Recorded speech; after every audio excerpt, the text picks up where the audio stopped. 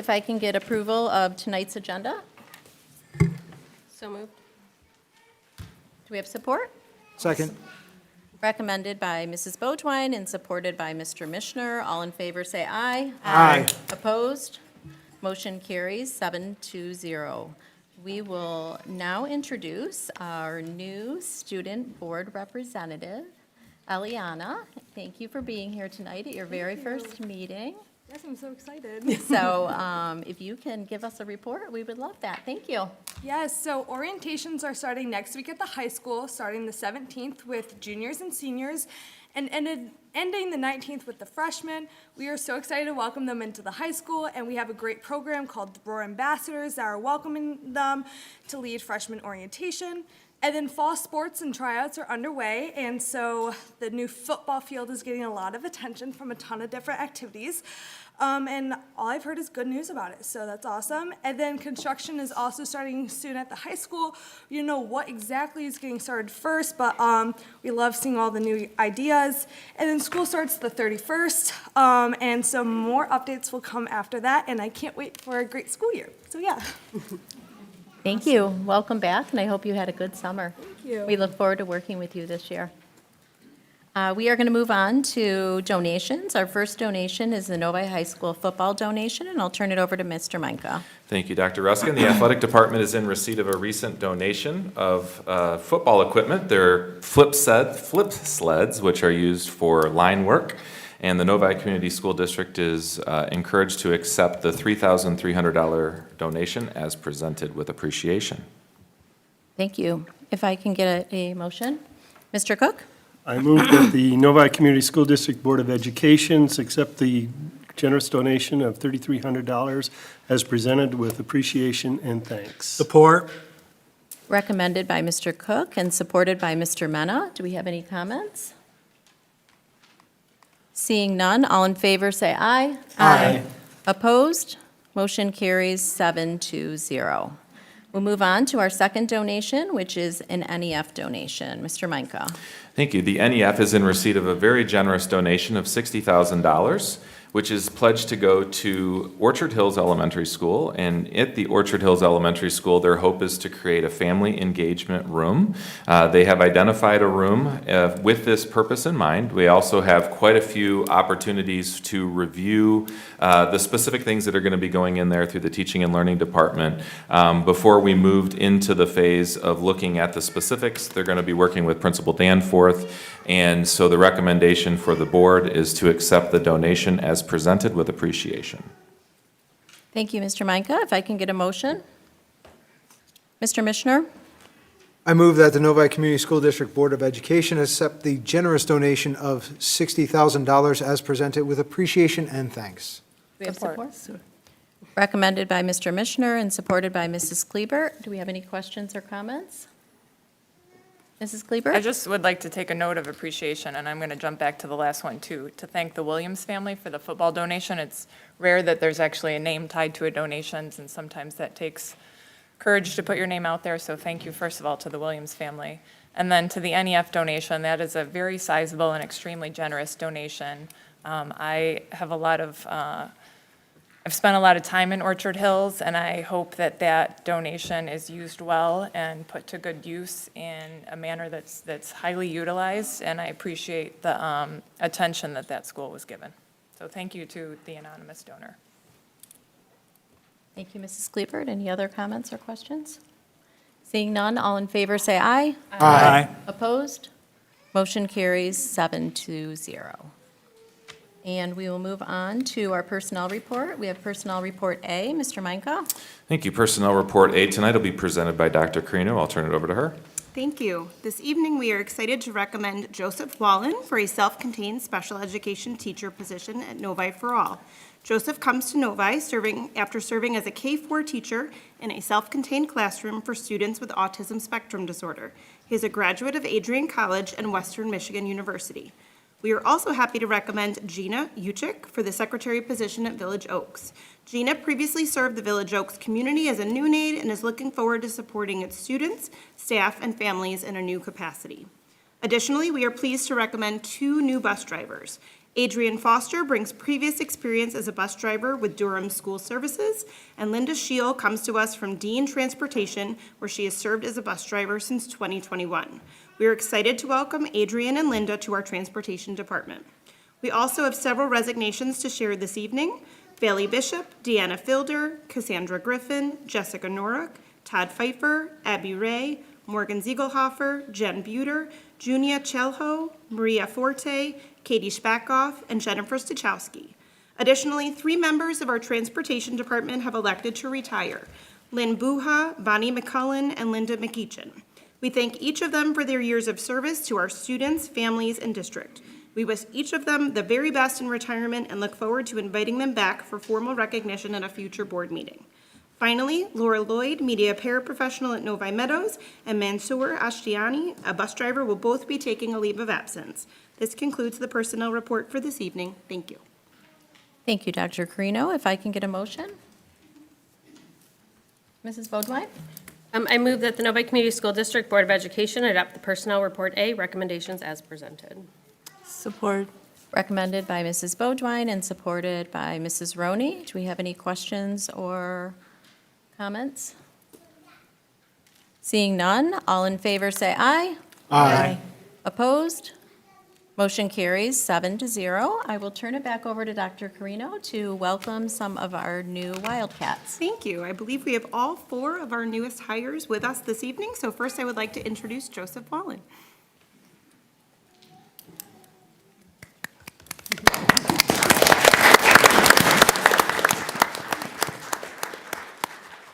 Thank you. That helped the walk. Appreciate it. Thank you so much for the opportunity. If I could imagine a position that's more perfect, it wouldn't be. It's blowing my mind. Sorry. Usually I'm very good at speaking, but I'm at loss of words right now. Super excited to be here in Novi. I had a great start in Walled Lake. The departments I've interacted with so far, the talent department and the special education department, amazing people, make you feel at home. This is where I'm supposed to be. So thank you very much. I thank my family for letting me drag them here today. And You can introduce them if you want. I know it's, so we have my wife Carrie, my son Brady, and my daughter Cora. My daughter Cora is a teacher at Walled Lake Northern, and my son is a student there. So that's fun. That's gonna be fun. But again, thank you very much, and I'm looking forward to being here till I retire. Thanks. thank you. Thank you.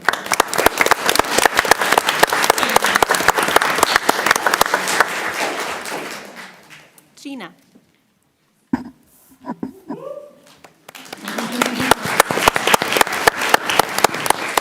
Hi, my name is Gina Ujkic. I am a noon aide. I was a noon aide at Village Oaks for the past 3 years, and I'm just totally addicted to them. I really am. So it's really an honor now to be their secretary and to support them all the time. I hope I don't get more annoying than I already am.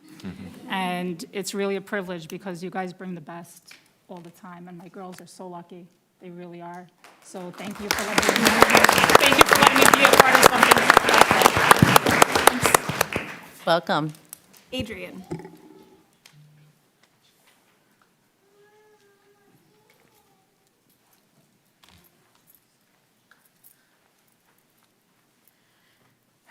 Thank you for having me.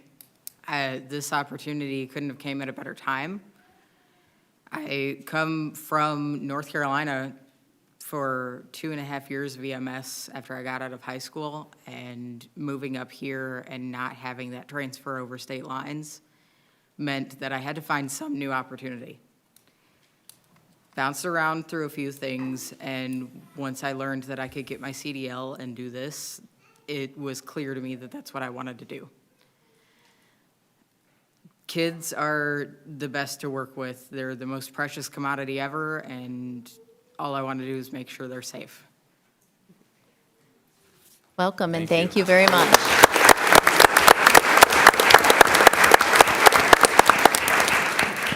And last but certainly not least, Linda.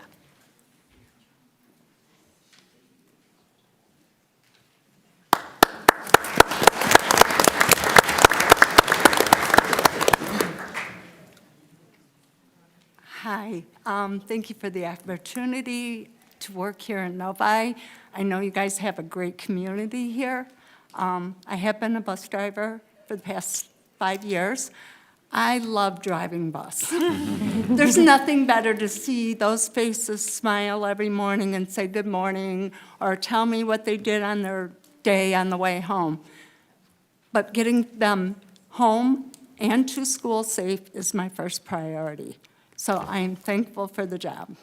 Thank you, and welcome.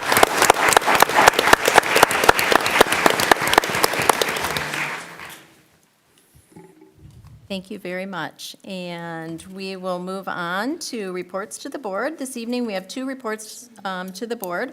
The first one is Novi High School building report. So I will introduce our building leaders and the students that they would like to have come up and share about the Novi High School Student Council and building.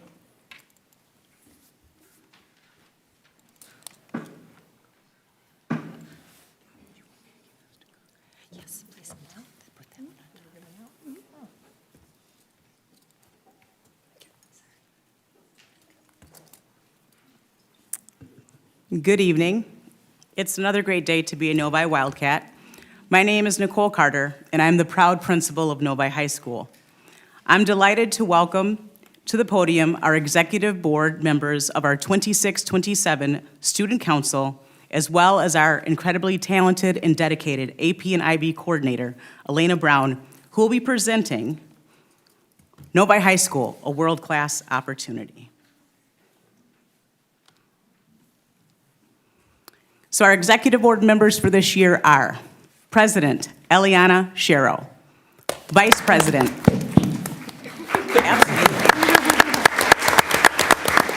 Vice President Intra Apapong, Upperclassman Secretary Syra Khan, Underclassman Secretary Lasia Ponagoti. For fundraising and community outreach, Mila Bellavoine. And for communications, Anya Syriac.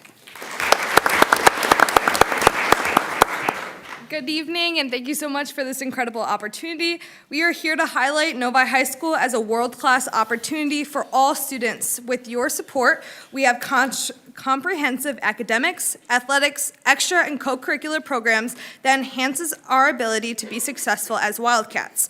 Communication is more than a slideshow, but connecting and understanding and how to apply to the real world. So what does being prepared for the future actually mean? Because it isn't just a grade on a transcript, it is knowing how to communicate when your voice most matters. It's being willing to question what you thought you knew, and it's learning what to do when your first answer isn't the right one.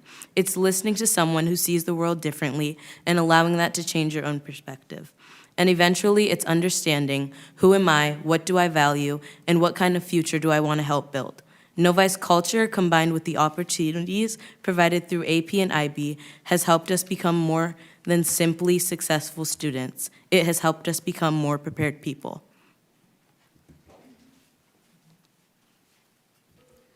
Something I value about Novi's culture is that we are a diverse community with people from many different cultures, backgrounds, and perspectives. We get to see people find their own light and express what makes them unique. We are all together learning and growing from each other, which creates a culture of openness, respect, and inclusion. Our AP and IB courses also give us an opportunity to challenge ourselves and put those values into action. How does AP and IB help us in the real world? Presentations, debates, essays, and research papers. Classes like IB Business, AP Research, and AP Seminar forge lifelong skills vital to our postgraduate lives by mimicking real-world experiences.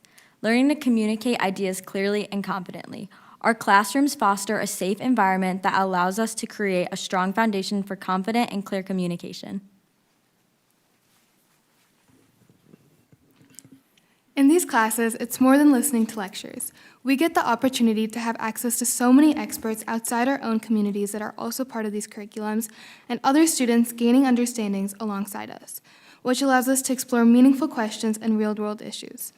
These high-level perspectives shape us into students who are prepared to think deeper and innovate.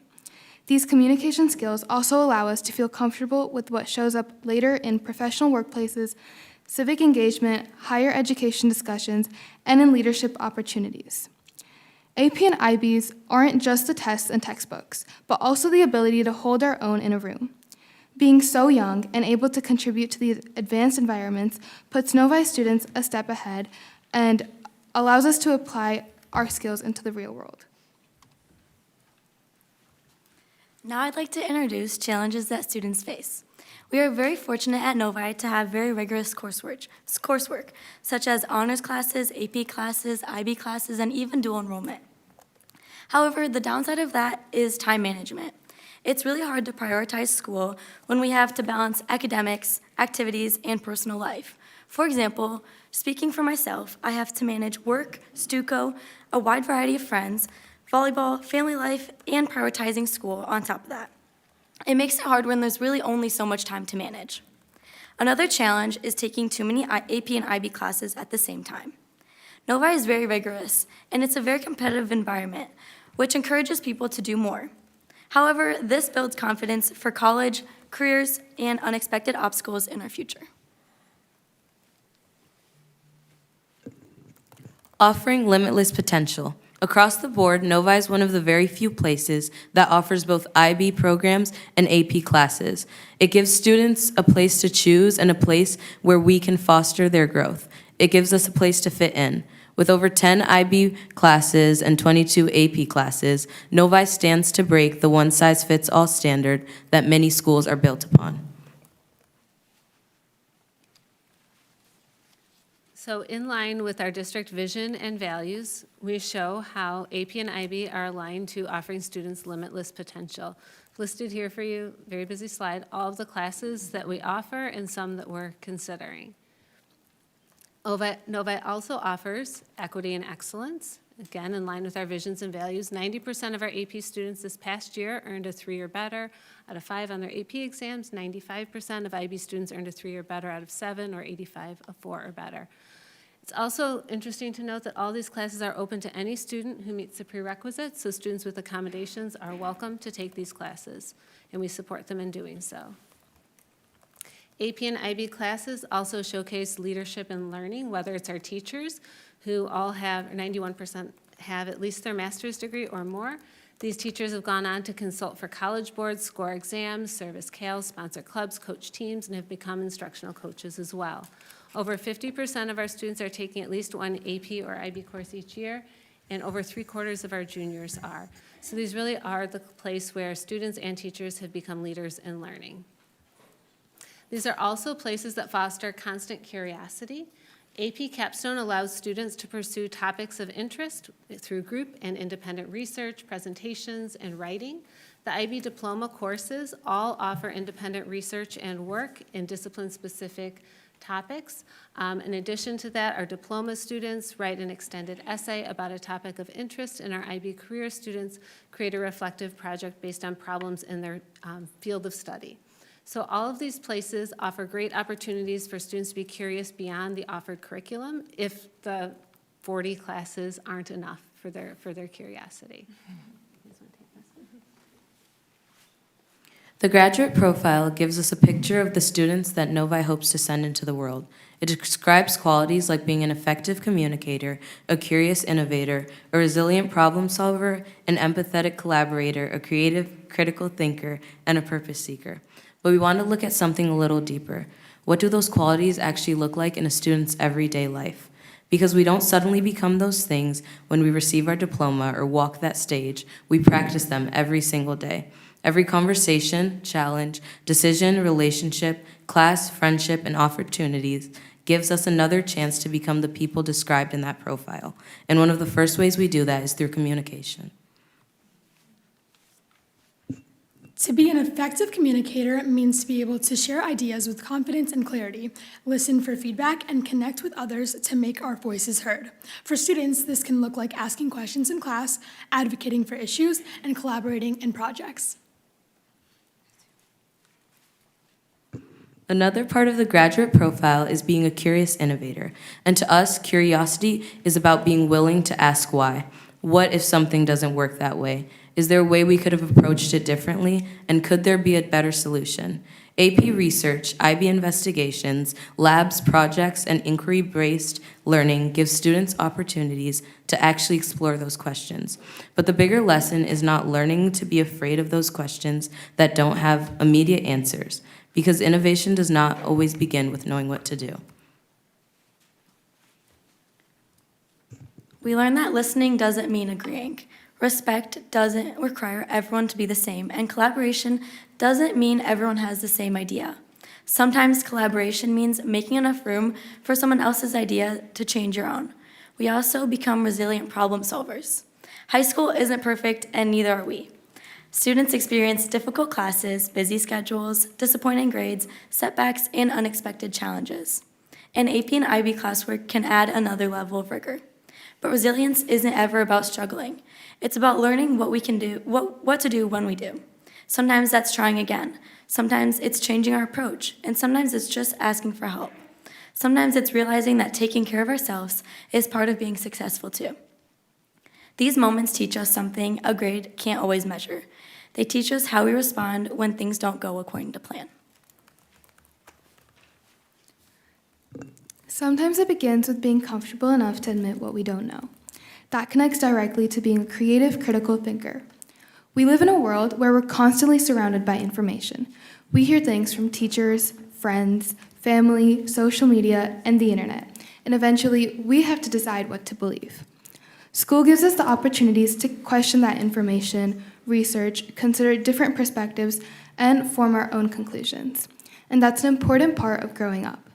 Education isn't just about giving us answers, it's teaching us how to think when nobody gives us one. These are skills we carry far beyond high school.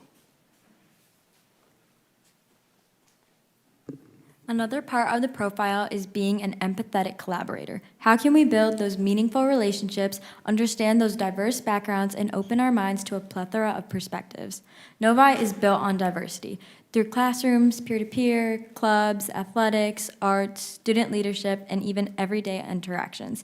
We are constantly learning how to work with people who may see the world differently than we do.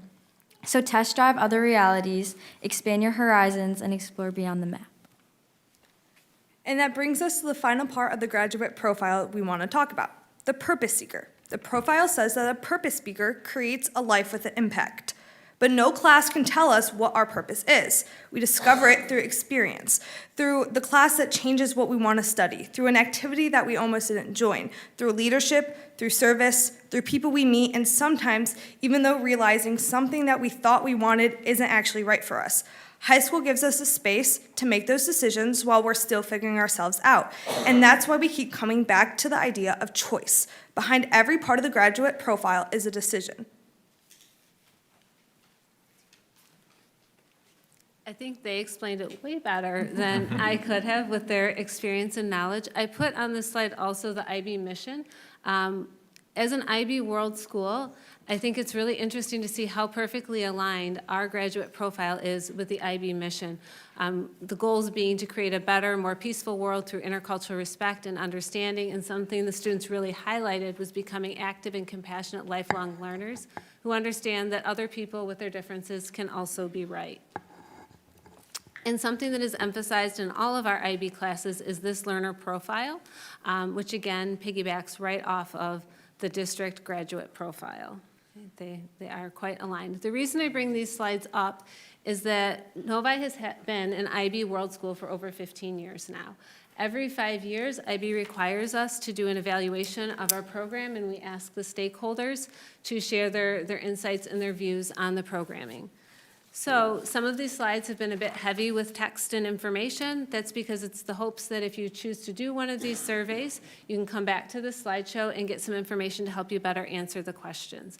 The self-assessment is an opportunity to reflect and identify where the school excels, where it has shown growth, and what needs additional attention in the next 5 years. So shortly, within the next few weeks, shortly, not like in the next few minutes, shortly, I'll be sending the board a series of surveys. Hopefully you would take at least one of them to share your input through the Friday updates with Mrs. Carter. I will be sending out surveys to all stakeholders, and then with the teachers during Welcome Week. So these surveys are coming. I look forward to getting your input so that I can share these with IB. So, thank you. We're not done, hold on. So when we ask what it means to be prepared for the future, we don't think it means having everything figured out, because most of us don't. Being prepared means knowing yourself well enough to make the next decision, to know when to speak, When to listen. When we question. When to ask for help. When to try again. When to lead. and eventually when to choose a direction that feels like your own. The graduate profile gives us the language. Novi gives us the experience. Our classes give us challenges. Our communities gives us the perspective. And our choices give those things meaning. We don't leave Novi simply as graduates who fit a profile. We leave it as people who can carry those qualities beyond it. Beyond the graduate profile. Beyond Novi. And whatever comes next. Thank you.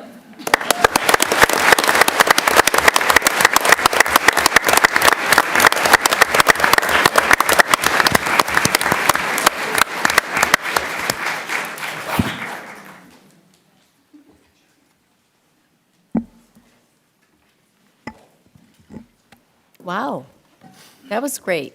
Thank you guys for your taking the graduate profile and sharing your thoughts behind it. I mean, you are spot on.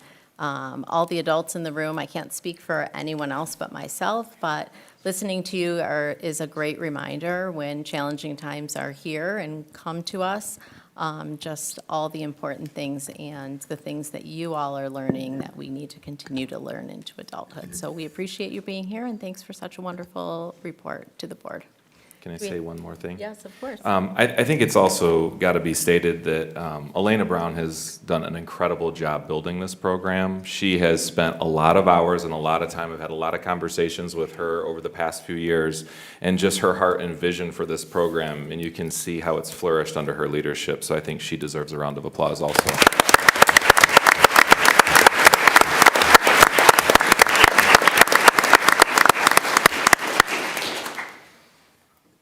Any other comments? Mr. Mishner?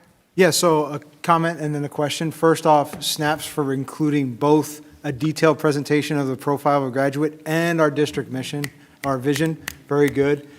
Set a high bar for everybody that follows for the rest of the school year. I'm curious, for each of the students, which part of the graduate profile do you feel like Novi has helped you strengthen or grow in the most? Can you come back up? Yeah, so we can hear you, please. Thank you. I would say curious innovator, just because of our diverse community overall. You're always asking questions, and those questions can help who you become and like the perspectives that shape you. It ultimately teaches you not only to stick by what you know or by what is the status quo, but it inspires you to think differently and think outside of that. And I think that with the plethora of students and teachers that we have, you guys are only helping foster that. So thank you. Thank you. You can get up and go ahead, don't be shy. I can see that you're eager to come to the podium. Well, I spoke on it in the presentation, but I really do think that Novi has really encouraged me to become as empathetic as possible. Kind of speaking to what Intra said, there is so much diversity at Novi, and even if you're just in class and you have, a group project, just really empathizing and seeing like, okay, what can this person bring to the table? What can this person bring to the table? And that's from stepping in other people's shoes that has really, really like poured empathy into me, and it's a really good quality that I want to bring to colleges and I want to carry for the rest of my life. Thank you.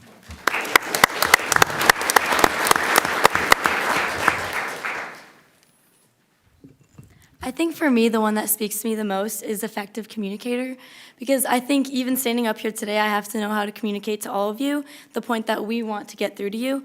So I think that's a very important part of like our future life in college, in our future jobs, and within our whole life. So I think that's the one that speaks to me the most.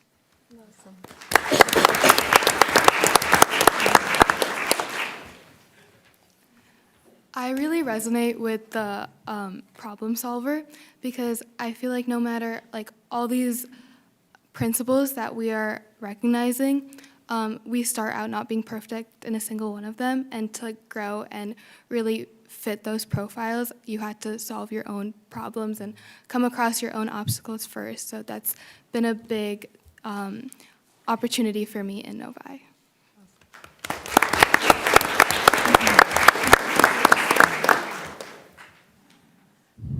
Like Intra and Sarah already touched on, I think that coming from a school with such a diverse background is so important to me, because it helps me to, like Sarah said, to step into other people's shoes and to think about what's going on in their home life, and also be more curious as a person myself into people's traditions and cultures and learn more about that. So I'm not just like learning about myself, and I'm also learning about others and how to be empathetic to others in that sense. Thank you.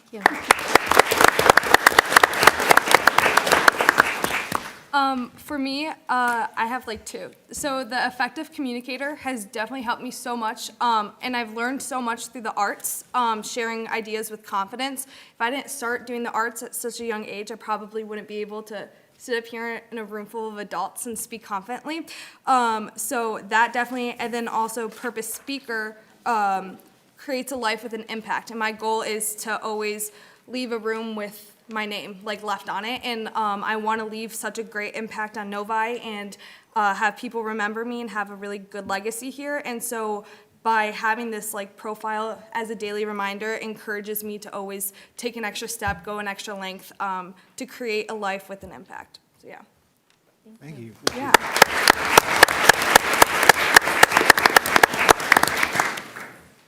Mrs. Cleaver? Look, first of all, thank you guys for being here, and to Mrs. Brown. I know you're technically still on summer vacation, so we appreciate you being here. I think it's such a great part of these meetings to hear from the students, right? Because these are all the decisions we're making that impact our students and our staff. So I love having students here. One of your slides talked about the challenges at Novi High School, and I was once a student there, and my challenges were much less difficult than I think the challenges you guys face today. Challenges create growth, right? So, but they also create stress. So is there something that we as a board or the staff or the administration could do to help you get through the challenges? Not to eliminate them, but to get through them.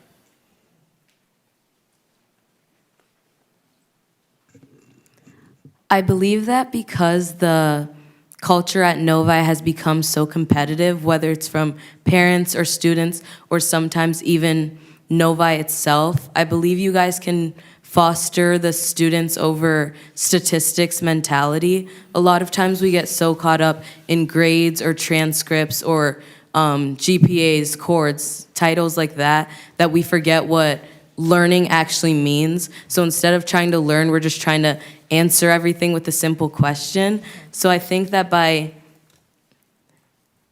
remembering what it means to be a student and like the childlike whimsy that comes from learning what y equals mx plus b means and stuff like that, it just will make students like want to be at school and like be proud to wear the green and white. So yeah.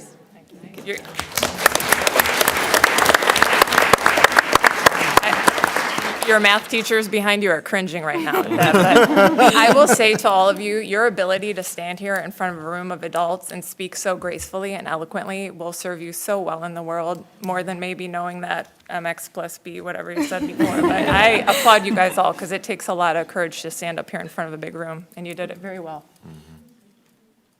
I definitely couldn't agree more, and I'm glad that I'm not the only one in the room who can't repeat whatever you just said about the equation, so. You don't have a kid that just did that. No, That I is don't. definitely a quote. I've never heard childlike whimsy and the equation for a slime slope in the same sentence. Yes. That was great. Mrs. Boatwine? I wanted to thank you all for coming, and this was really very refreshing to me to hear from older students, since the majority of our buildings are the, like, quantity-wise, are the younger kids. we have had just an amazing little group of like tiny humans that are sharing fun little stories about charms on backpacks and wanting bacon at the lunch table and all these like fun little things. But this was really great in another way where we're getting some really comprehensive information from you guys. And it is not always easy to know what you're experiencing in your buildings. And one of my favorite parts when I was running for office was talking to teenagers and finding out what's going well, what's not. I also went to Novi High School, and I find that the competitive nature of the building has always been problematic, but also really inspiring. So it's great to hear from you guys how you're managing that. And I think you have so much to be proud of. Like Mrs. Kleebert said, you're sitting in a room full of people speaking so clearly and eloquently, and I'm just very impressed with all of you, as we frequently are with so many of our students. So thank you for taking your time. We do know you guys are on summer break as well. You all got dressed up and you showed up here and have smiles on your faces, so thank you so much for your time. This is a really nice report. Thank you.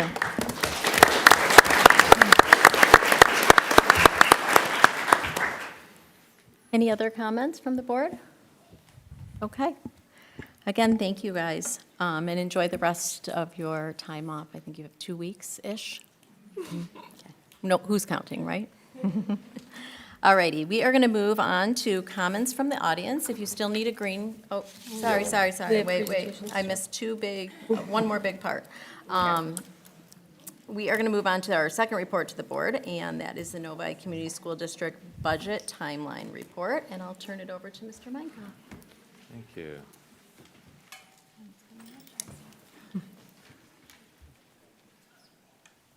I think. Oh. You've extended, you haven't. Oh, this Yes. is his computer. That's all right. We can make it work. Okay. Thank you, Dr. Ruskin. So, and also thank you to everybody that's come out tonight. I know that this is a very, very challenging, situation for some people, and I also want to stress that it's been challenging across the board as we send communications out. In speaking with other superintendents in other districts who are having the very similar, in many cases much worse situations, it's very difficult to communicate to people that you care about that we're having to look at making some structural changes and adjustments. But one of the things that I think makes it more challenging is when you don't have all of the information, or the information might be incomplete.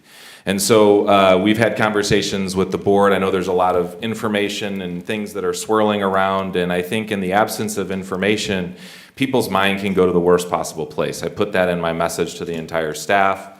I think about those messages before I write them. I don't just write them, haphazardly. And I mean every word that's in there. Not only do we want to make sure we're moving forward cautiously and thoughtfully, we also have some things that we're up against. And so I want to talk a little bit about that, and for the board's perspective as well, to be able to share just a little bit about some of the data and kind of how we got here in the timeline. So let's talk just a little bit about the agenda. I'm gonna take us through context. I'm going to explain a little bit of school funding. For those of you that have been around budget talks in schools, this will be very old hat. For some people, it'll be like I'm taking out my teacher hat again and doing that. But we are going to go through each year and just talk about a theme for each of those years and kind of how this has transpired really over the last 5 years. We're going to talk about moving forward and what some of the next steps are, and there's a lot of things to be hopeful about. And then I'll also talk a little bit about some of the lessons that we've learned. So the first thing that I'd like to say is just generally the kind of geographical context in Michigan has been politically very, very interesting over the last 5 years. We've had a Democratic governor. We've had a House and a Senate that was controlled by Democrats that recently turned to Republicans, and it's created this really interesting dynamic in Lansing. We are funded through Lansing. That is the majority of our money, and that is something that has created some challenges across Michigan. And so all over the state, we've been facing some revenue reductions from the state, and that's causing districts to have to bring their expenditures in line with revenue. Everyone is dealing with this in different ways, and it's not just districts that are dealing with this every year. It's districts like Novi, it's districts like others that I'm not going to name here specifically, but that are very similar peer districts to ours, which you'll see in just a little bit. And so that's the context here. We're dealing with really 3 consecutive years of budgets that have not kept up with inflation. And so we're going to talk about kind of what that does in a compounding effect. So first of all, from a school funding perspective, we have a lot of different buckets that schools are funded in. One of the biggest things that is a misnomer is that we have bond funds that go into a very specific voter-directed purpose. So if you think about the 2025 bond, largely the high school is going to be the center of that work. We're also doing playgrounds, we're doing all sorts of things. The $425 million that the voters approved for Novi to do the bond, those dollars are completely embargoed and not allowed to be used for things like staffing costs or things like operation.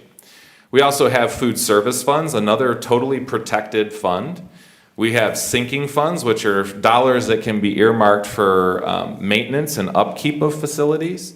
We also have student activity funds, which a lot of our fundraisers go into those accounts. And then we have our recreation fund.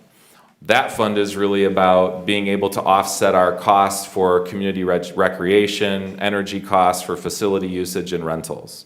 And so the thing that's important about all 5 of these different funds is that the school doesn't really have the ability to access these funds outside of those specified purposes. So we would call those funding sources restricted.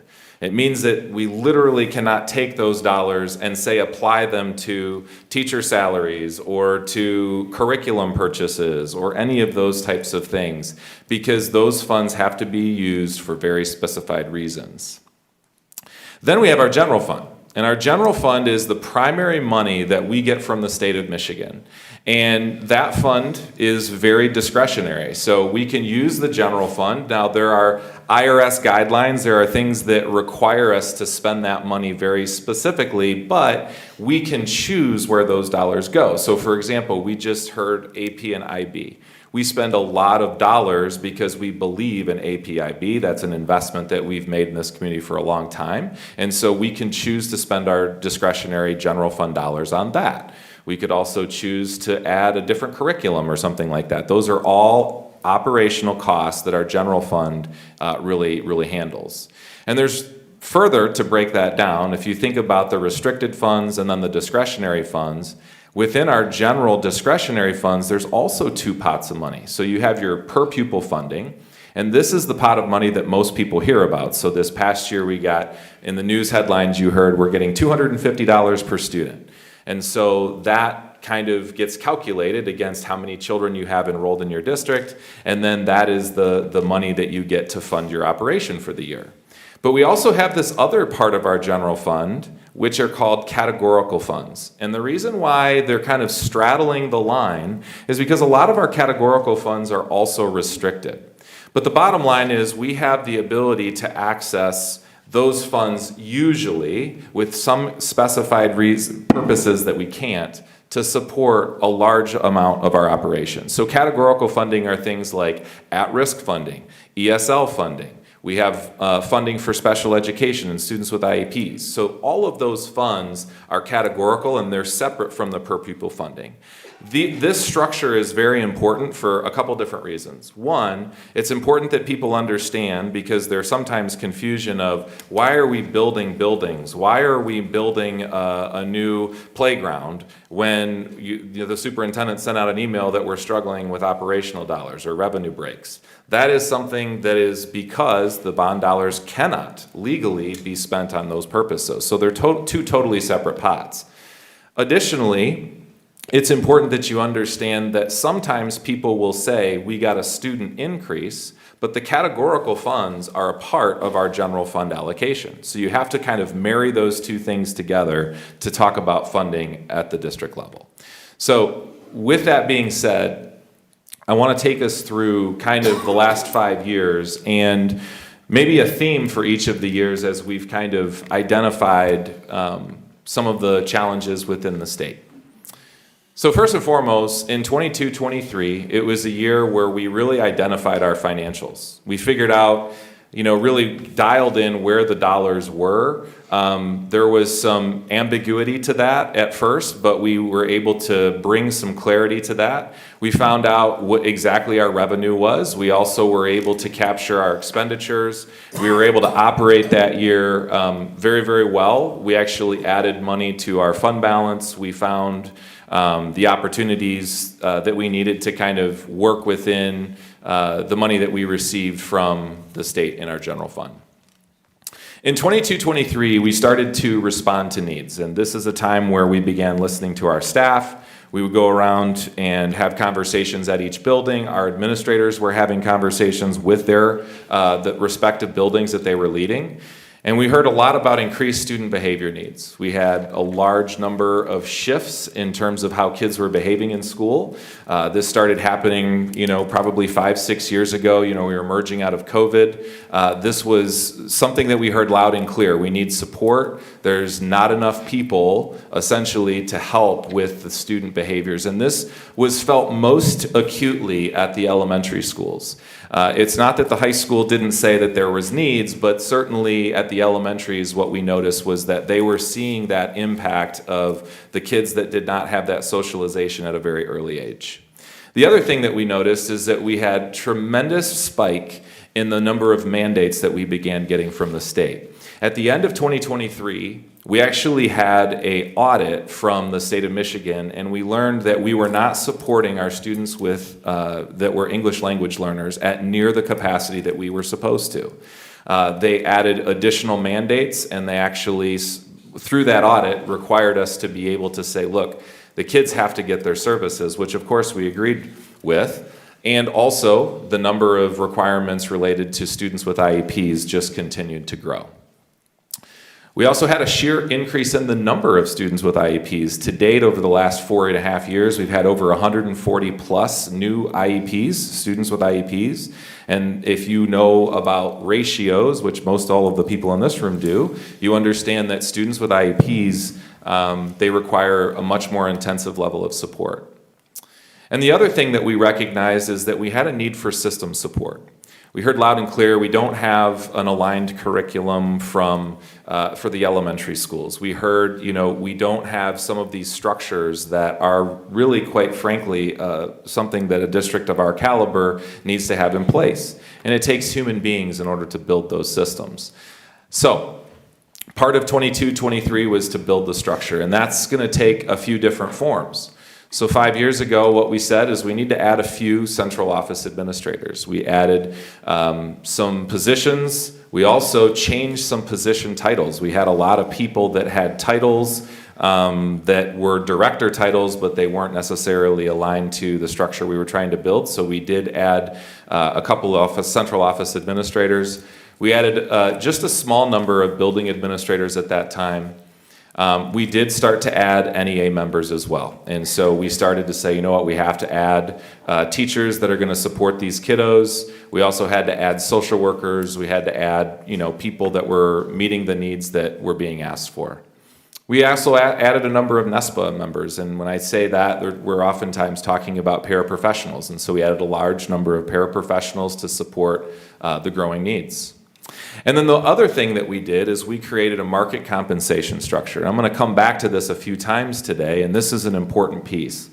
When we analyzed a forecast of our revenue and expenditures in 22-23, it was based on historical information, and we said, you know what, we have a peer group of schools that we kind of align to and identify with, and those schools are obviously schools like Northville, Troy, West Bloomfield, Okemos, Granville, Hudsonville, Forest Hills. These are schools that we would say are in our peer group. They're high-achieving schools, relatively similar size, and what we find is that we want to say if we hire a person, we want them to be in that 75th percentile of our peer group.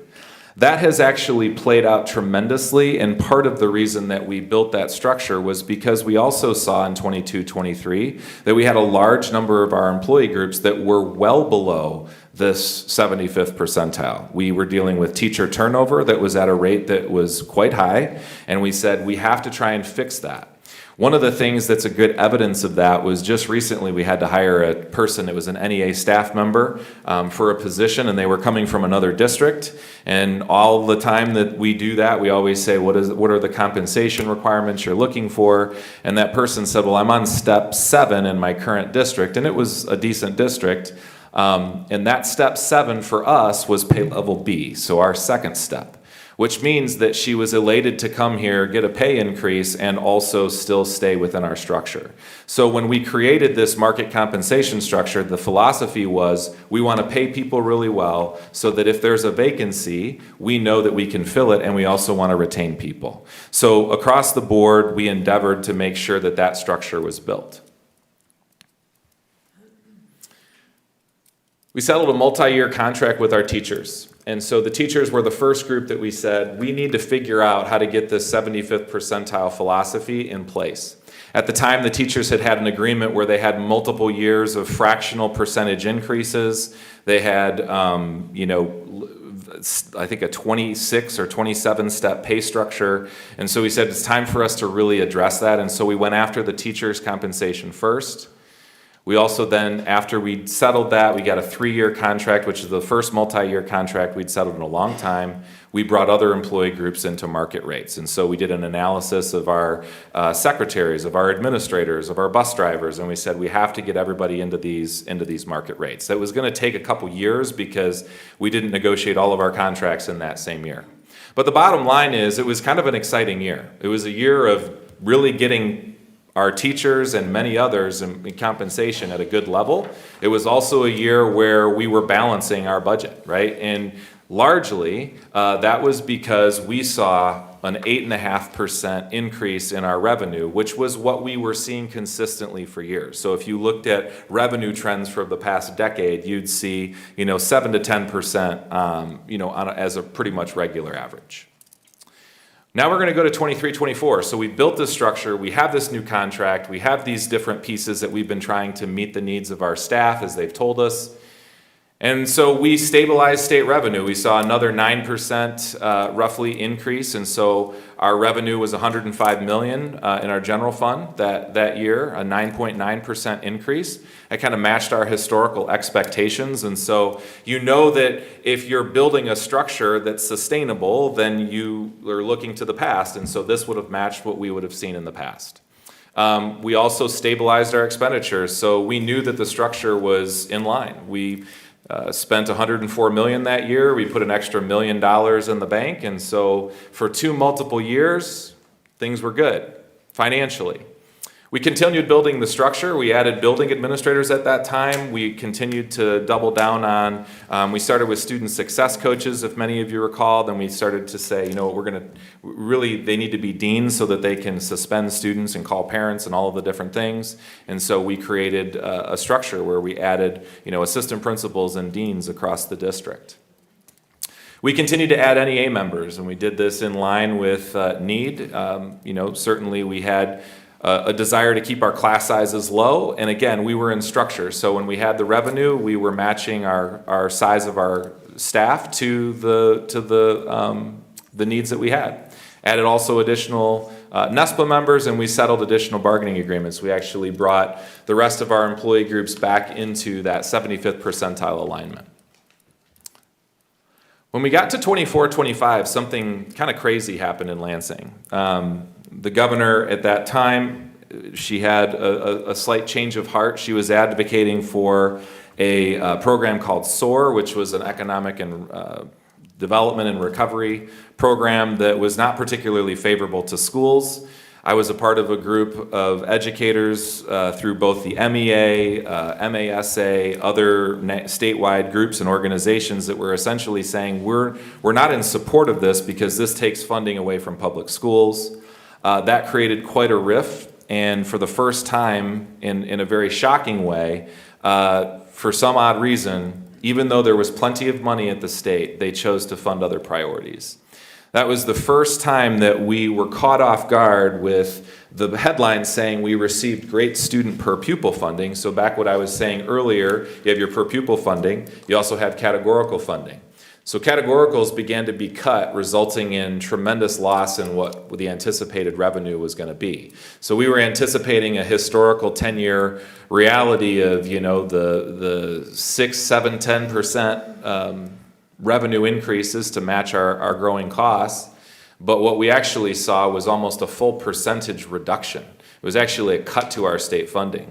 So when somebody says, oh, we got, $400 per student, they actually cut more than that away through categorical funding.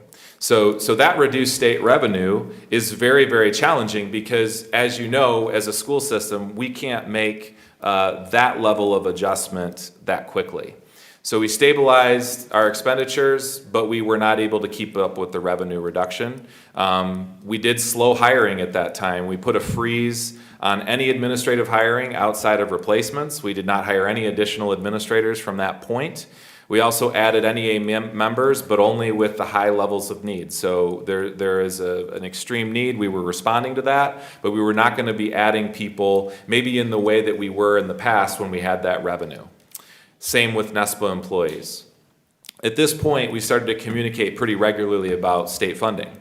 If you recall my memos, my superintendent memos, I was sending things to parents just saying, please advocate with your state legislature. We are not seeing the revenue that we are accustomed to seeing, and that's something that really has hurt us.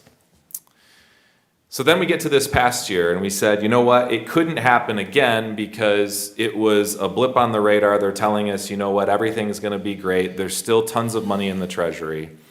It actually didn't get better. It actually got worse in a sense. We did get a small revenue increase, but we lost an additional chunk of money, almost $1.4 million, because one of the things that they put in the bill was that school districts that took the 31AA money, now this is a categorical fund, would lose their privilege if there was a mass casualty event.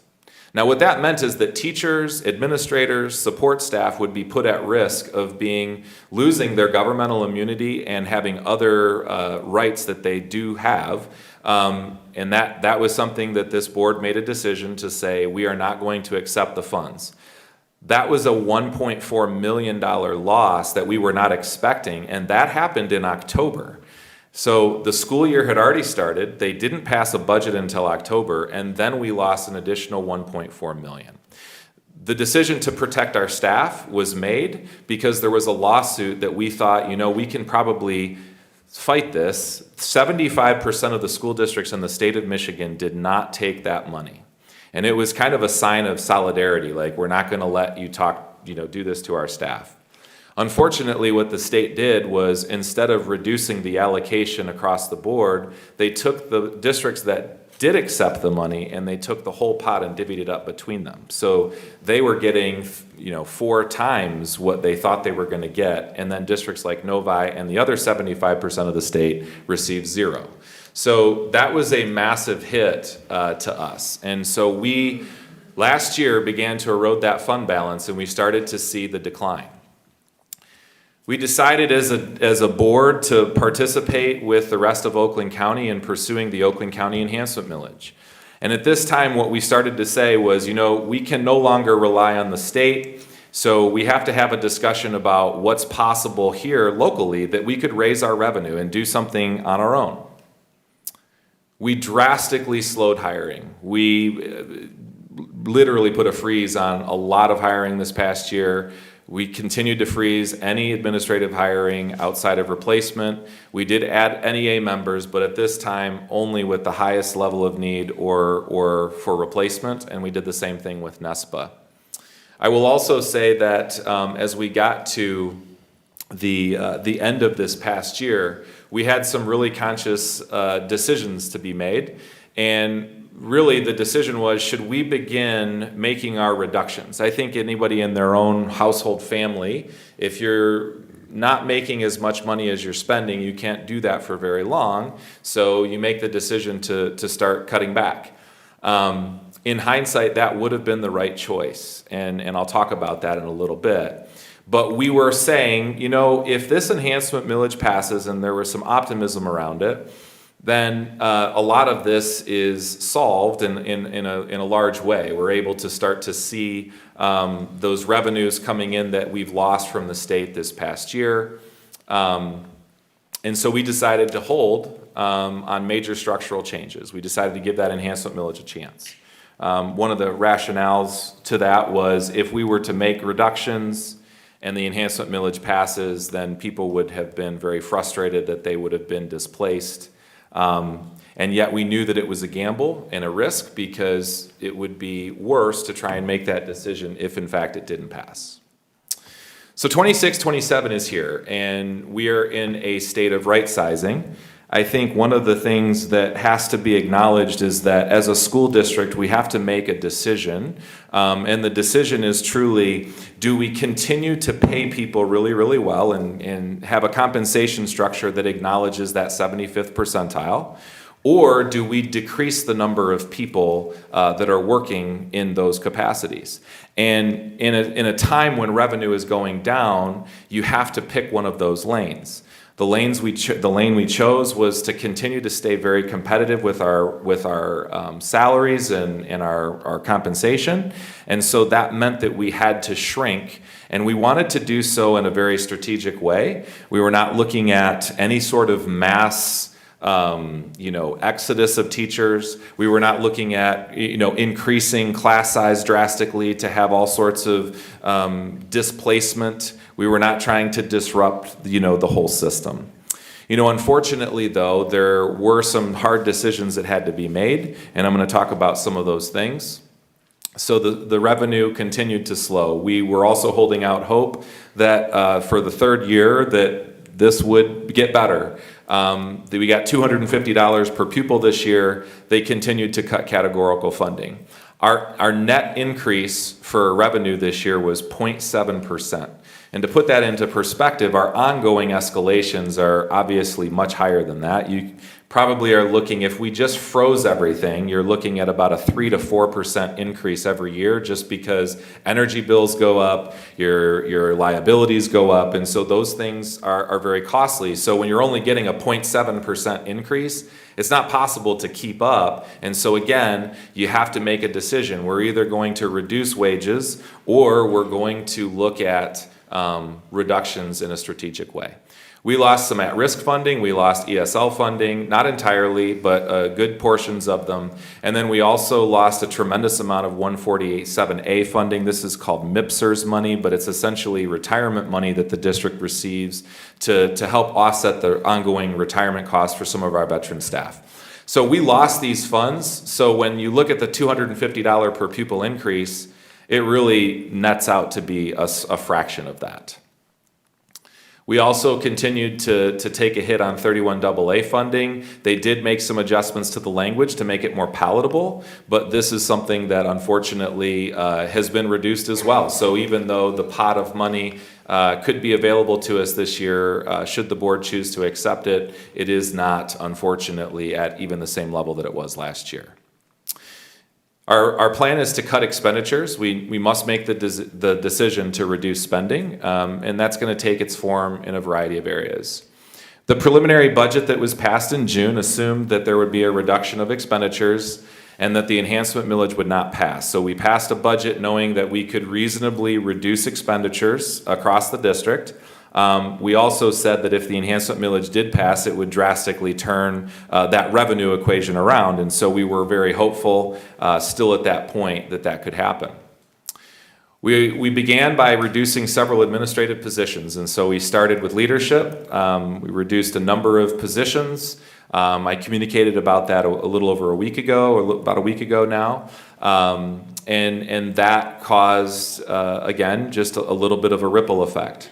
Then what happened is we've made some strategic phone calls. We care about people, and so we don't want people finding out about things through email or social media, and so we made personal phone calls to a number of our staff members who would be in non-student facing classroom positions, so instructional coaches, several of our interventionists, several of our teachers who are teaching virtual that had very low low enrollment in those courses, a number of positions that we're not going to impact directly the student experience in the classroom.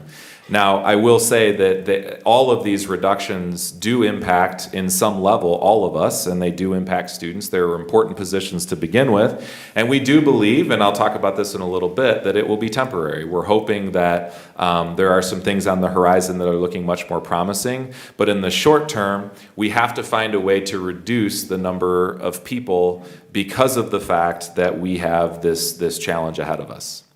We're going to continue to evaluate non-essential spending. That goes across every department. And we're looking to implement a voluntary separation program. So one of our strategies in protecting our staff jobs and rewarding eligible employees is to try and say, look, we can offer this. We've offered one before. This will be a really big game changer in terms of being able to place people and make sure that if there's somebody that's thinking about leaving anyway, it could be a really big reward for them and an opportunity.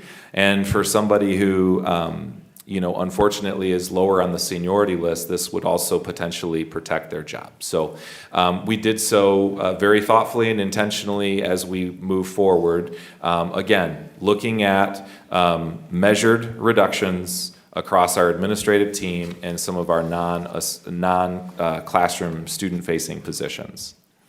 We're also going to be pursuing new revenue streams. We're going to talk about that in our second presentation. Becca's going to be talking about some, fairly exciting news about what is on the horizon. We're going to be talking about a sinking fund renewal, which can actually help us with some new language in the legislation. We're going to talk about our recreation fund renewal and what's possible through that. And there is a discussion on whether or not Oakland schools will be still considering going back out for an enhancement millage. And that's something that's not entirely in Novi's control, so we'll be monitoring, what can we do as a group versus what we have to kind of work with Oakland schools to do. So when we talk about that 5-year timeline, you can kind of tell, we had 2 years where we built a structure, it was viable, it was sustainable based on historical funding trends, and then that funding shifted. The best kind of graphical representation I can show is just kind of a year-over-year change in revenue. This is based on the percent of revenue and our expenditure escalation. So you can see in 22-23, we're really matching the money that we have to the money that we spend. So if we get money from the state, we spend money. We're not a for-profit business. Our belief is that we have children and staff here that need to be supported, so we're going to give money to the children and the staff if we get it. And so we've made that clear through our collective bargaining agreements, and we've also made that clear in how we've spent the dollars. So we ended up having 23, 24, an even better year of revenue than projected. So we were actually even under on our expenditure projections. But then you can see it's very difficult to turn the entire district on its side in 24, 25 when we actually got revenue cuts for the first time since 08, 09. Okay, so this was a unprecedented situation, and you can see that we've had to make those adjustments. One of the things that I'd also like to say is that over the past 5 years, there has been a lot of positive that's come. And so I want to talk about some of the things that has, yes, impacted our budget and this story, because as revenue drops, obviously we're in a structure that, you have to change one of those levers. Either it's the people or it's the compensation, as I said before. But we've been able to add areas of need, a tremendous amount of support. Over the past, from 22-23 to 25-26, we have over 100 new students. We have 140 plus new students with IEPs. We have tremendously increased mandates. We have a lot of different ELD supports and other things that are needed. But what you'll notice is that we've been able to add, with our previous structure, quite a bit of support. So we did add 3 central office administrators. We added 9 building administrators when you include our deans and our assistant principals. And a lot of the, I think, some misinformation that might, be being discussed is that a lot of the central office staff were replacement positions. We had a number of positions that had different titles than they do now, because as we built that structure, that was something we did. We used to have, a director of student growth and accountability, a director of student support services. We had somebody who was formerly just called school nurse and now called supervisor of medical services. And so a lot of the people that we've had have just had title changes and shifts. But we have added actually 3 new administrators. We added a supervisor of safety and security, because that was something that we felt was vital with everything that's happened in our world. We also added another director for special education, because we knew that we had a large number of students that were increasing. And so as those positions were added, we obviously looked to some of the other areas. We added a Dean of Activities position, which we just subsequently have collapsed, but that was important because we had a large number of student clubs and activities. So, we have added staff to meet the needs that our staff have said there have been. And we have done that across the board. And unfortunately, with the decline in revenue, we have some difficult decisions to make, and that's why we're pursuing some strategic reduction. Additionally, when people ask about this 75th percentile approach, a lot of people will say, well, who are your peer districts, right? What are your peer school districts? And these are our peer school districts, and so the idea would be with these 11 schools, which we would say we're fairly aligned with in terms of high academic achievement, in some cases similar size. Some of these are slightly bigger districts, but we also kind of identify with them in terms of performance. We would say we want every single employee that we have. So if we have a bus driver, we want them to be in the 75th percentile of that group. If we have a teacher, if we have an administrator, a secretary, we want everybody in that group. And so when we look at over the last 5 years, we're approaching that. We are starting to see us get close. Our bus drivers now rank 4th out of our peer group, which is wonderful. Our teachers on BA Step 1, we actually have the highest starting salary for our teachers out of our entire peer group. We're proud of the fact that we're 5th out of the 11 schools at the top of our teacher scale. And my compensation as well, I've been able to achieve, being ranked 6th out of the 11. So this is a wonderful thing to be able to show the sustainability and the opportunity for us to stay in formula out of those peer districts. Also, salary increases have been achieved. We've been able to look at our staff who have been moving into this year at the top pay levels. We can see a tremendous opportunity for them. So a bus driver that in 22-23, with the old NTA agreement, they were on step 6. They're now going to be on pay level H, which is reflective of a 20.3% increase in 5 years. So it's a 5-year number, so it's not a 1-year number, but it's still very, very healthy.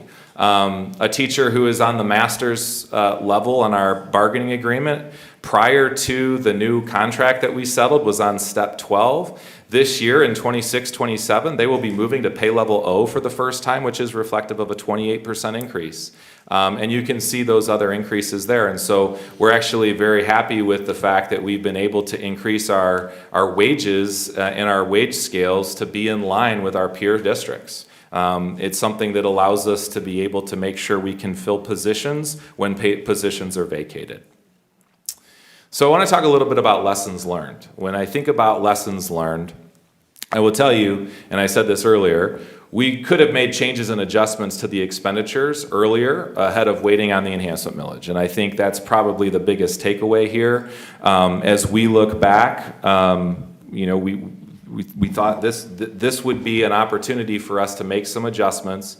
I think that many of the adjustments that you're seeing happen now would have been the same adjustments, but it would have been a whole lot easier for everybody to process that before the start of school. And so I think that's certainly a lesson learned. We were trying to navigate, do we allow the enhancement millage to have a shot, or do we just make the reductions now? And I think that in hindsight, the answer is clear that we should have made those adjustments a little bit sooner. But I do believe that we're able to be able to rebound it and make those adjustments. As we move forward together, there's a lot of things that are changing in the landscape. I've been communicating fairly regularly with the staff. We have some things related to Meadows with the new schedule that'll be a little bit more efficient. We're able to add music, vocal music back into that schedule, as well as offer a number of other exploratory electives. We're able to have situations where students are going to be able to experience quite a lot of opportunity. Unfortunately, there has been a long-standing tradition in the 6th grade of having a team, and I know that that's something that our staff will unfortunately miss, and that's not something that we would have necessarily wanted to change, but I think from an efficiency standpoint, it makes a lot of sense. It's going to allow us to be able to maximize our time as well as offer more exploratory opportunities. We also have ongoing things that are shifting and changing related to placements and that, and so a lot of that will be determined based on how the board decides to move forward or not with the voluntary separation program. So as you think about moving forward, one of the things that we've said from the very beginning is that we will always prioritize our students first, and then we will look at our staff, and then our families in that order. So we're trying to make decisions that do not impact children in massive ways. It's very difficult to, I think in any one of these shifts or changes, if you don't have as much support from a dean, you could argue that that's not as good for a student, because that there are more behavior issues that we've come to need with those positions, as well as you could make that argue for any of the positions that we're discussing. The good news is we're in a very good position to make those adjustments work and address revenue. We are, it's going to be a challenging couple weeks here, but we do believe that we're able to get this thing turned in a positive direction even as early as the end of this year, and we'll talk about that a little bit later. And we will absolutely do everything we can to support our employees. My communications will be regular. I will make them clear. I will try to give all of the information that I can. We also are being mindful of taking care of humans. That's one of the things that we talk a lot about when we talk about culture. So when we think about how people are going to feel the impact of these changes, we want to be empathetic. We want to talk directly to them. We don't want them finding out in the email. So there are people that found out on the email, and it was because as soon as we made a phone call, those phone calls started happening. And we understand that that's human nature, but it's important that everybody understand our endeavor is to make sure that we're taking care of our employees through this entire situation. This voluntary separation program was suggested because we believe that it can also take care of our employees. We care about our veteran teachers. We also care about our new teachers that we're hiring that are excited to get started. And so we're thinking, how can we do something that's possibly going to be able to avoid any potential layoffs? And this was, we said, let's go for it. It's going to be a lot of work, but let's try and figure it out. And so all of our work is to endeavor to support our staff and first and foremost, our kids. And so we are excited about this year. It is still going to be a great year. We are not in dire straits or having any sort of catastrophe here. We do need to tighten our belt, and we have to reduce expenditures. It is just a fiscal reality. And so with that, I will entertain if the board has any questions or anything that you'd like me to address. Thank you, Mr. Micah. Does anybody? I do, but if anyone has questions, let's. Go ahead. Okay, great. Mrs. Bodwine.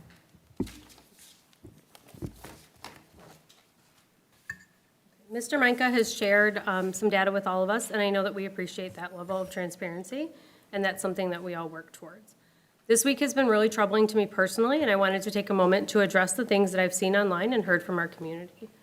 First and foremost, I want to say that I understand that this moment has been very stressful for our staff and our families. I am not a person that enjoys uncertainty.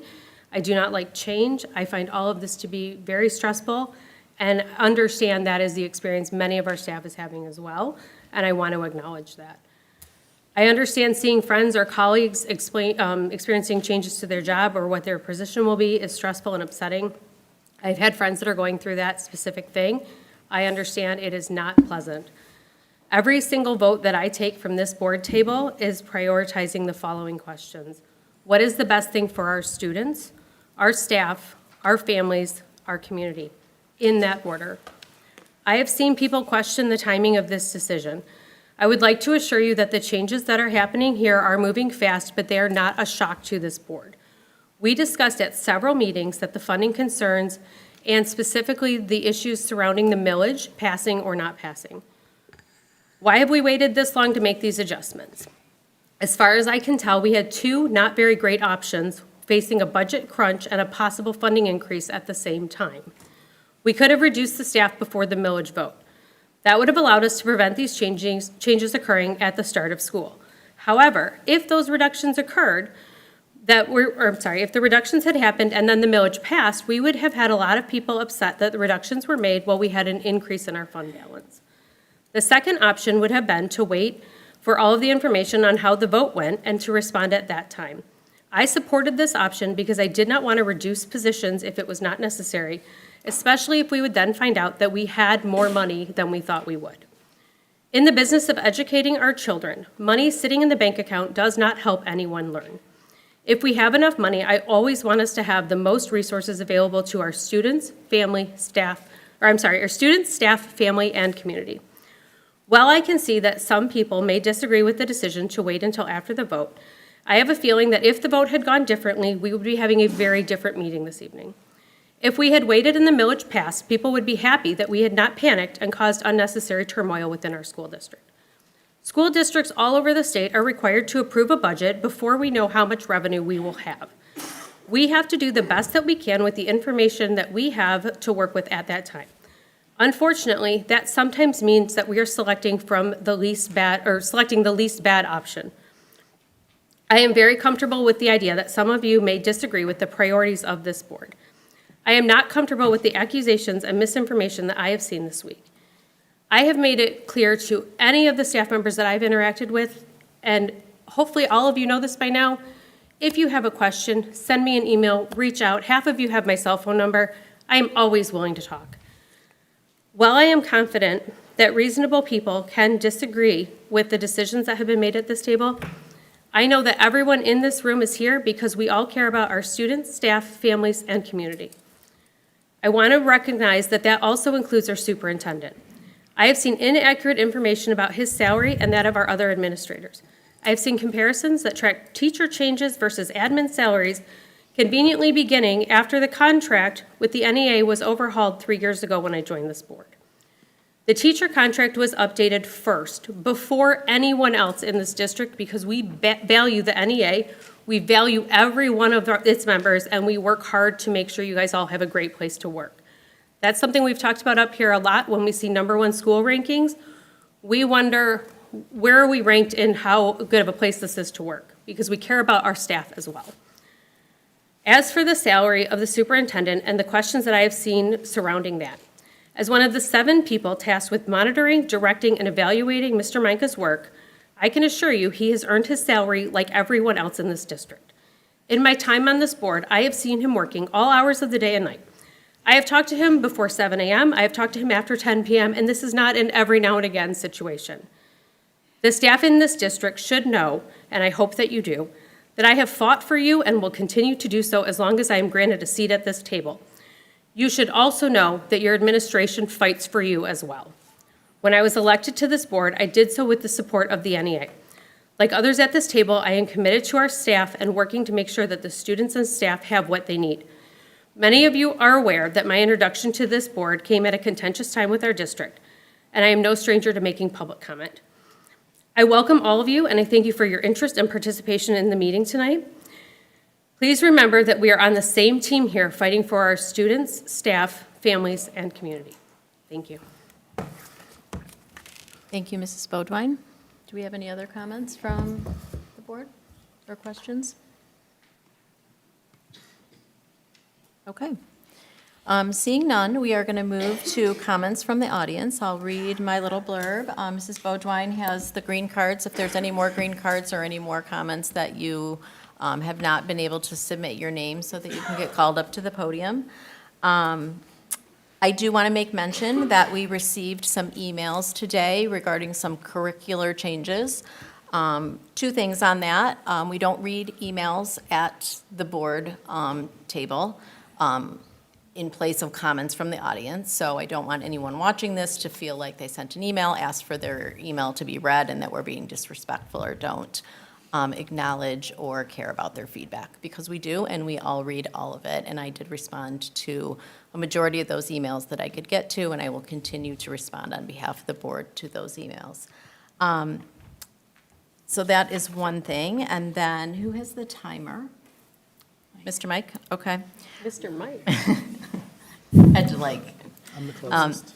So the board respectfully requests that any individual wishing to speak provide their name. Although we say address, I do not expect you to give your address. Just if you live in Novi, if you're a staff, if you're a community member, kind of how you fit into our stakeholder position here, and any organization that you may represent. We are also asked to keep your comments within the allotted time of 3 minutes and refrain from directing comments at individual board members, district employees, or members of this audience. So I'll turn it over to Mrs. Beaudoin, and you can call up whoever would like to speak. Okay, first, I would like to say that with so many of you being teachers, I am delighted to say that almost all of these cards are very legible. You all have excellent penmanship, and I thank you for that. First is Jennifer Harvey. Hello, my name is Jennifer Harvey. I've been a resident of Novi for 43 years in the same house. I've had 7 children attend Novi schools. I taught in the Novi classroom for 30 years. I created Frog Force, the Novi robotics team, in 2000. My master's degree is in educational leadership. I know education. Facts about the business of education. You do not spend money you do not have in your accounts. You do not assume you will be given money by millage or government.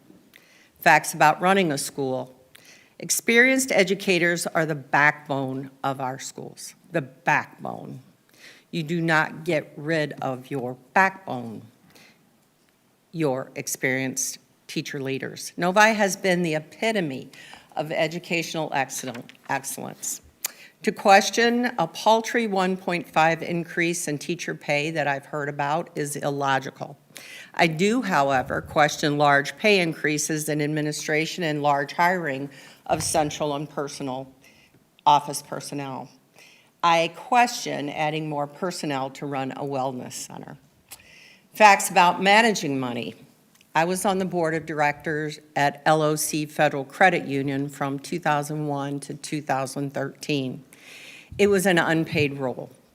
We were encouraged to attend conferences to educate ourselves on best practices, money management, and obviously, during lean times in our country, our practices changed. In 2008, recession hit everyone and everything. Conferences were restricted to in-state. Travel became cars. In other words, we did not spend what we didn't have, and we saved for rainy days. I think and believe I heard the term historical, based on historical tonight. There were other words after the word historical, but it was, this is what happened in 22-23, this is what happened in 23-24, and it was because of based on historical, those are assumptions. These past years in the United States should have shown us that laws can be changed arbitrarily. Money can be taken away suddenly. Programs that benefited our students will vanish, and what were considered truths are no longer truths. You cannot run a school district on historical assumptions. Solving this economic problem will require hard choices. I had a list of choices that I thought would help, but that was a very thorough explanation that you did. And some of them I totally disagree with. Increases in salaries when we're looking at such a paltry thing for teachers. So I would say, don't assume. Stop looking at historical. Don't think about what the country is giving us, the state is giving us, and don't go in historical perspectives, but mostly save for a rainy day more than we've saved now. Thank you very much. Thank you, Mrs. Harvey.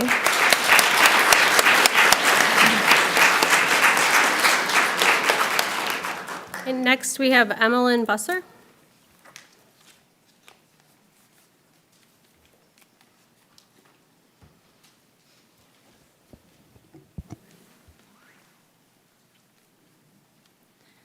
Hello, my name is Emmeline Boozer. I was a former student, writing consultant, and math mentor at Novi. For as long as I can remember, my dad has always asked me, "What is your passion? If you could do anything in the entire world, what would you do?" And for the longest time, I didn't know how to respond. But while these questions ran through my mind, one thing remained constant. I want to make an impact on my community. When I came to Novi High School, that thought was stuck in the back of my mind. When I picked classes, when I studied, and when I interacted with my peers. I was picking classes for sophomore year when I came across a class, peer-to-peer. It stood out to me. For 1 hour a day, I would work with students with disabilities. My job was to be a friendly face for them to see and to help the teacher as needed. Come that year, I was placed in Ms. Alcorn's pre-algebra class. I had no idea what to expect. I was helping freshmen who knew nothing, but would end up looking to me for answers when myself were looking for those same answers that they were. But amidst the trials of being a peer, I found, in turn, my passion for helping others the best that they can be. So when my senior year hit, 2 short years later, I knew I had to take as many classes that would allow me to help others, that being math mentors and writing done. I had no idea what to expect, but I did know that it was a class so unique and unlike any other class my peers had taken, I knew I had to give it a try. That one decision was the best decision I had made here at my entire time at Novi. These classes gave me something that none other could give me, community. These classes gave me a newfound passion that no other could give me, a passion to teach, a passion that I could have only found working with my fellow peers. While I've always wanted to make an impact on my community, I didn't know how. This gave me my how. By the first month of working in these classes, I knew that I wanted to become a teacher. The best way for me to help my community was to help everyone find their own passion. To quote my dad once again, to find something you'd be happy to wake up every morning to. And I cannot say for certain that I would have found this passion without the help of math mentors and writing done. So to take away these opportunities for future students, you are preventing the possibility of making hundreds of teachers. But while these classes have impacted me, that doesn't even to compare the impact I've made on the freshmen that I've consulted and mentored for the past year. And Ms. Alcorn's class was not an easy one. There were many classes from many different walks of life and even more different learning styles. And yet I can say with full confidence that I was able to make an impact on them. I'd been in their same exact shoes before. I knew how annoying the projects were and how stressed I was when there was a test the next day that I had no idea. When I was able to connect with these students, guess what happened? They started to care about learning. They started to understand. They confided in me because I was able to relate with them so deeply. This mindset shift was due to the peer interaction I had with them. Ms. Alcorn was able to do as much as she could, but as a teacher, she could never see the class the way I did. They looked up to me. They would ask me about teachers and what classes to take. They would visit me in advisory so I could help them with their math and essays. One girl stood out to me. She had told me that she had struggled with ADHD and it made it difficult to concentrate in math. It was barely passing. But when I came to advisory, I would help her study and she started to pass. She got A's on her test. A teacher with a chaotic 6-hour but can only do so much. But with an extra set of hands, the only result is one of a dream. I really want you to reconsider taking away these opportunities for students before you realize how much of an impact it makes on them. You can only see the eyes through you as an administrators, but not the eyes as teachers and students. So thank you. Thank you. Thank you.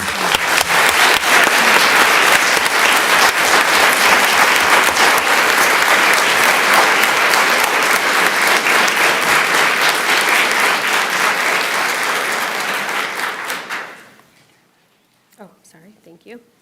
Michael Ziegler.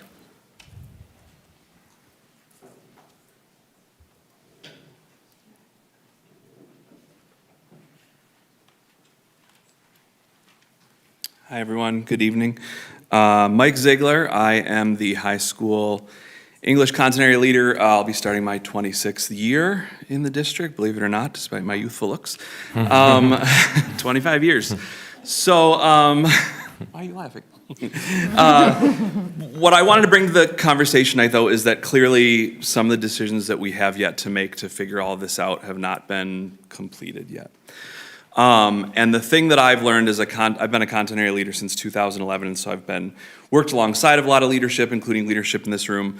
And I think one of the things that happens sometimes is that, like, districts and programs and the nature of education is so convoluted and complicated that we're always trying to do the best thing that we can, but then sometimes the way we do things aren't the most economical. So I guess what I wanted to bring to the table tonight is that I hope that as you continue to make really difficult decisions, you consider whether in some cases there is a more efficient or less expensive way of doing something. And to do that, I want to just give a couple of examples. So one was made for me. You saw Elena Brown in the program she's built for AP and IB right through just sweat and labor within the district of great human beings and her great efforts.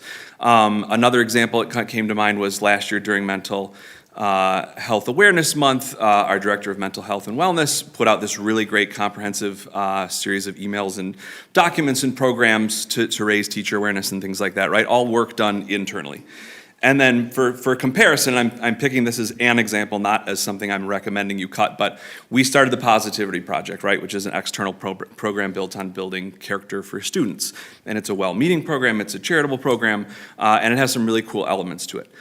But when I look at it, it's a program that I think the brains in this district could rebuild on our own for much, much cheaper. The line item I saw from last year in the transparency report was, I think, $97,000.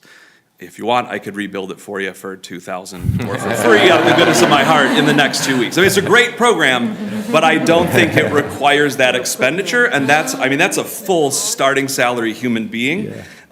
Or a bunch of student programs, right? Yeah. So I just think there's maybe places where we look at and say, like, this is a good thing and we need it, but is there another way to do it or to rebuild it? And the CALs, if we go back to 2011, 2015, we used to have those kinds of conversations about a lot of things, and like I said, everything moves fast, and so I just hope that you'll consider those sorts of cost-benefit considerations as you look at places where we can not just, cut something, but is there a better way to do it that saves money here and there and puts us in a place where we can still offer the thing, but free up the money? Because I have had a couple conversations with the new hires that we just brought on in the spring, and in my department, they were two people who already brought in and walked into the classroom to fill some spots we needed filled. So they're people I know and have worked side by side with, and I made two really uncomfortable calls this morning to reassure some people. So I just hope you'll make those kind of complex considerations as you make the decisions you have to make.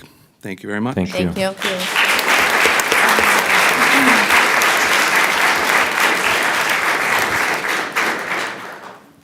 Kathleen Ader.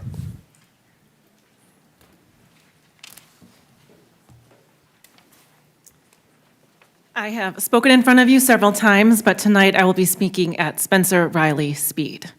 So I come to you tonight as a 25-year educator, 23 of which has been here in Novi, and a Novi parent. As you consider difficult budget decisions, I want to speak tonight about the importance of instructional coaches and what our district risks losing if these positions are reduced or eliminated. In Novi, we continually ask our teachers to grow and evolve. We introduce new curriculum and instructional resources. We are implementing a new grading system, 712. We are rolling out 2 new literacy curriculums, 512. We are asking teachers to administer benchmark assessments, 512, and analyze data differently, respond to changing student needs, and continually refine their instruction. Each of these initiatives represents a significant investment by our district. But an initiative does not improve student learning simply because we purchase a resource, provide professional development, or introduce it at a staff meeting. Implementation is where change succeeds or fails. Instructional coaches provide the bridge between professional learning and classroom practice. We work beside teachers, not above them.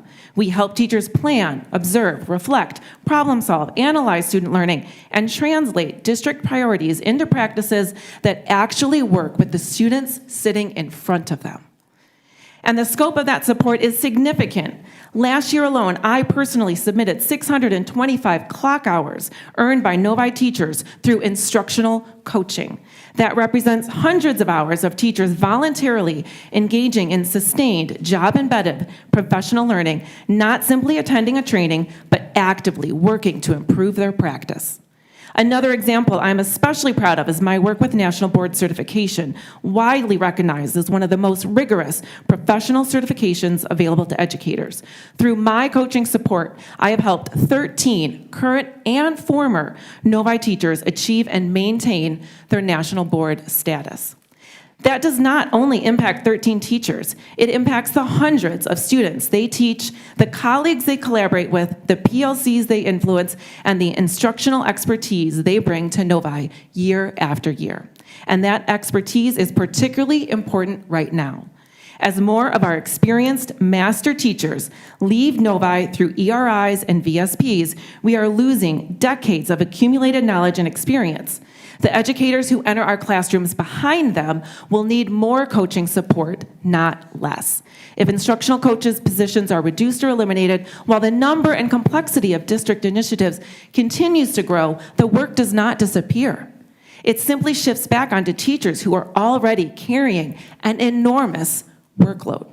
So I ask you to consider who will support our new teachers, who will help our experienced teachers navigate major instructional changes, who will ensure that the initiatives this district has invested in actually make their way successfully into classrooms. Instructional coaching is not an expense separate from student achievement. It is how we protect our investment in teachers, our investment in students, and I respectfully ask you to preserve that investment. Thank you.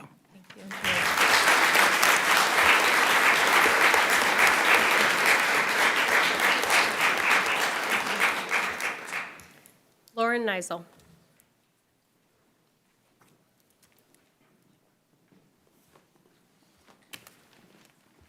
Good evening. My name is Lauren Neisel. I'm an alumni of Novi Community Schools, and I have been teaching in Novi Community Schools for 20 years, many of these years alongside Mike Kowalski, a fellow interventionist. For most of my career, I've worked to support striving readers and writers, and our work with what we do with MTSS is incredibly rich and data-driven, focused on student growth, achievement, and our program also plays an important role in ensuring that students are equitably and properly identified for special education or 504 plans.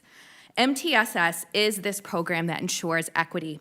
With the proposed cut of all 5 to 12 MTSS staff, students after 5th grade will not receive support from a team of interventionists. MTSS is a system which supports and fills gaps for students because students are human and sometimes they need more time to develop their skills than their peers.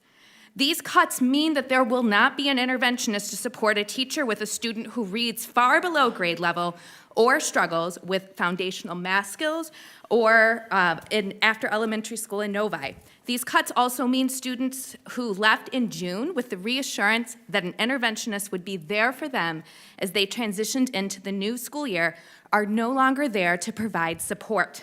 These cuts mean that there won't be an opportunity for a student who is completely new to Novi and completely lacking skill to ever feel as though they can catch up. Public education is an investment in all students. It should open doors, not close them for students. These cuts impact vulnerable learners and marginalized students, denying them access to necessary Tier 1, Tier 2, and Tier 3 supports. When I started teaching, I was told that as a teacher, it was my job to leave no child behind. It breaks my heart to say this. Children will be left behind with these changes. I posed these questions to the board and central office. Prior to this decision, students who are 2 or more grade levels behind on iReady may qualify for intervention support. How will these students be provided with support and skill-building opportunities beyond their grade level learning? Simply saying that this work shifts to the teacher does not take into account the intense demands of being a classroom teacher, nor does it take into account that some students need more support than what is offered within the grade level instructional materials. After elementary school, what will the process be to determine special education eligibility without adequate MTSS staffing? How will teachers raise concerns about students? How will we have adequate data to determine if a student is in need of an evaluation? I respectfully ask you to reconsider your decision to cut 5 to 12 MTSS. I believe in the work of this program, and most of all, I believe in these students who need this support from a community of teachers and interventionists to help them to be successful.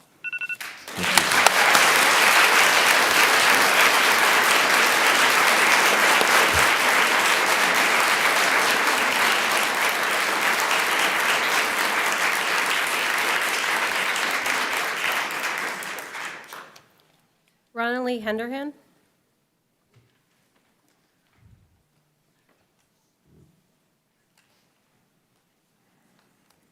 Good evening. My name is Ronnalee Henderhan. I've been teaching for 23 years, 12 of them in Novi. I have had the absolute privilege to work alongside the high school intervention team of Lauren Neisel, Mike Kowalski, Gina Katrine, and Lauren Russ, teachers who not only designed and implemented the very programs that have served our struggling students, but have dedicated their entire careers, their own time, and often all of their energy doing whatever it takes to help students who would otherwise be left behind. That is why it is so devastating to see yet another layer of support being stripped away with the elimination of Writing Den and Math Mentor. Classes that operate alongside the intervention model and serve all students, and this is a loss that certainly will be far-reaching. I know you have read and will hear about the impact these programs have had on former student consultants, but what you fail to see is what their loss will mean for the literal hundreds, actually thousands of students who will lose access to these supports. Writing Den consultants have worked one-on-one with students at every grade level at the high school at every stage of the writing process, hosted revision workshops for our fourth graders, and responded to hundreds of requests each semester for digital feedback to everyone from our eighth graders drafting argument essays to our seniors revising their college app essays. Meanwhile, the math mentors traveled to math classrooms every hour of every single day to sit side by side with any student who needed help, had questions, or just needed a little encouragement. It's not just about the numbers. These programs created an environment of care and trust, a community, something that can be hard to find in a place as big as the high school, especially for our most vulnerable students. And now that's gone, and more children will be left behind. Thank you.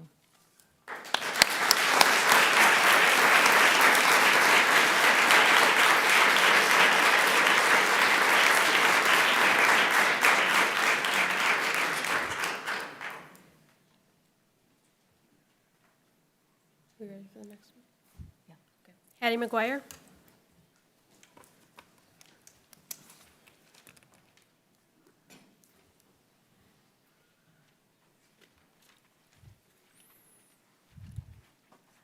Hi.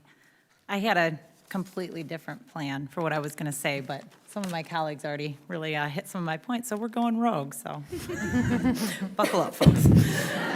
All right, so when you finished your presentation and explained everything, one of the final slides said this is a lesson learned, and I appreciate that. I appreciate that you acknowledge that some, missteps maybe happened. But I really think we need to use some stronger language because language matters. And I think this was a gamble gone wrong. And I think that looks like real people. And I want to make sure we are clear on what that looks like. It looks like 2 brand new ELA teachers that Mike mentioned earlier that dropped everything and came to Novi in the middle of the year. One of them walked out of her students, said goodbye to them, finished her grades, and then came and took over my class the next day. That's insane. And she's now wondering, do I have a job? Do I not have a job? Where's my daughter going to go to school? Because her daughter was going to go to Novi, I think. That's a really rough spot to be in. It looks like MTSS students who don't know yet, but they will find out that the place that they love, the intervention space in the high school, is gone. Some of those kids, that was how they got through the year, and they are used to going there. If you stand outside that room between classes, those kids go there because those are their people. That space is gone. It's teachers like me, and I know it's not about me, but I started my career getting laid off 4 years in a row and hoping that some old lady was going to take a buyout so that I'd still have a job. And now I'm ending my career as an old lady. I don't want to take it. I can't really take it. It doesn't make any sense for me, and I'm not ready to be done. I'm excited about helping roll out the literacy program next year if I stay on as an instructional coach. I want to be here. I think that we need to think about all these things. And then I want to go back to the last thing that you said, Superintendent Manka, that we are not in dire straits. So if we are not in dire straits, we need to stop acting like it. This feels like a fire sale. And I really think that we could slow down, and I'm asking the board to pause these cuts and we've got 2 weeks before students get here. Give us time to figure out how to manage all this work with a leaner team. It won't fix the financial problems as quickly, but it gives us a year to make changes in a way that will make sense. Thank you. Thank you. Thank you.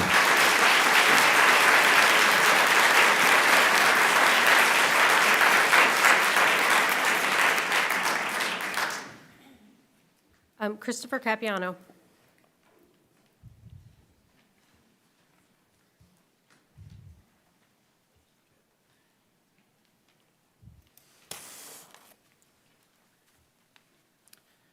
Good evening. My name is Christopher Capuano. I've been in Novi for 21 years, teaching for 27 years. We have a really weird job. I mean, if you look at what teachers do and who we interact with every day and what our goals are, it's an odd job, and it's a hard job. And one of the things that I know that our staff does is they pride themselves on the work that they do before they get there, while they're there, and after they're there. And one of the things that is being proposed is cuts. And we've talked about, and I've heard mentioned, we're committed to classroom size. There's no way to make cuts and still maintain size. We know as educators that if you want to teach someone, we need small class sizes that work with people. And the interaction through the MTS program, through the DEN program, are those little nuggets that allow people to make connections with the students, that help them learn. And it's something to be considered and thought about, and really understand what those cuts mean in the classroom. It's not just numbers, and I've heard many times tonight, the board is trying to maintain some focus on the people, and that's great. But it impacts the students every time a teacher is there. And if there is this mass, if people leave in masses, that leaves large holes in our school, which is a terrible way to start off the school year. We, as teachers, focus on how we are going to present ourselves and the information to these students from day one. And the mayhem that has occurred is throwing off the mojo that the teachers bring to the students. It's like changing the game plan right before kickoff. And it has caused immense amount of stress on the staff that needs to be considered. Thank you. Thank you. Thank you.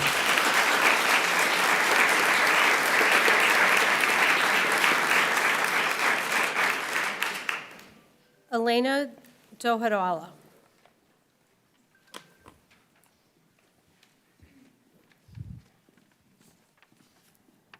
Hi, my name's Alina, and I'm a recent graduate of Novi High School.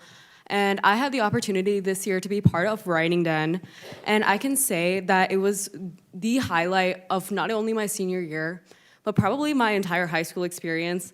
And I was shocked and devastated when I heard the news that this revolutionary course was at risk of extinction due to budget cuts.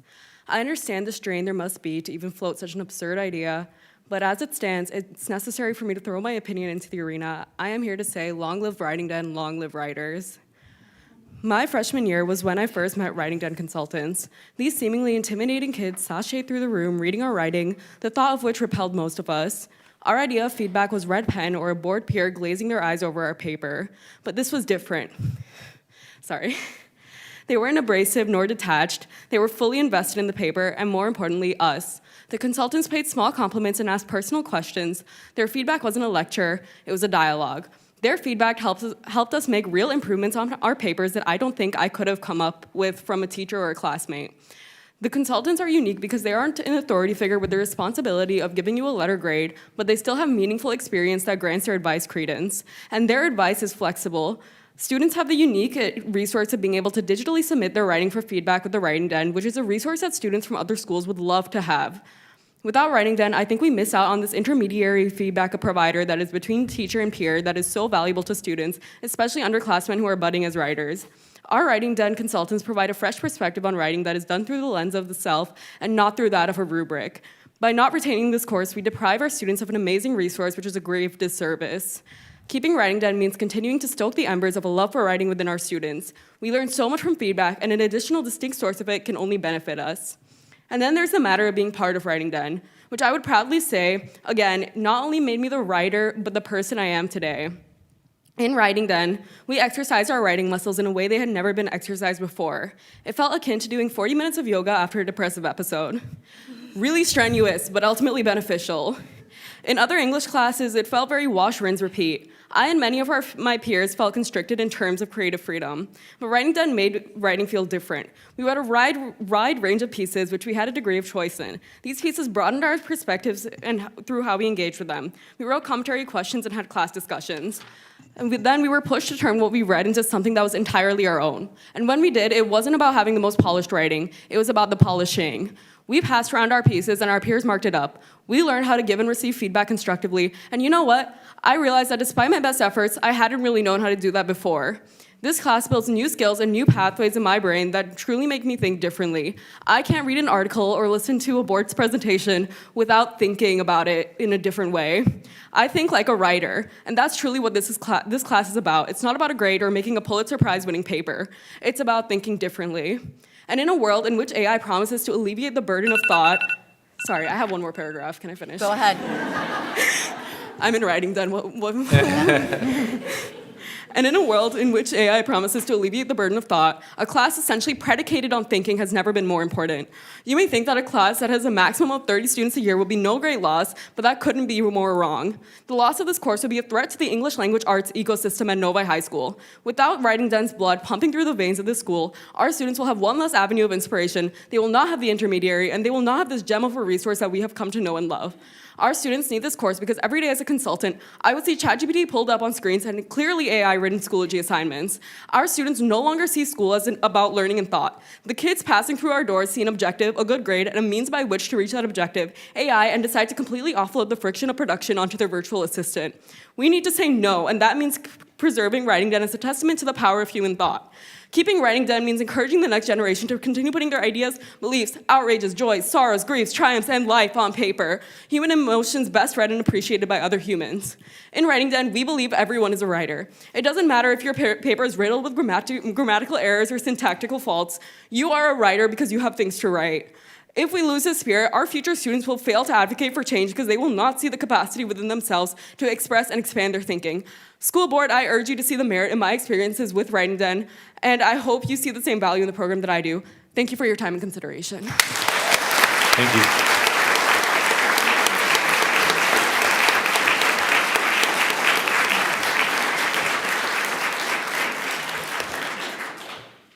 Erin Harbar. While Erin's on her way up, I just want to remind everybody 3 minutes. I didn't set a precedent here. She was a student, so she gets like an extra little pass, so.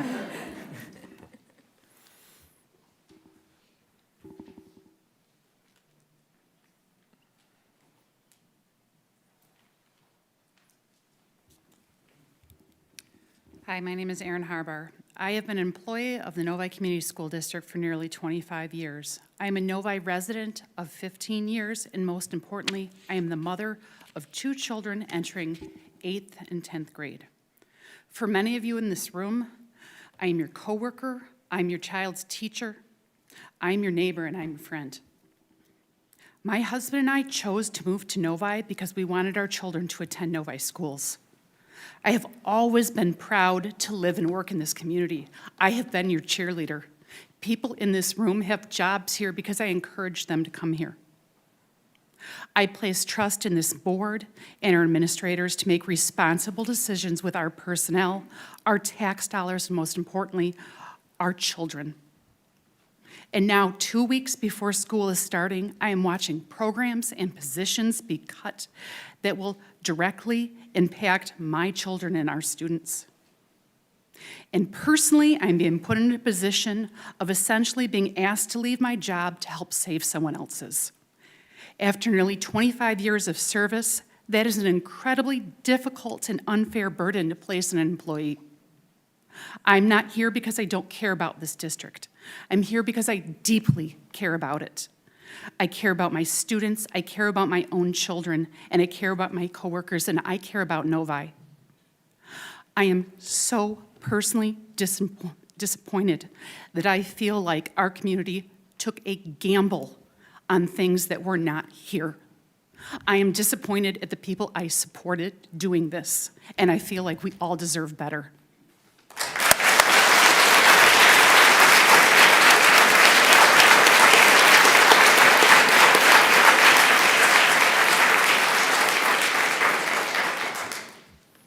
Lee Kowalski.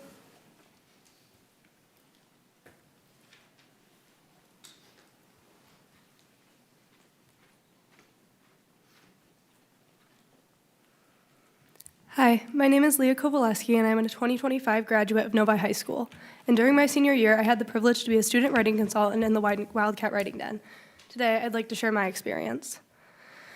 Ever since I was little, writing has been my escape. Every single thought I had went onto the page from the minute I knew what the alphabet was, and as any older sister would, I tried to push that onto my younger sister.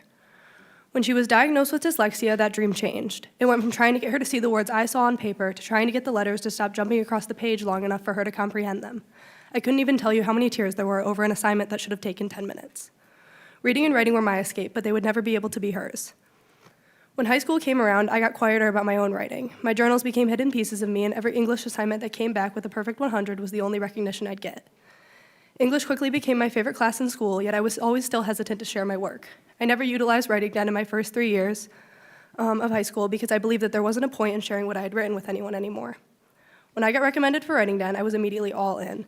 It was a chance for me to help so many people see the beauty in their own writing, for me to help people like my sister, and I never imagined the impact it would have on me as well. Throughout the year, the anxiety over sharing my work turned into excitement. Every little thing I wrote down, I wanted to share with the people in that class.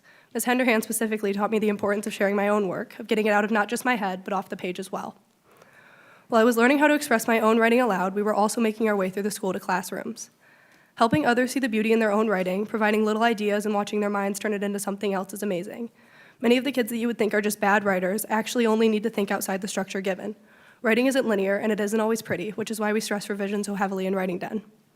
Even in college now, my first draft is a real first draft. I don't stress perfection on the first run, which is what most people do without guidance. Writing Den is there to be that reminder. The freshmen that have just gotten to high school, the sophomores that are struggling to believe that they have 2 years left, the juniors that just want to make it through SATs, and the seniors that have college essays looming over their head, they all need that reminder. I can say with 100% certainty that I needed that reminder.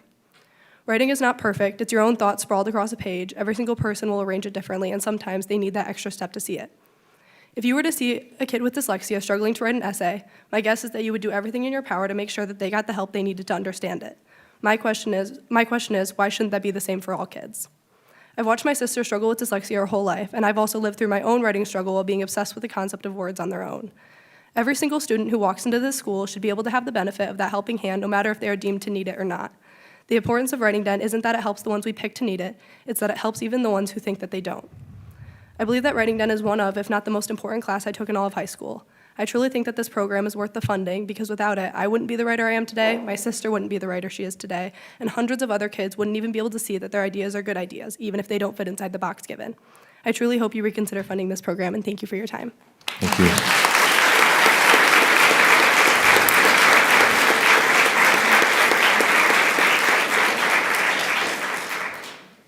Jennifer Chilson.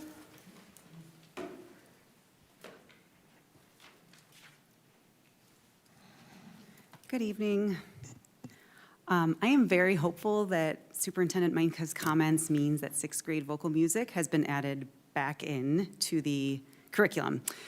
I sent lengthy emails to everybody here, and I'm hoping that you'll take the time to read it because I really do believe that the arts are everything, and elite school districts don't cut the arts, and that's what I don't want to see. Maybe my comments are moot, but as you consider budget cuts in the future and whatnot, I just figured I'm here. I'll put my 2 cents on there. I think Ms. Aliana said something about the arts have made her who she is today, right? I am a Novi alum. I am a Novi mother. I have twin rising 7th graders, so actually the 6th grade doesn't even impact my kids directly, but it just impacts the arts in so many ways, right? The continuity of a vocal music education is crucial. It's crucial to these kids. It's crucial to the choir nerd right here. I mean, that was what I was. That's what I did. I was a Novi singer. I sang the national anthem, like everything back a long time ago. So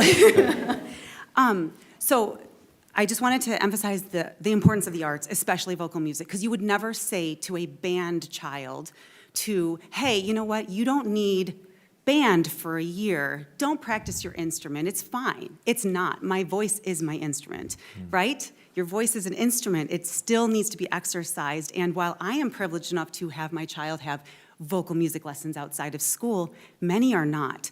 So you're leaving a gap for those kids, and it's just so fundamentally unfair. So I know that there's a lot of people who want to talk still. Once a program is removed, it is really hard to get it back in. It is hard to get that continuity. We have people in the theater. We've got a theater booster. We're starting theater boosters. We are trying to make a connection between the elementary level and all the way to high school. And you are seeing those things happen right now. So to break it up at the 6th grade level when it's the last year where everyone gets a vocal music education before you make a selection of an elective in 7th grade it could be devastating to those programs. And you have an instructor in that position. My kid's first musical was at elementary school. I didn't have that when I was in Novi. And that is because you guys have invested in the arts and you've given these opportunities to these kids. It is who I am today. I have a successful career. I am not a musician, but everything that I learned has led me to where I am today. And I have a very, very strong and amazing career. It's because that is who I was. It was music. It was the arts. Please don't ever, ever, ever cut the arts. Elite school districts don't do that. Our peers don't do that. Keep them in. And we have by the way, everyone else here is amazing. You teachers are rock. Gosh. So that's all. Thank you. Thank you.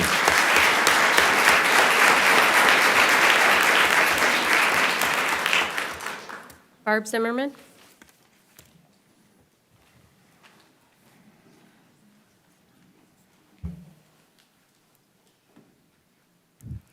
I drew the straw. So anyways, I am Barb Zimmerman. I am Novi. I'm in my 26th year of teaching in Novi, 31 years educator. I am VO, and I was Orchard Hills. What is VO? VO is our learners. They're my talented and dedicated colleagues. Per niche, we're #1 2 years in a row. We're Title I, we're ELD, we're inclusive, we're innovative, we're committed. I am Village Oaks. What is a school building? A school building is a strong, stable system where leadership is present, focused at the school building level, full time. Will a split leadership role best support our VO learners? If we can all agree on these qualities, then this is my concern.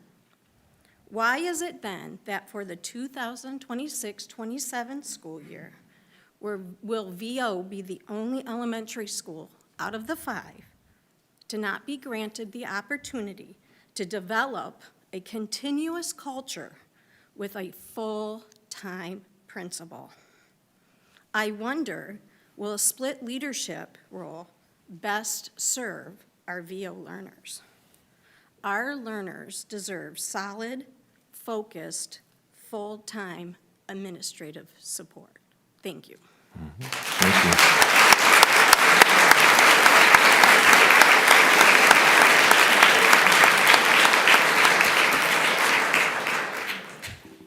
Anita Thurman.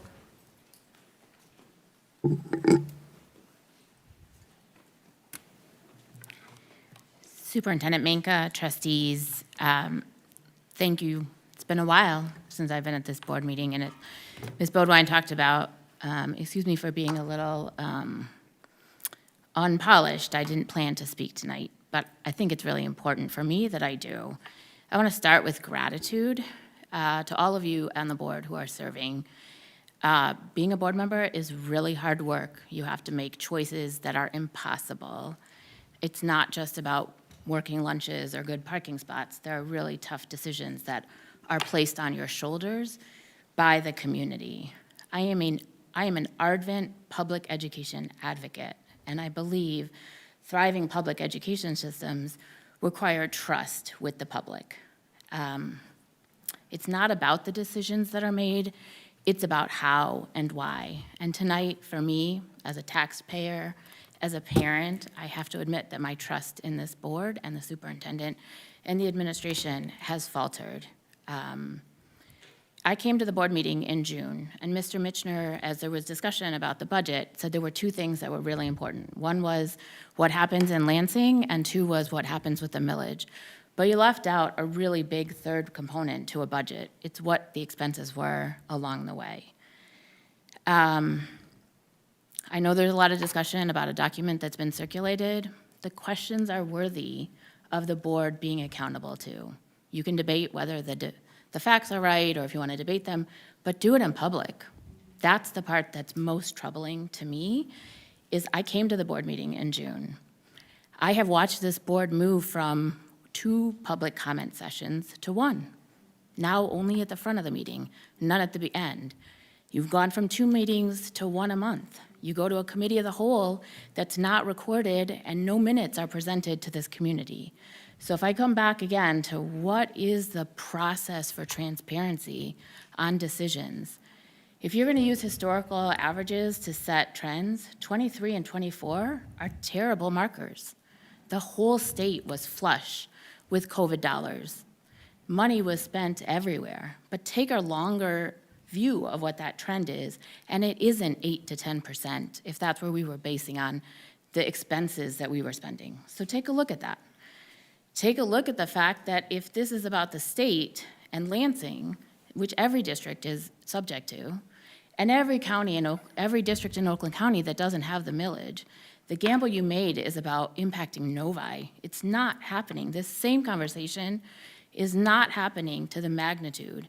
And Mr. Manka, if you are talking to other superintendents in Oakland County, would love that visibility and transparency. But I went to a few other board meetings and their materials, and they're not talking about a fire sale of 2 weeks before school to make the kind of cuts. These are decisions we're having to make today because they were decisions made 2 years ago that we are all suffering from today.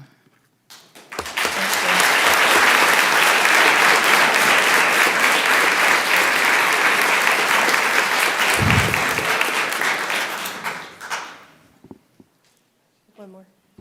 Audra Holdorf.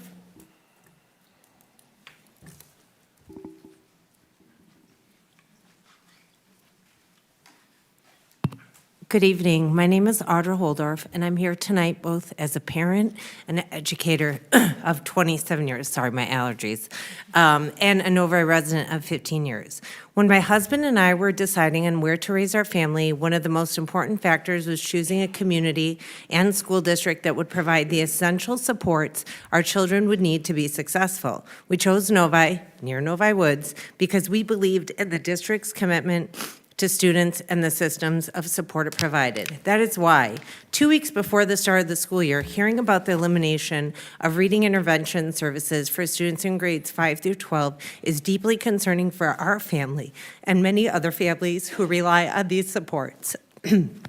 Now it's tears. For over a decade and plus some, Novi's reading intervention program has supported students who need targeted, evidence-based reading literacy instruction.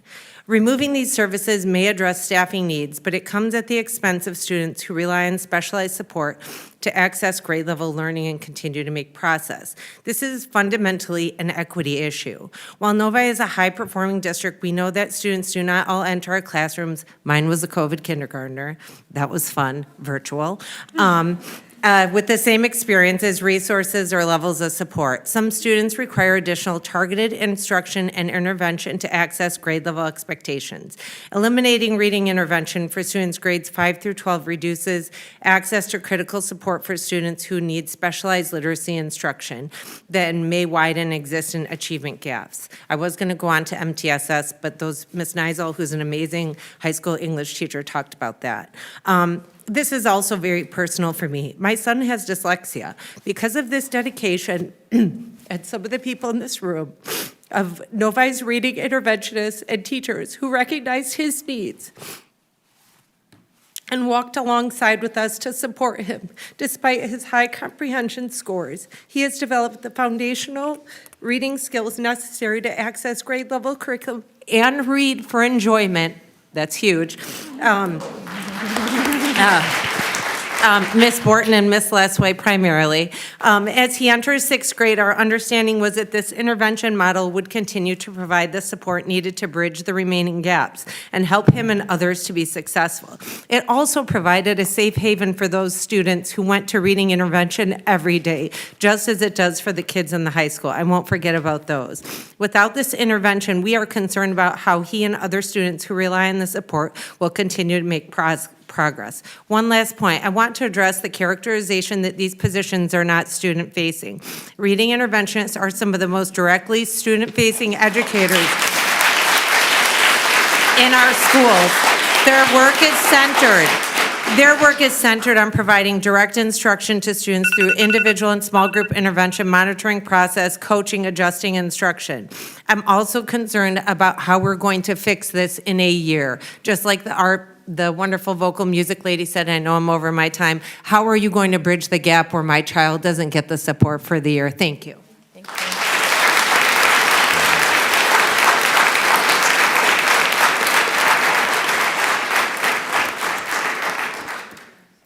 So we don't have any more cards up here, but I would love to give everybody the opportunity, if anybody would like to speak, who hasn't had the opportunity. Sheila's in the back, and you can certainly give her a green card. Okay. Seeing nobody, One more. Do you want me to fill out a card after? After's You can fine. fill out a card after, yes, not a problem. My name is Sarah Much. Again, I had no intentions on speaking until just now, but I felt like I now, since the last time I made a speech here at a Board of Education meeting, I now am a school social worker. And seeing the potential loss of these interventionalists and the supports, the MTSS supports, this is all a lot of news to me today, which is why I came. And the concerns that we had in the very beginning, back in 22, 23, that you heard from our staff, from our admin about behaviors, these things are linked. You lose the supports for your children in terms of academics, and you put them into a high-pressure district like Novi. Those who struggle will struggle more, and you'll have more behavior issues. These things are just connected. So just wanted to mention that. I don't have any solutions, so sorry about that.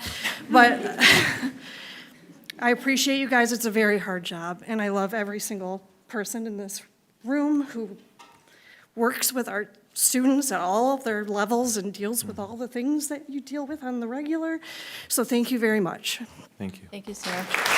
One more. Two more. Oh, three more. Beth Johnson?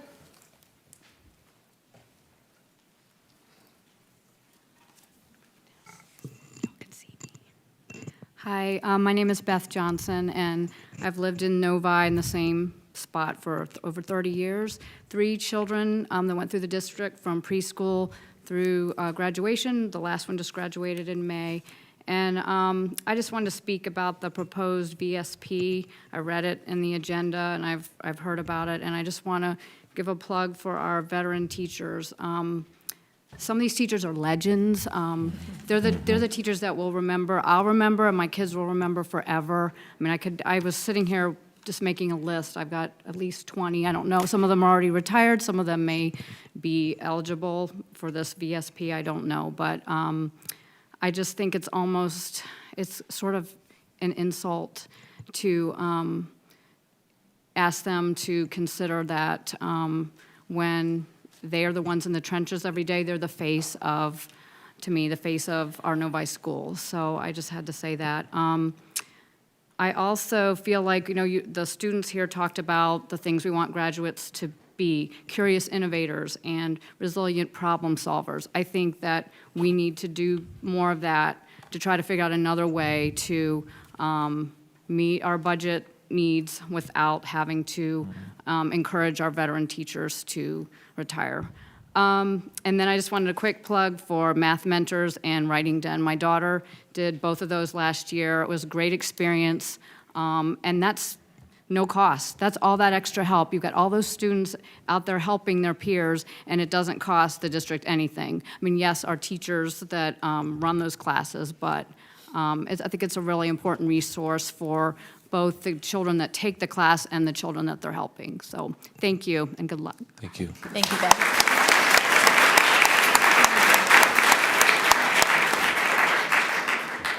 Heidi Pendergraph? So I initially was not going to do this because I have a habit of crying when I get nervous. So I'm going to try very hard not to do that.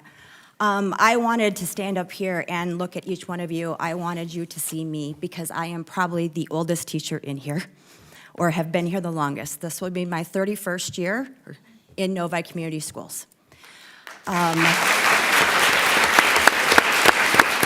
I am the face of the people that you are asking to leave. I am the face of the people who have been with this district when we have been on top and we have been on the bottom. Although I know Novi's never been on the bottom, but we all get the point. I have been here through the good times and the bad times. I have held hands of teachers that have cried because their students were struggling, and I have held hands of teachers when we celebrated because their children were succeeding. I have 2 Novi graduates. One is now he has a degree in biology. He works for Corrigan Oil. And I have a daughter that is a senior now at Eastern Michigan that is going to be a social worker. Part of the reason she wants to be a social worker is because she went through Novi Community Schools with an IEP. She went through with the support of some of these amazing staff in this room. She was told that she could do it. She was told that she was supported, and she was told that she was loved. I want you to know that we love our children, both our biological children and the children that sit in front of us every day. Part of the reason why the staff is here, and I am so dang proud of every one of them, is because we're hurting that we see that our children might be hurt in this process. I strongly suggest that before any support systems are cut, any classes are cut, any teachers are asked to leave, that we look inside ourselves and remember what it means to be an educator, what it means to sit at that board, and what it means to support all of our children. Thank you.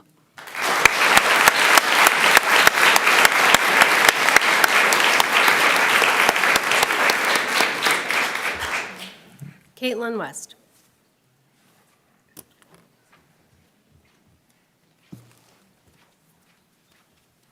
Hello, I'm Caitlin West, and this will be my 12th year teaching in Novi. I obviously wasn't planning to speak since we already ran out of the green cards. I just filled one out. But I thought it was important and that I didn't want to miss the opportunity to talk a little bit about what Mrs. Thurman touched on for transparency. I really appreciate your information, Mr. Superintendent Micah, that you presented in your presentation. Great, love that we got to see some of the transparency there as to why the budget is the way it is or what has been happening over the past couple of years. The problem I have is that there seems to be some information that is still lacking transparency and was strategically skirted in the presentation and not present. I would like that to be spoken to, and I would like to see more of this in the meetings. Can they be recorded again? Can they be posted again? I feel like some of this is behind closed doors, and I just want that information to be public. Thank you.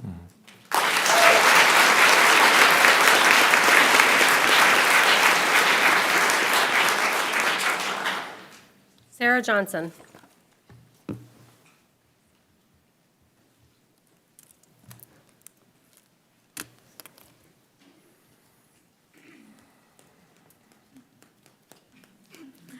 Hello, my name is Sarah. I was, as well as some of my friends back there, I was a Writing Den consultant and math mentor this past year. And I heard some of my friends talk about Writing Den and how special it was to them and so many students, but I thought I would advocate a little bit for the math mentor program. Specifically for me, it was kind of a quick decision. It wasn't in my schedule originally. And then once I found out they could use a little bit of extra help, I decided to join. And I can say that was a very small decision for me, but the impact that that made on both me and the students I interacted with, I could not have anticipated how great it could have been. And I, going into it, didn't really know what I was going to be getting into, and I was put into a ESL class. It was a math class with about 13 students, and though it was a small group with a teacher and myself, I still felt like we had our hands full. And with that, I mean that these kids stepping into it, it was a very quiet, almost uncomfortable situation because of the fact that they didn't know how to interact with each other. It's difficult when you are with someone trying to do math when you can't even necessarily speak the same language as them. And so going into that situation, not knowing how to work with these students, I wanted the main goal to be not only learning math, but also making friends and being able to interact with one another. And I feel like beyond the math and writing that we teach through Math Mentors and Writing Den, there's also a social growth in the social environment that can happen. And I feel like firsthand I got to experience that because by the end of the semester, I noticed that students who maybe came from different countries could interact and be friends with each other. When I came in, they really were super closed off and were afraid to talk to one another. So I feel that removing that opportunity is so detrimental, I guess, to these students' social culture, I guess. I'm sorry. So yeah, I just wanted to say that because I feel that the Math Mentors is, yes, it's focusing on numbers and making sure everybody understands how y equals mx plus b, but it's also learning how to problem solve and help one another, and that can't be done without interaction. So thank you. Thank you so much.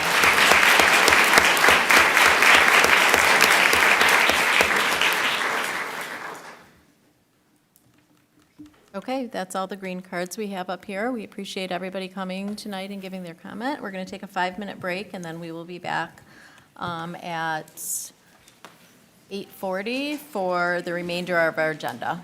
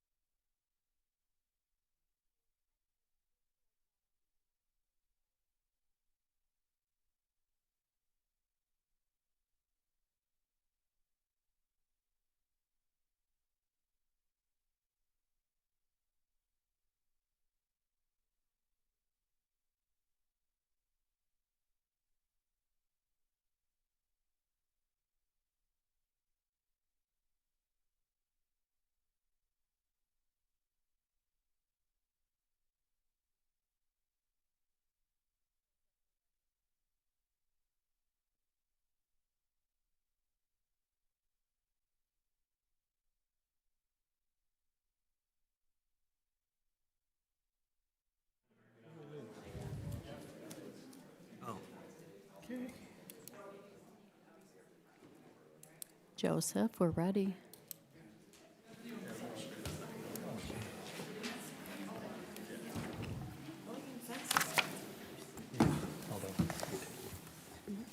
Okay, we are back, and we are going to move on to the next agenda item. We have the consent agenda.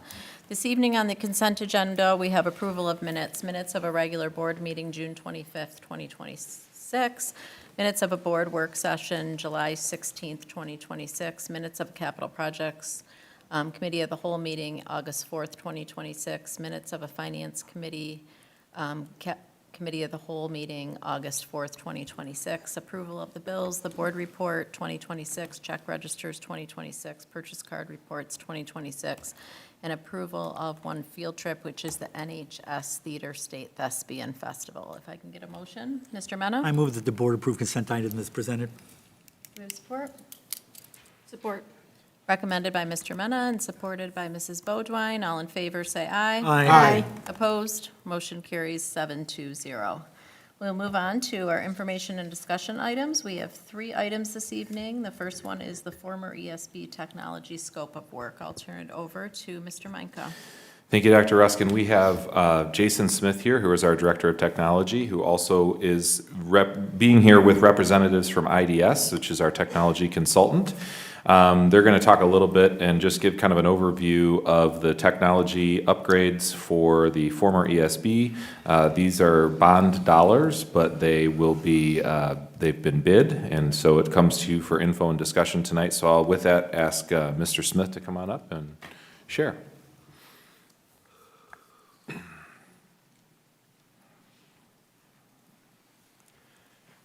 Hello, everyone. So former ESB has been, for future, we're going in there. This bid was for structured cabling, which will future support any technology that would be going in. Future structured cabling is more of your data drops in every room. The AV equipment going in is for conference rooms, offices. I do have IDS here if you guys want any more specifics on exactly what would be going in or any further details into what kind of equipment.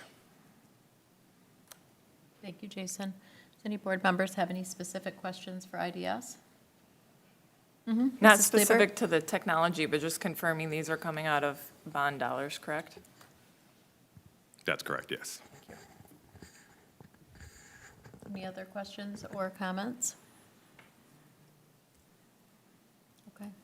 Thank you guys for being here. This one, we'll have it on our next agenda in September for action. So certainly if a board member has any questions, they'll forward it to Mr. Meinke and he will get it to you for the entire board. So sounds good. Appreciate you. Thank you. You.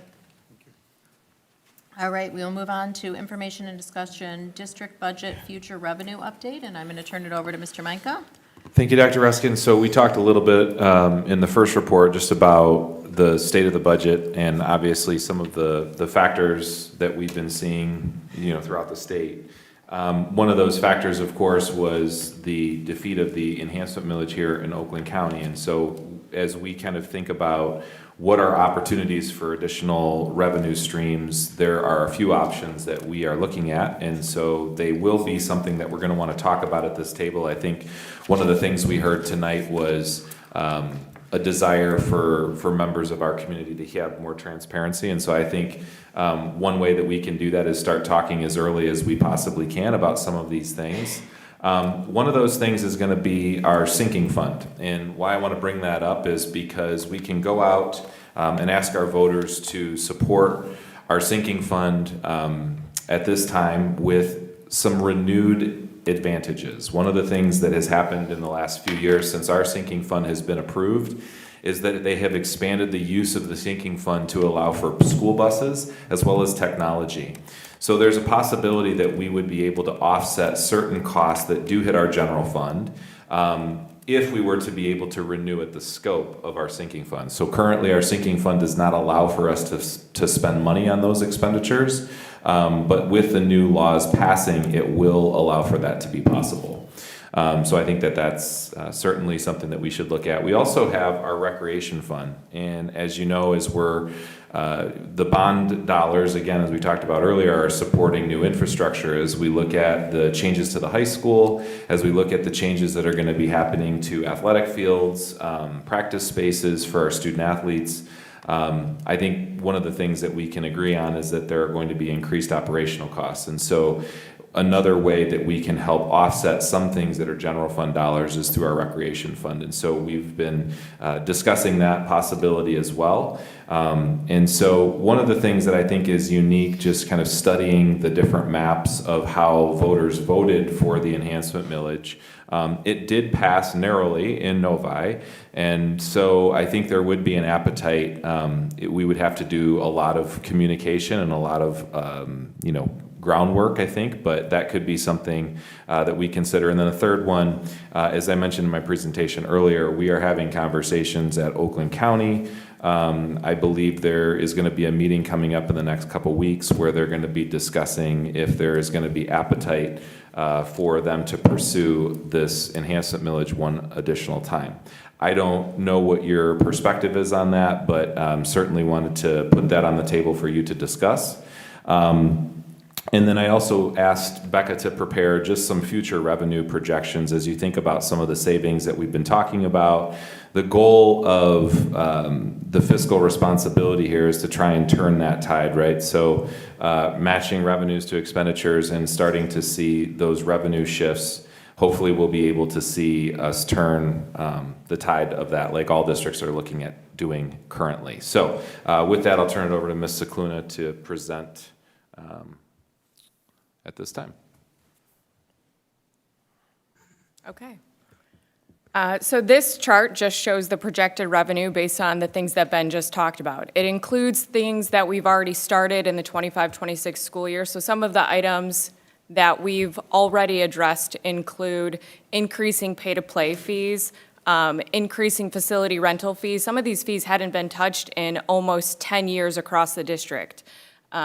It also includes a proposed increase to the sinking fund. So if we renew the sinking fund under the new regulations, we could potentially offset $500,000 out of the general fund. And that's just a preliminary review of things that fall under the new regulations. We can probably get more than that, but I play the conservative approach, so that's what's embedded here.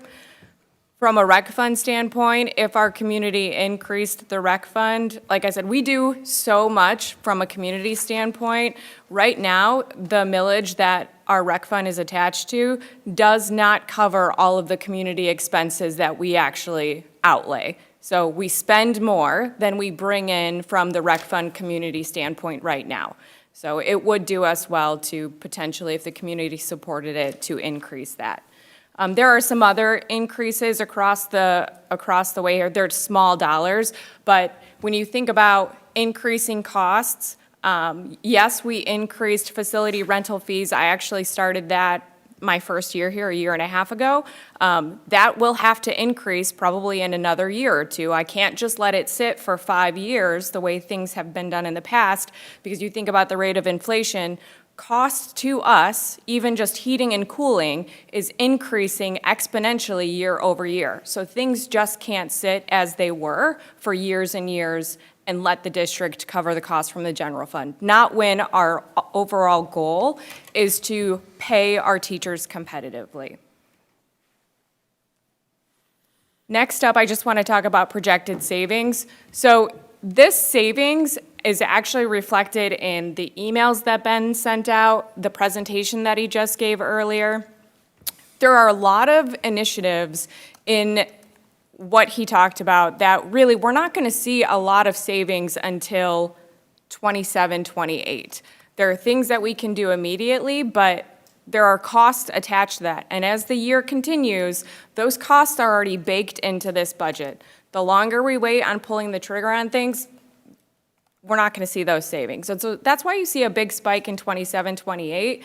But realistically, we want to be able to bring those things back. So I'm just going to go to the next chart, because if I overlay the revenue projections with the expense, what you'll see is we're able to flip the switch on this and actually turn us back into putting money back into our fund balance, getting us probably back to the 10% that we absolutely have to be at, and maybe a little bit over that for the rainy day fund that was suggested by a public comment, but also just match revenue to expenses across the board going into the future. And this is ultimately where we were in the past. This is ultimately where we have to be in the future. We just have to tweak some stuff and make some corrections. Ultimately, if we have to reduce or collapse positions, the goal is to be able to bring those back with an influx of additional revenue. So this is the strategy. So we wanted to make sure that as a board, you kind of understood that we are making some savings. Those savings are going to help us, obviously over time, but as time goes on, the hope is that these are not permanent. We want to be able to bring those things back. And so some of these things, depending on how you as a board decide to proceed, can happen relatively quickly. So there are multiple, they say bites at the apple, if you will, on the sinking fund, rec fund, those types of things. And, if you as a board would like to go in that direction, then those are things we need to start talking to our community about, explaining the need. We need to be out in front of them, having those conversations. So that's something that can happen relatively quickly, because as we said this entire time, our intention is not to make whatever reductions we're making now permanent, but as revenue restores, then the board has to make strategic decisions on what investments are going to be prioritized, right? And that's got to be part of the conversation moving forward. But wanted to put that in front of you tonight if you have any questions or concerns or anything like that. Mr. Mena? Help me understand the timing on both the rec millage and the sinking fund. My understanding was that aren't those usually 10-year rolling? Yep. And so what you as a board would have multiple opportunities to kind of consider. You could do an additional recreation fund. We have multiple bonds going on at a time. And so you could have, say, 2 different recreation funds. I think a cleaner way is probably to absorb the existing recreation fund, but you could opt to ask voters to approve a different amount, right? Like you could simply ask them to, say, approve an amount that would encompass our existing recreation fund, but then fund additional dollars. In terms of the sinking fund, the sinking fund is actually going to become due to renew sooner than the recreation fund. It's been a while since we've gone out for that. I think the reason that I would suggest that we go out sooner, obviously, is because the need for additional revenue. We're looking to try and hunt that down outside of whatever the county is going to do, whatever the state's going to do. But I also feel like one of the things that's a big deal is we can't spend the sinking fund on certain things that the law now allows for because our voters have not approved that. So if we put something in front of the voters that allows them to make that choice to expand our ability to use the sinking fund that way, that's going to net us the ability, very conservatively, $500,000 a year to be able to do different things. Just on a timing, though. So the last time we passed the sinking fund was that 2019? 19. 2019. So if we went before 2029, yep, it would be an increase, right? A millaging. Well, you could. The language can be written on the ballot so that you're encompassing the existing fund and then renewing it for an additional amount of time. So what you would do is you would ask voters to approve the sinking fund with some expanded language.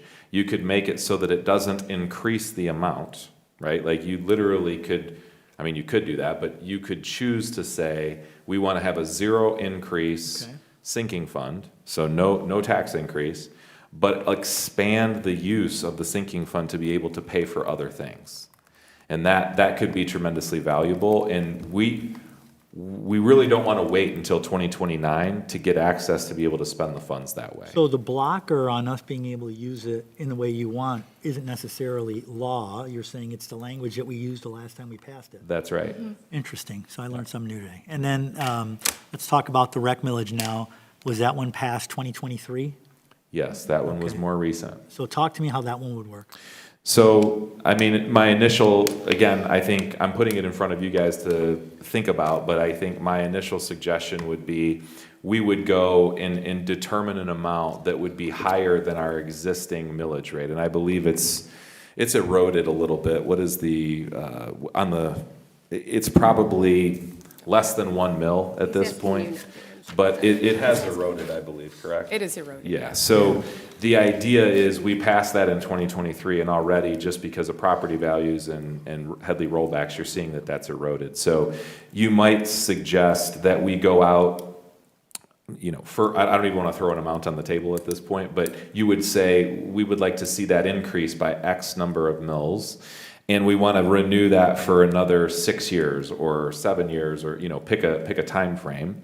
And that could encompass our existing ones. So essentially, it makes the existing recreation fund go away, and then you have a fresh sinking fund if the voters were to approve that for whatever period of time we would suggest. Would that also be a zero increase then too, or that one you couldn't pull that off on? You could, you certainly could, but there would be no reason to do that, right? So I don't want to say there should be no reason. It has eroded a little bit, but it would be fractional amounts of dollars that you would be able to obtain just having them renew that at that amount. Because we did renew that in 2023, so you really don't have to go back in front of voters until 2033. So one suggested strategy might be, let's think about going back in front of voters with an increase. That would make sense, because then we could access those dollars sooner. And, I think there's enough time for us to gather the necessary documents as well as work with our community. We would have to do community forums. We would have to be in front of them very similarly to the way that we were during the bond campaign. But that would be an opportunity to explore, possibly even as early as May of 2027. Yeah.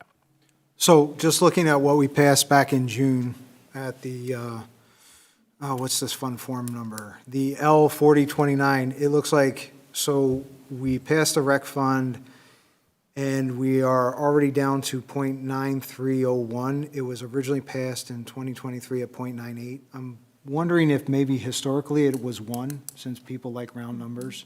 Yeah. So we've already eroded almost a whole tenth.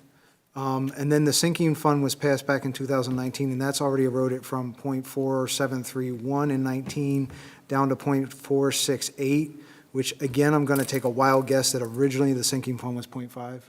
So I'm wondering if when we go back out, if we could go back out for the original numbers of 1 and 0.5, and 2, unlike our bonds that we roll out, we do a pretty good job of keeping them at the same level so that our community pays the same taxes year over year. They neither increase nor decrease.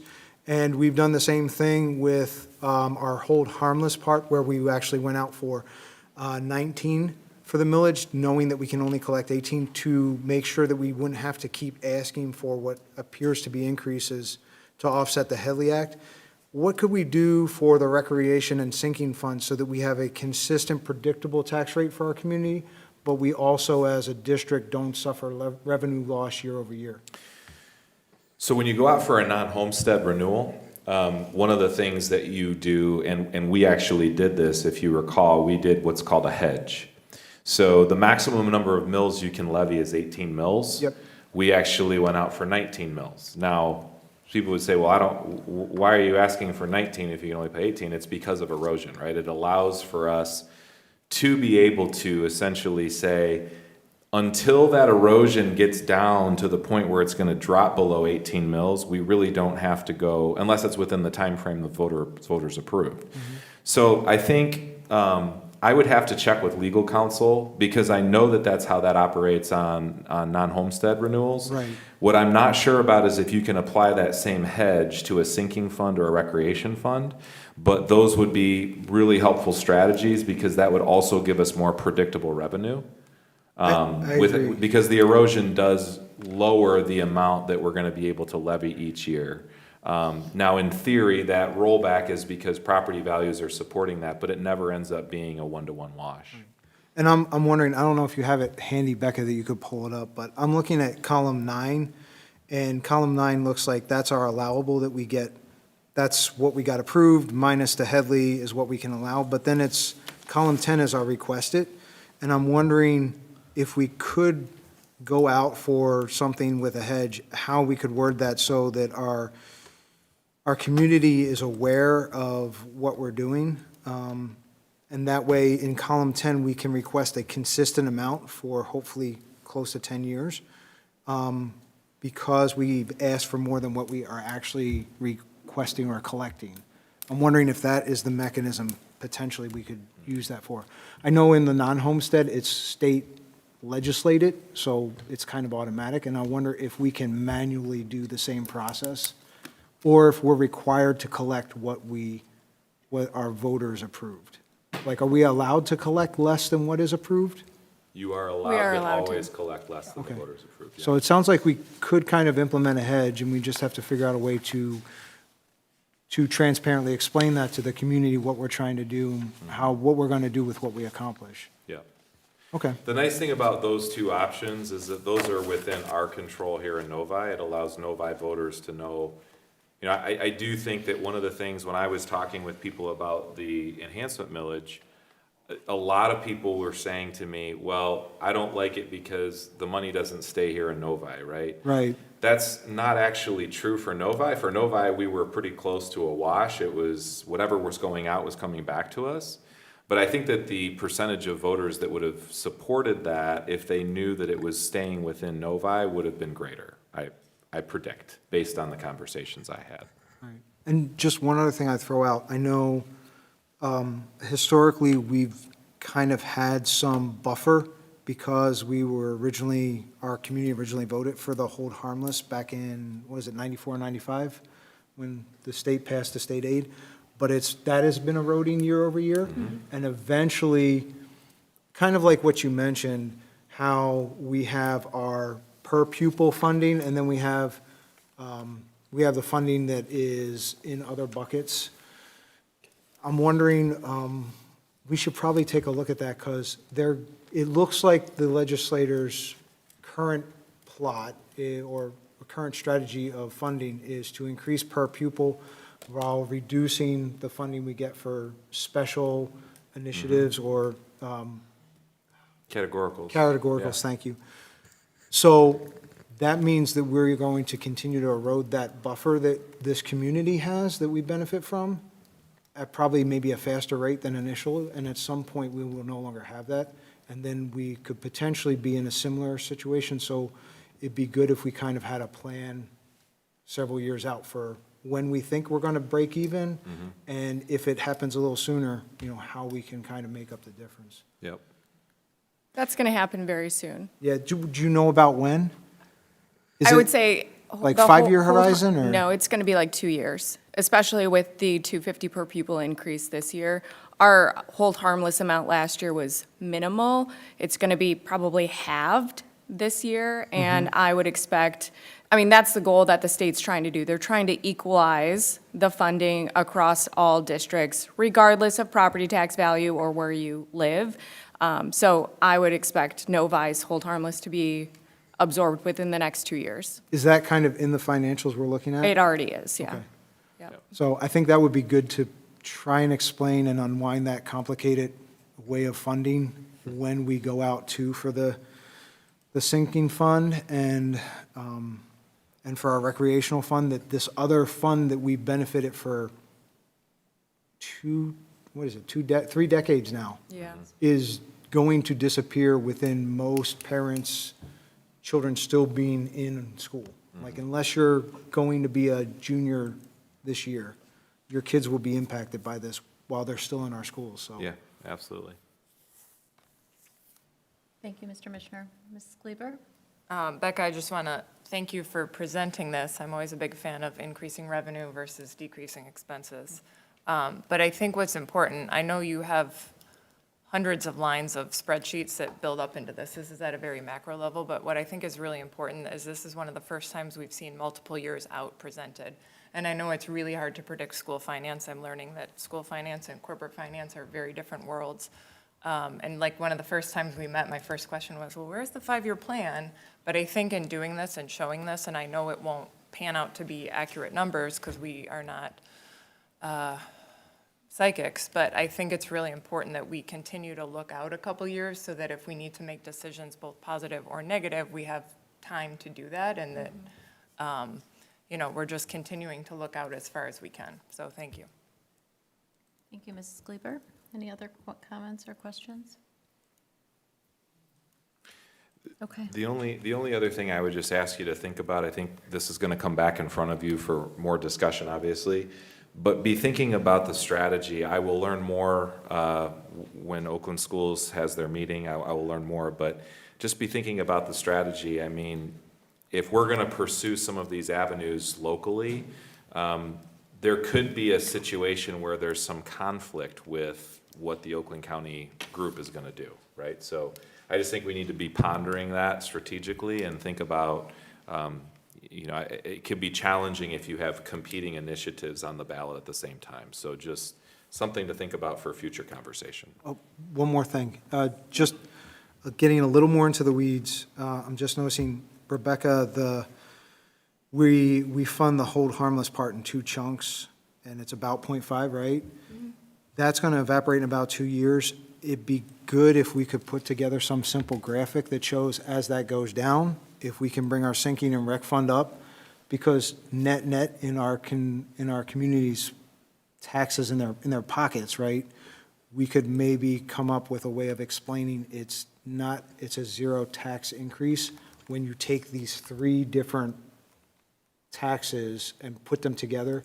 You can see how we are kind of just leveling out the playing field, and we're not actually increasing tax overall because this other tax is falling that I don't think anybody's really paying attention to. I like it. You're talking about the hold harmless? Yeah. Yeah. Yeah, because that is, when that goes down, that is literally reducing our community's tax, right? It's not a imaginary number. Their tax is going down as that drops, right? Yeah, I want to find out before I answer definitively. I think you're correct, but that's a nuance that I'm not 100% sure on. Because if that is true, that might be a good way to Sure. present that kind of Yeah, move. absolutely. Thank you, Becca. Thanks for all the work that you continue to do every day. Not easy, but we appreciate you and looking and forecasting and giving us the information we need. We will move on to the start of school highlights, and I'll turn it over to Mr. Meinke for that. Thank you. We do have some exciting things happening. Start of school is coming up here before we know it. I will tell you that we have some really cool improvements that have happened at Parkview, Novi Woods, as well as ECEC. They all have brand-new playgrounds, and so they're inclusive playgrounds as well. They've had enhancements by allowing for a solid surface material, the rubberized material, to be placed, which will allow for them, students that have disabilities or they're in a wheelchair will be able to access the equipment. We also have inclusive equipment that's being added to those, so there are some implements that all of our children will be able to access. The ECEC component is really adorable. There's a little playhouse with the kids have already been out there looking at it, wanting to get onto it. And the infamous hill at the ECEC has been returfed, so that looks really, really good. It was worn with all of the little kids rolling down that hill, so we've been able to replace that. So it's going to be a really beautiful start to the year for those 3 buildings. Village Oaks, as well as Deerfield and Orchard Hills, are all expected to have their renovations done next summer. Orchard Hills being the most substantial, as we're preparing for future work that's being done there relative to additions as well as parking and some other enhancements that are happening at OH. So we're excited to start to see those plans rolling in. You will start to see some of those happening, some of those coming before you sooner than later, just because they actually did a lot of the engineering at the same time that they did these other 3. The Meadows facility, Meadows building, Ms. Dinkelman, the principal there, has hit the ground running. As you know, we talked a little bit tonight about some of the schedule, and I shared some of those pieces of information. Excited that she was able to keep working at it and was able to work in not only a lot of the new exploratory electives that teachers have worked on, but also the vocal music component. So kids are going to have just a really awesome slate of choices that they'll be able to select at Meadows this fall. We also have our staff kickoff. Next week, we start with a group of teachers. We also have teachers coming back the following week, and we already have counselors back. So we've got a lot of people in the district. So district kickoff is the week of the 24th, and we're pretty excited about that. So lots of excitement. There's kids that are coming up for scheduled pickup. I was visiting Meadows while the kids were picking up, coming in for registration to see the building, and it's going to be a good year. So one thing that I know has always been a little bit clunky, and I just thought I would throw it out there, we often have had board members invited to show up on the first day of school. It's kind of hit and miss for some of you. I'm going to send something in my board update. If you'd like me to organize that, I will. Otherwise, I just don't want the administrators to be planning on you if you're not going to go. So we can talk about that another time. But thank you. Thank you very much. We'll move on to action items. We have 4 action items this evening. The first one is the Novi Community School District Master Plan, which has been worked on a little bit through committee meetings. So I will turn it over to Mr. Meinke. Thank you. This master plan is coming before you. We talked about this at our last board meeting. This is essentially a plan that outlines 2050. So how do we foresee possible changes, in terms of how curriculum's delivered, but also more importantly, how do we forecast facility changes? When is the right time to explore the need for new buildings and construction? And so that is what's in front of you for consideration this evening.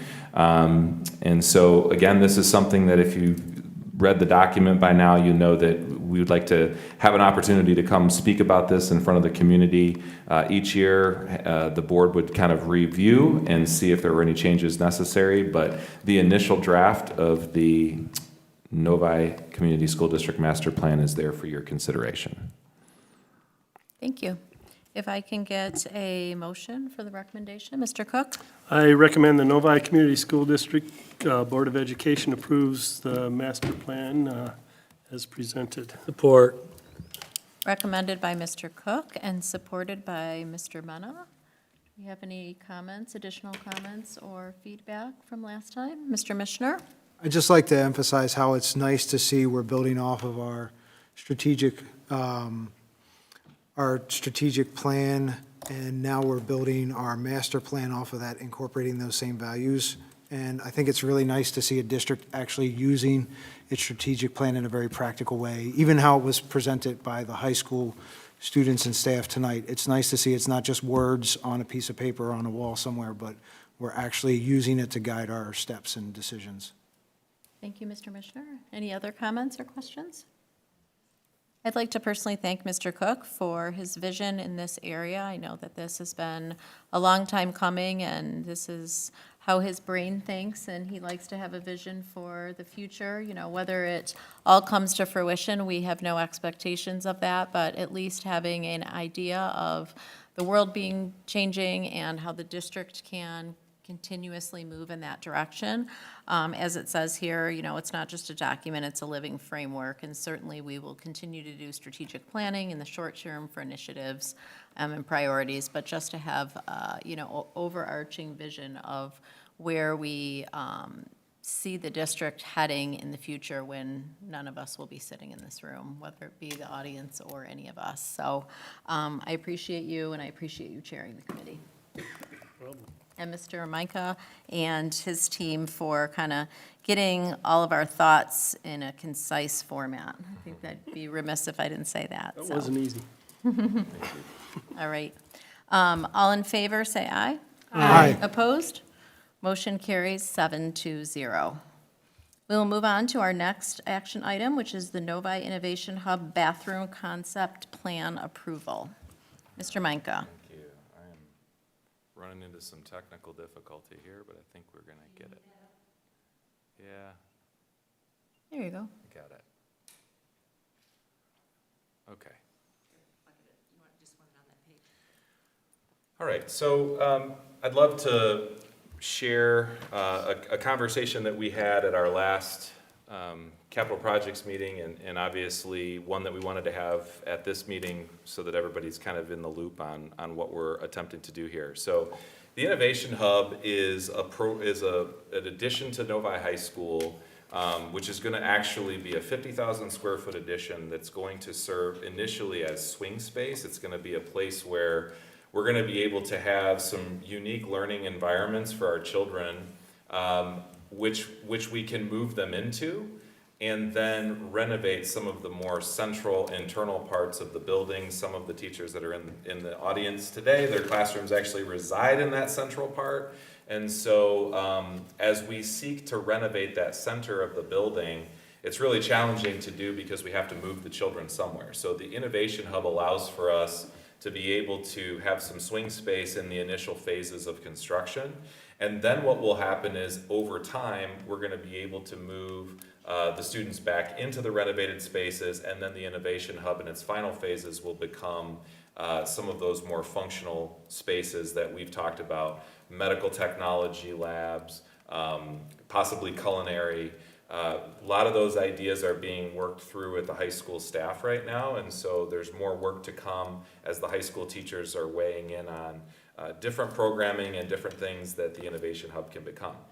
But I'm not here to talk primarily about the Innovation Hub. I want to talk about a concept that has plagued high schools all over, including ours, and that is everything that happens bad at a high school pretty much happens in the bathroom. So we're looking for ways to come up with innovative concepts that will allow for us to address some of those needs. So what you're seeing here is essentially a bathroom plan, and this plan it allows for multiple toilet rooms. And so these are single-use toilet rooms that are going to, be in one of the areas of the Innovation Hub if this concept goes forward. We do have a couple ADA toilets. There is also some staff toilet rooms outside of this particular area. The staff toilet rooms are true unisex bathrooms where they'll have their own sinks and their badges get them into it so that they can have more of a private space. But this concept would allow for basically 12, I believe, 1, 2, 3, 4, 5, 6, 7, 8, 9, 10, 11, 12, 12 individual toilet rooms with full lockable hardwood doors with a center hand washing area. So if you're standing in the Innovation Hub, you'd be looking through, this is one of the common areas, you'd be looking through this glass wall and into the bathroom. On the hallway side, that would be leading out into the Innovation Hub space. That would be a wide open look into that area. And then this would be kind of a view more close up.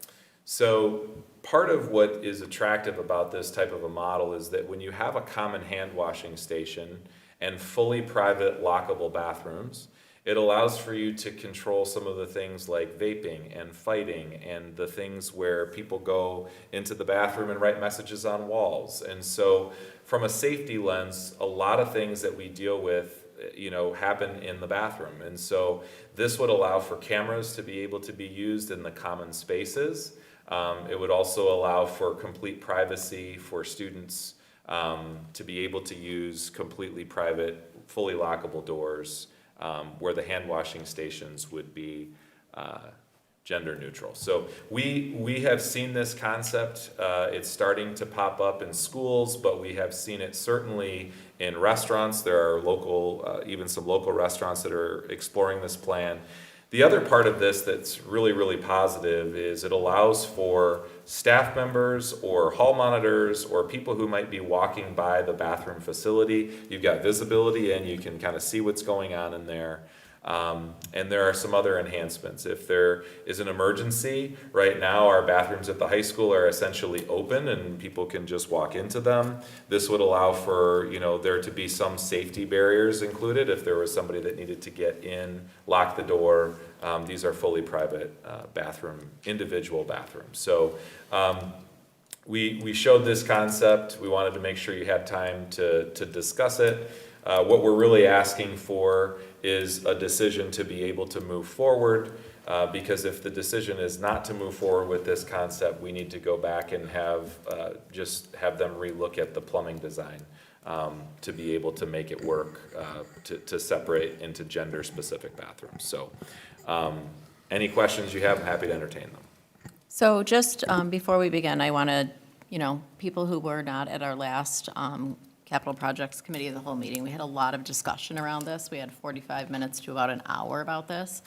And there was a lot of questions from the board. Some board members really loved it. Some board members absolutely despised it. We kind of went back and forth. And so I had asked that it come to the full board meeting here at a regular board meeting, that we actually vote on it. And the reason we're voting on it, as Ben said, is not because we are digging deep into the operations of this bathroom area. We don't want to talk about signage and cleaning and supervision, although those were all things that were brought up and concerns that board members had. But we've been asked by the design team to either let them continue along the path of design and continue, is this something we should move along with, or are we going to have them spend the money, the architectural money and the funds and all of that, and in 6 months be like, yeah, that's not a great idea. We're upset or concerned about the cleaning, and we don't know how the signs are going to look, and now the district's wasted money in that regard. So that is why it's at the board table for a vote. I don't think it's usually kind of, how it's brought forward, but this seemed to be quite a contentious conversation at the committee of the whole meeting, and so that's kind of how we landed here. So if you're wondering why we're randomly just voting on a bathroom concept that we've never done before, that's how we've gotten here. So I just wanted to put that out there. Mr. Mishner? Yeah, I just wanted to confirm, without making assumptions, I wanted to confirm Dennis reviewed the plans for this, and this would resolve issues that we know have happened in actually very close neighboring districts in terms of school safety, if there is a safety-related event. This would resolve some of those issues that have been very well documented. Is that correct? That is correct, and actually, he came to our committee of the whole to discuss that he actually has been in touch with SEC, who is our external security consultants. So not only is he supportive, but SEC feels like this is a really good option. Particularly from a safety lens, it provides a number of enhancements that we don't currently have, so. And then conversely, have you given thought to the procedures or the physical process for if a student does lock themselves in a restroom for reasons other than safety, what steps your administration would take? Yeah, absolutely. So the doors, actually, it was discussed at the meeting, the doors are going to open out so that it allows for that capacity, right? If we had to somehow get into the bathroom, we could do that, but it allows for the students to fully lock the door and barricade it as well. Okay. Yeah. Mrs. Kleber? We have a comment versus a question. Would this be a time, or This is that is the after the time. vote? Okay. Actually, have let a me motion put the first. motion on the table, and then we'll open it up for discussion. That was my fault for not following procedure. So if I can get a motion. Anybody? Nobody? Clicked off the page. Mr. Mishner? I move that the Novi Community School District Board of Education approve the Innovation Hub Bathroom Concept Plan as presented. Support. Recommended by Mr. Mishner and supported by Mrs. Roney. Mrs. Kleber, please. So I appreciate the innovation that we're taking to improve security. I'm not in the high school day-to-day. I certainly hear stories. I would love to maybe hear from the staff directly or the students directly on their opinion of how this would function. I love the security enhancements. My concern is that we're approving or voting to approve a concept without fully understanding how the signage would work. I know these are private, they're floor-to-ceiling doors with big cinder block walls. I personally don't think a lot of students will be comfortable using a unisex bathroom without having a single gender. I think it's fine to have each gender and some unisex, but my gut is telling me that I think a lot of students would be hesitant to use this bathroom. So as far as speaking about the teachers and the students, I think at the last meeting, if you can share kind of, was there a focus group? did we get any input in, as the capital projects Yeah. made this design? So I will tell you that the area that we didn't actually have a focus group was from the teachers. So we did not approach them, which is something that we could certainly do and take that back to them. The teachers have been involved in a lot with the Innovation Hub itself. They've been involved in a lot of conversations about that, the CALs and several others, but the bathroom specifically, we have had several student focus groups, but I obviously do not have them here to speak to you. They have spoken positively. I think some of the things that Trustee Klebert's bringing up were things that some of the students raised as well.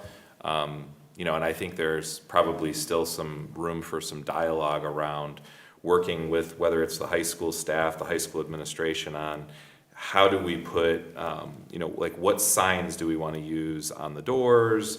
Do we want to designate certain ones as open and certain ones by specific gender? I mean, I think we could do a number of those options without changing the infrastructure layout. But if the infrastructure layout is the problem, then we will pause. And so, it just depends on the information you want. I have a quick question too. Will there be other bathrooms available to students in a fairly close proximity if this was not something they were comfortable with?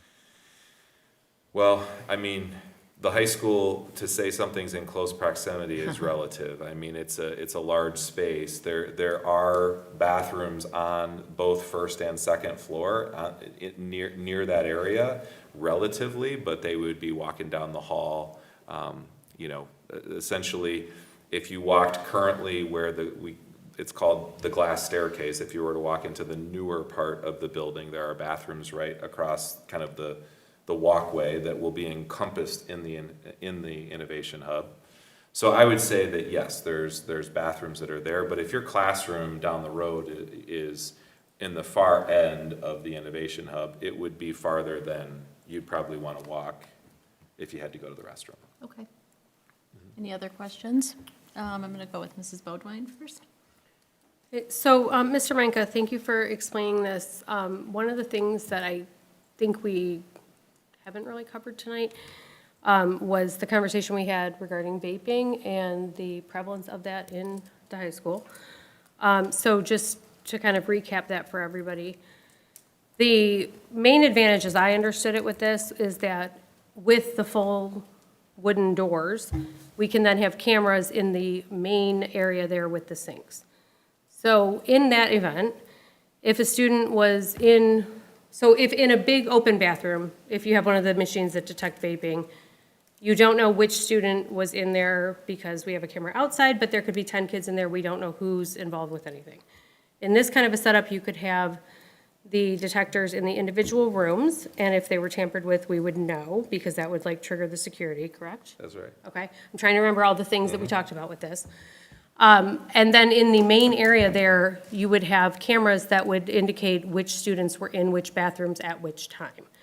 So in an event that a student went in there and maybe wrote a threat on a wall, we would know which student was in there. And I believe you said that those detectors would also indicate if there were multiple students in a particular unit too, correct? Yeah, so Mr. Heisman has said that there's a lot of our cameras at the high school that are newer that we're installing, which these obviously would be, do have AI technology that can detect, if there were multiple people or something like that. Okay, so Yeah. for my understanding of this, and I do understand also the concerns around it and privacy thing, I asked a few high school kids that I know, and they mainly, weirdly, at least I thought it was weird, the only concern that people had that I spoke with was that they didn't like that you could see into where the sinks were from the atrium, which I thought that didn't feel like it needed to be very private, but that was a concern, so we could look at that as people are designing this. But I think that if we look into this concept, I like it, but I would want to evaluate things like if we could have, I mentioned this to you over text, but that maybe we could have a toilet seat that automatically went up, and maybe it has a button so it goes down. So nobody has to be moving toilet seats or some of those things. I do think there's ways that we can overcome some of the concerns if we dig into it, but I do, for security reasons, think this seems like a really interesting idea to me. Thank you, Mrs. Bodwine. Mr. Mishner? Two additional questions. Besides the common hand wash station, the sink, is there anything else that sets us apart from other restroom facilities in retail, very common mass market retail areas like Starbucks or Barnes and Nobles where they have single-person restrooms? Is there anything else unique besides the communal hand washing station? No, the difficulty when you move to a unisex type of bathroom, which is, if you see, the one on the very top left, which is an ADA toilet room, you can put a full sink in there. The problem, not the problem, but the challenge with that is just quite frankly real estate, right? It takes up a lot more room to get the toilet count that you want for the facility of that size. So this allows you to be much more efficient by having smaller, more contained, I mean, there's still individual block wall rooms, but you don't have to have them nearly as large because you have to have the plumbing for the sink and those other types of components. Right. And my other question is, and I'm glad you pulled up this slide, so judging from this layout and what you previously said, this is just in the Innovation Hub, so there are the traditional restroom facilities throughout the rest of the building. We're not changing the whole building all at once. Right, So- and we don't necessarily know that, I think this would allow us to be able to see if this concept is appreciated by the staff. I mean, the staff will be able to tell you if there's if students prefer it, or if the students will tell you that as well, but it's also important to think about, how much time are kids spending outside of class going to the bathroom? Like, can we cut down on some of those things? I don't think we would ever want to do something like this and just say, let's go mass scale. I think you'd want to try it out in small doses. So this gives you the opportunity to try something on a more small scale. And then if it has some success, then you could make further decisions down the road about other parts of the high school facility. And then I was going to add to that, it seems like it's smartly designed in the sense that if we find that this was a valiant attempt but ultimately not well received or had other problems that were unforeseen, you only have two entrances. One already has a door on it. The other one could easily be doored off. Yep. And you could keep the big doors the way they are, or you could switch them to the more traditional aluminum doors for pretty low cost, I'm guessing, and make it a unisex restroom because you have two of these, correct? Yep. So it could be a traditional, sorry, not unisex, I meant, you could have one for boys and one for girls as a reversion plan or fallback, if you will, without too much additional investment. So to that point, and even this, I'm not a big fan of stalls personally. They have other weaknesses, so even if you did have to go to that, I would say this is still would be a better restroom facility, even if we did have to revert it to the traditional gendered restrooms. So my opinion is this seems like a pretty low risk to try something fairly innovative. Thank you, Mr. Mishner. Mr. Mena, do you have any questions? That was pretty much what I was going to ask. I'm still a little uneasy about this, but my question was what the fallback plan was if this thing just kind of fell apart, right? And then what the extra cost would be, you think, to revert back to placing this in as a normal bathroom. I don't know how this is going to work. It would have been great if we would have had a couple people who would have came up and commented about this. It would have been nice to have some additional feedback. But, if there is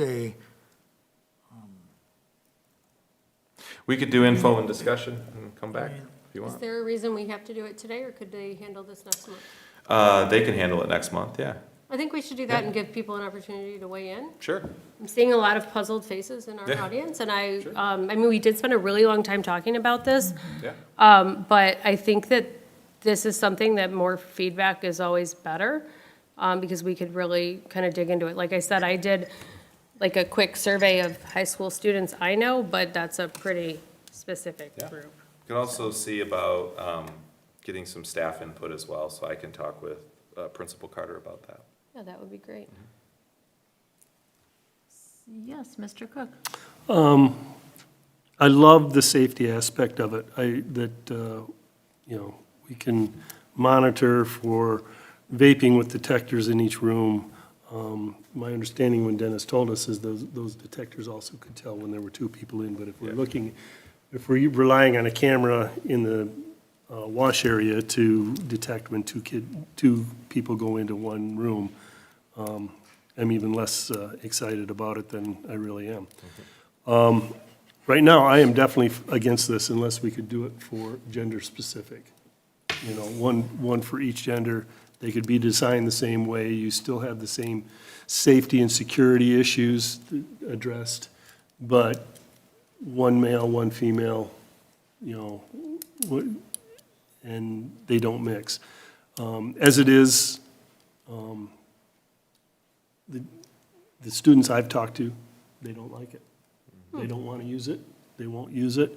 The way things are going with kids, nobody takes a shower after their athletic events or after PE because they want their privacy. This takes half their privacy away from them. They only have it at a certain time. I definitely would not want to go into these after either one of my boys used it. Okay? Mr. Cook. And I'm not a girl, you know, so. It's a good thing. But, you know, so I'm adamantly against this right now until we can find a way that we can do gender specific and, you know, we can make sure that it's sanitary for at least 75% of kids.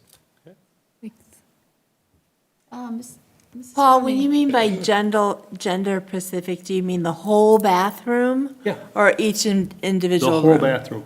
There Okay. should be one of these for males, one of these for females. Okay, and then there's supposed to be one upstairs, right? Yes, Yeah, these they're are stacked. There's one on the second floor and one on the first floor. Yeah. And then are there stairs by this? Yes. So you could feasibly do a female and then a male, and then, I mean, yeah, they'd have to run up and down the stairs if they were on a different level, if during class they had to go to the bathroom. But I do like the security of this. My, parents had a portable toilet company, so I guess I look at bathrooms a little different. So I don't think it would work well to have them on top of each other, because if you have students that need to access an elevator to get to the restroom, they would have to go like clear across the building. And Yeah, that but- would be really problematic. But there's bathrooms close to there. I would The have to look at the elevator. whole floor plan on it to see, but I think that would be, I would be concerned about ADA compliance with that if we're putting restrooms Yeah. above stairs. So unless there's an elevator here, is there an elevator in this thing? Can you get me an elevator, Ben? That's coming Okay. when we get to the next part. in You the put an central elevator part of by the it, that would building. work. If there's no elevator by it, we can't do that. Okay. So that's good. We can come back and. So a discuss. couple of questions. As you say that they're fine if we wait one more month to have approval of this. It won't alter the moving forward from the design team lens, correct? They'll make some adjustments to their schedule related to this component, but they still can do steel and structure and earthwork. Yeah, they've got a long way to go. This is very, very early by design, because we want to get, the information, and if this is something we want to do different or not do, then we have time to make those adjustments. Right. Yeah. And then from a logistical standpoint, because we have a motion on the table, I'm I asking- can rescind my motion. Okay. I'm willing to do that. Before I do, one more question to Trustee Secretary Cook. Just so I understand, is there anything inherently that you don't like about the design? Like, for example, if you just put a label on it for use by boys or use by girls only, is there anything else besides signage that you would want to see physically changed on this, or elsewise it makes sense for you? Like I said, I love the security aspect of it. Being able to monitor, the majority of it is great. Having the doors coming out so the students cannot barricade themselves in it. Having access through a master key in case there is a student that, ended up going in and nobody heard from them for an hour.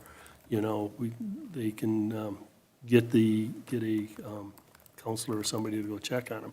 I love that aspect of it. I love the openness of it.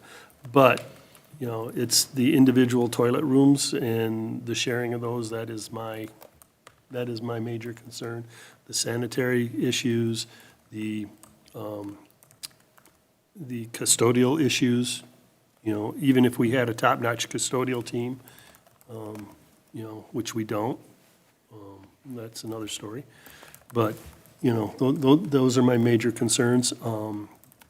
I don't see, you know, it, unless they're separate gender ones, I just won't. So that's the difference. I apologize, I just wanted to know. So the concept, I guess the question is the concept itself, the design itself isn't the problem. It's how we assign it? It's how we assign it. Okay. I think, yeah. Fair. All Thank you right, for so- explaining. So I rescind my motion. Thank you. We will move this for further discussion at the next board meeting.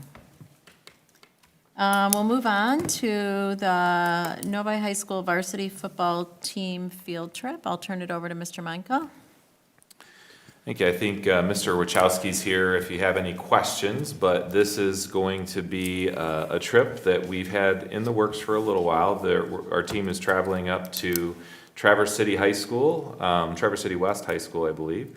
And that is going to be for our student athletes to stay. They're actually going to be doing a whole trip where they go to Northwood University. They have a practice. They have some other things that are going there. And I said TC West, I meant TC Central, sorry.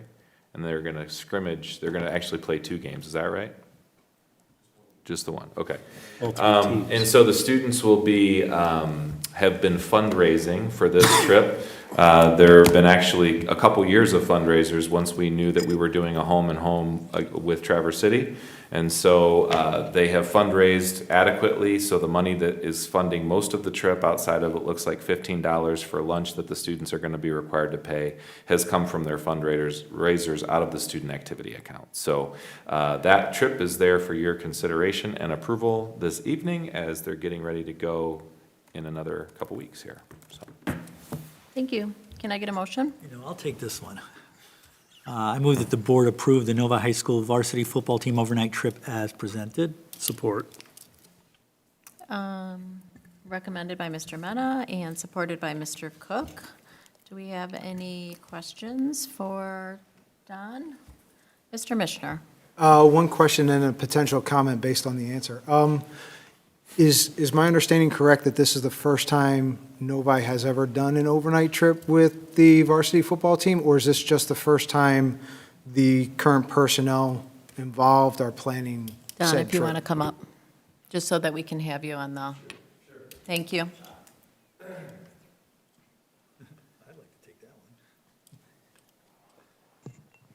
Thanks. I can't necessarily speak to the history of Novi football in regards to if they've ever taken an overnight trip. So this will be the first overnight trip for our football program since I've been the athletic director. Okay, thank you.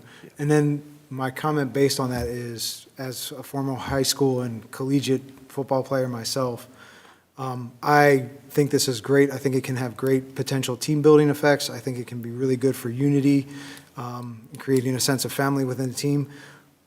With a but, looking at the Athletic Code of Conduct, Section 13A, hazing, bullying, and intimidation policy, I would be paying very close attention to any reports coming out of this trip of anything closely resembling hazing, bullying, or intimidation. And I would just strongly caution the staff to be very vigilant and to make this a very positive experience for all of the athletes traveling, and to make sure that none of that, occurs in this overnight trip, because I want it to be something positive and team building for the kids, and not something that, has potential negative ramifications. So just a word of caution. I'm sure something you already considered, but I just wanted to emphasize it here. Yeah, that's 100% our goal. Of course, for any overnight trip we take, but also just our daily interactions. We speak very frequently at every single preseason coaches meeting in regards to the proper treatment of teammates, the proper treatment and supervision. In fact, we highlighted that purposely in our athletic code of conduct for that reason. So I'm confident that our supervisors, our coaches, they're going to keep an eye out for that. Thank you. Not to mention our student athletes taking ownership of their behavior themselves. But thank you for saying that. Thank you. Mrs. Kleber? I just have one quick question. How many students are attending this? I didn't see it on the form. I Well, missed it. we're still going through the process. We just had our first week of official football this week, so. Like ballpark? Ballpark, we're probably looking at about 45 athletes on the varsity roster. I believe we're going to have anywhere from 8 to 10 coaches minimally that are traveling as well. And we do have our freshmen and our JV football team that is going the same day as well, but they're going directly up and down. And then we do have our cheer program that's going to be doing the same thing, that's just an up and down trip that day as well. And then the non-staff chaperones, who would they be, and are they staying overnight? We don't currently. There's 5 listed on here, I just double checking. Non-staff chaperones? There's 5 non-staff chaperones and 5 NCSD chaperones. I believe that probably is referencing a non-staff, meaning like a non-teacher, so they're probably our edge staff coaches.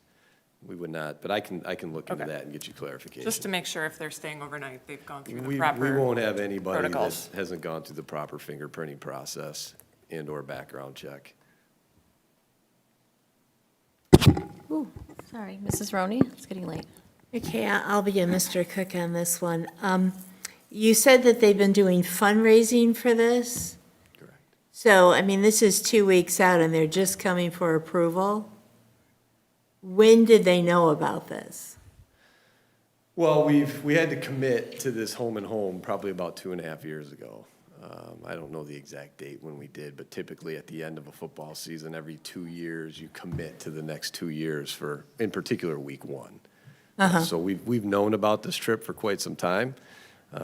Do apologize that we didn't have it to you. We did go through a coaching change recently, and so there was a little bit of reason for that. Okay. Yeah, but we have been aware of the trip for quite some time, and they have been prepping and planning to make this happen. Thank you. Yeah. Thank you, Mrs. Roney. Any other questions or comments? Mr. Cook? Yeah, thanks, Donna. And thanks for addressing my question this morning. I asked about sideline cheer, if they were staying overnight or not, just so everybody knows. And he addressed that, saying on Friday, they will be driving up, cheering at each individual game, coming back Friday night. Correct. So the varsity cheer is going to get back early in the morning. But I tell you, the team has looked forward to this, and it's been quite an ordeal to get set up, I know that. Coach P is really working on turning the team into a family this year, and I think this is going to be a good step towards that. So, thank you. Thank you, Mr. Cook. Mrs. Beautwine? Could you explain a little further about the cost? Because I want to make sure I understand, given the conversations that we've had today. I think what I'm hearing is that this has been something the students have done fundraising for, and that the cost of this trip is not coming out of district funds, but the student recreation fund, I don't know what that's called. Correct. Student activity account. There you go. Thank you, Mr. No Wachowski. problem, no problem. Yes, that is correct. So is that, all of that money is coming from that, not district funds That's that we correct. could be using to pay our teachers who That's work here correct. today? Okay, thank you. Yeah. The one potential discussion is just the idea that we would transport them through NCSD busing Okay. there and back. So right now, they have paid and they will be paying for a charter bus. So there would be the potential conversation that whatever it would have cost us as a district to drive them, we may consider that as like a reimbursement to the SA fund. But I don't see us needing to go in that direction because we've had the plan to fundraise for this particular trip and have the charter bus. Okay, and approximately what does that busing cost? Do you have an idea? I believe that was provided off the top of my head. I think it was about $6,000 or $7,000. The trip Okay. loosely was about $15,000 total when you consider hotel accommodations, charter costs, entertainment, because they're getting together to go to like a night out, kind of a team bonding thing, at like an arcade type place. Okay. So all those factors considered.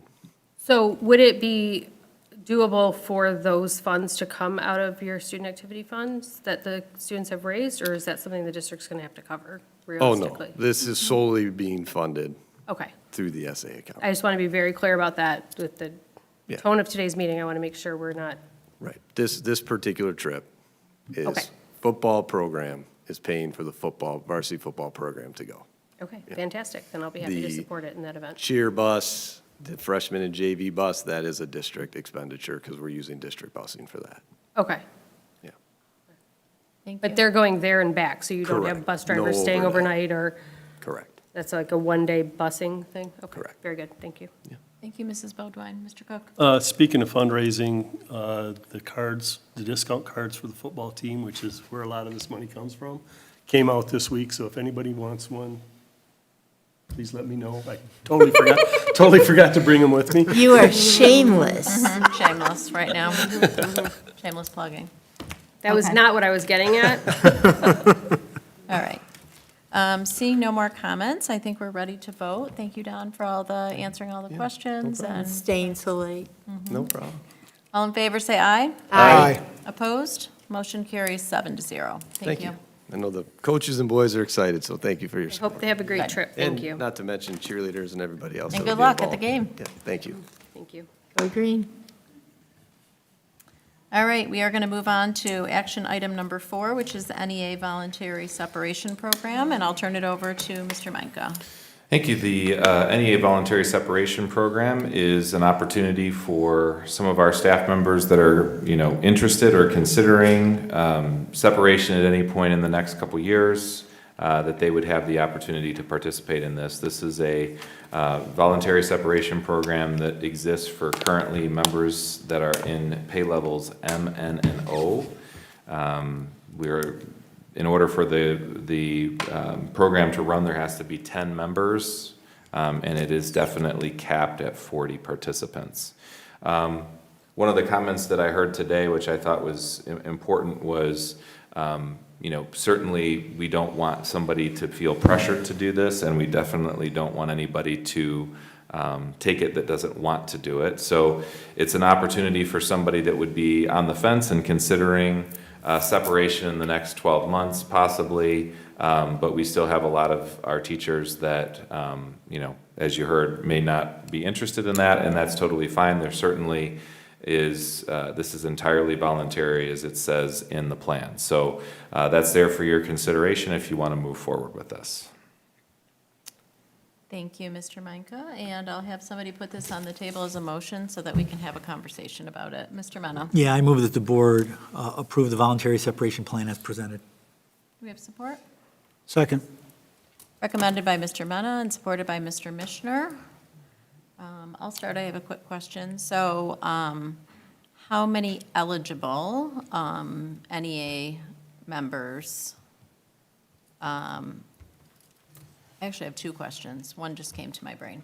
But the first one is, how many eligible NEA members, or how many people would be eligible for this? So that would be the people that are on pay levels M, N, and O, so I'll let Dr. Carino kind of take a shot at that one. Yes, we have 117 eligible NEA members. That fall into these categories? M, N, and O, yes. Okay. And then my second question is, would a staff member, and I'm just really curious because I'm ignorant on this point, would a staff member who is not a member of the NEA, because that is an option, correct? Or does every staff member have to be? Do you mean teachers? Yeah. Okay. When you said staff member, I was thinking of No, like no, our no, I meant paras or like- teachers, Okay, like. thank you. Part of the NEA, but are there teachers who have chosen to not be in their union, or is You it do not need required? to be a NEA member, you need to be in an NEA role. Got it. Oh, I see. Any, Mrs. Kleber? So that's M, N, and O. Do you know if you were to add an L as an eligibility, how many people that encompasses? Yes, so it would encompass an additional 33 staff members. That's not something that you would necessarily have to do immediately as well. You could also amend the resolution to include a provision that if we didn't have a certain number by a certain date and time from the participants who are eligible at M, N, and O, and then you could amend the language to then extend the opportunity to those on L, if you chose. Yes, I Mrs. have another, thank you for those numbers. I just have another question.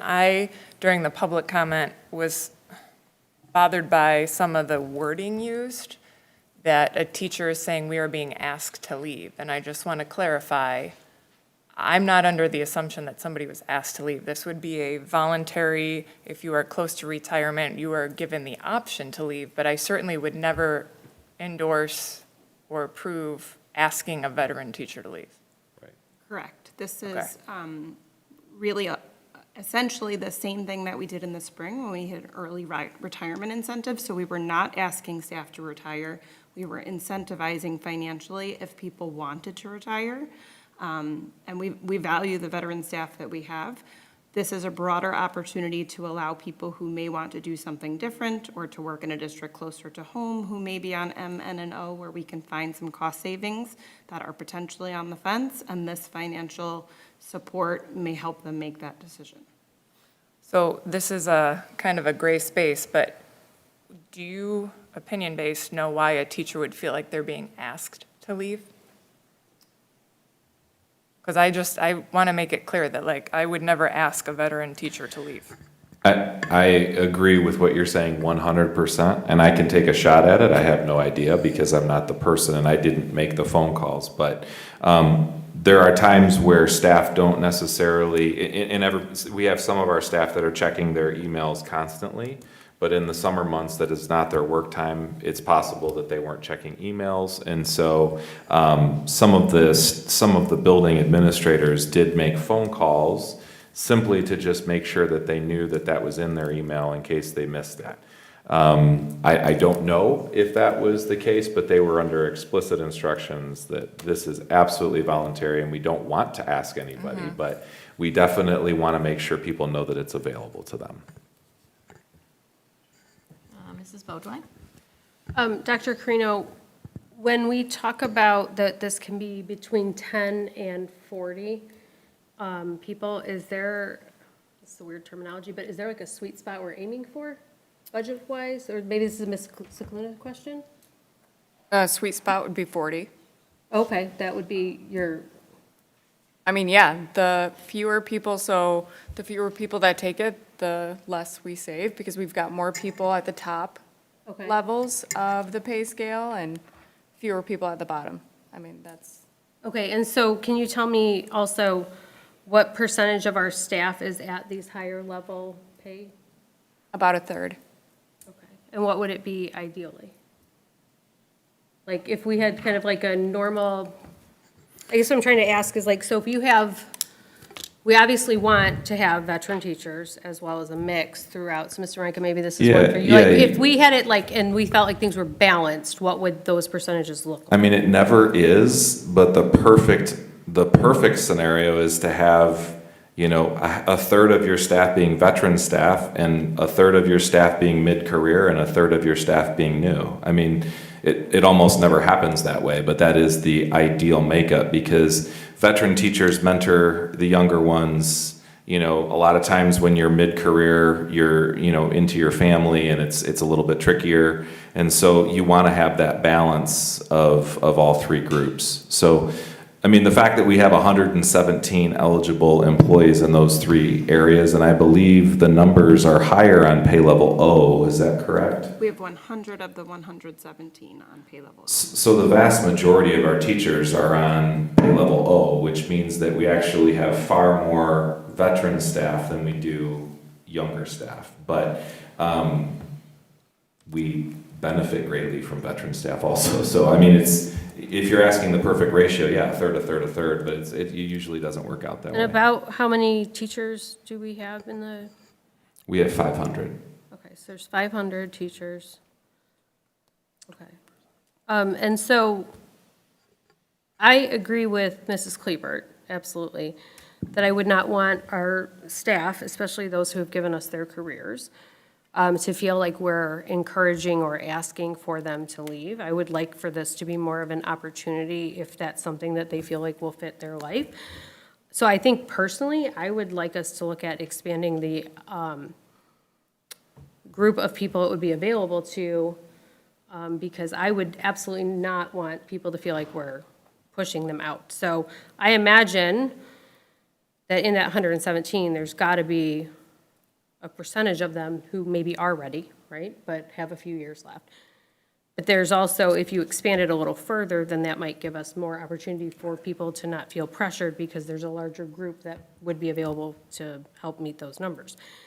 I would think it would make sense, though, perhaps to give our more veteran staff priority, and maybe we could look at something where, like, you know, for a week or so, those people could have access to, I don't know, first opportunities with that, and then we could expand to other groups, maybe as that time goes, because I do think financially this makes sense, but I don't want people to feel like we're asking for them to leave. So would that be something we could do then? We could do that on a staggered scale, like I had said before. Waiting 1 full week, I think that if people are going to participate, they're most likely going to participate over the next few days. So I Okay, think well, maybe a just like week's the an arbitrary amount of ERI, time. we had the majority of our participants enrolled in the ERI within about 24 hours. So I envision this time tomorrow evening, we will have a very good understanding of how many people will take advantage of the VSP, especially because they have a 7-day ability to rescind their submission. So I feel like a fair estimate is Monday morning, where we would potentially really have a solid understanding of who's going to utilize the VSP. And maybe perhaps that would be when you wanted to suggest an extension to that.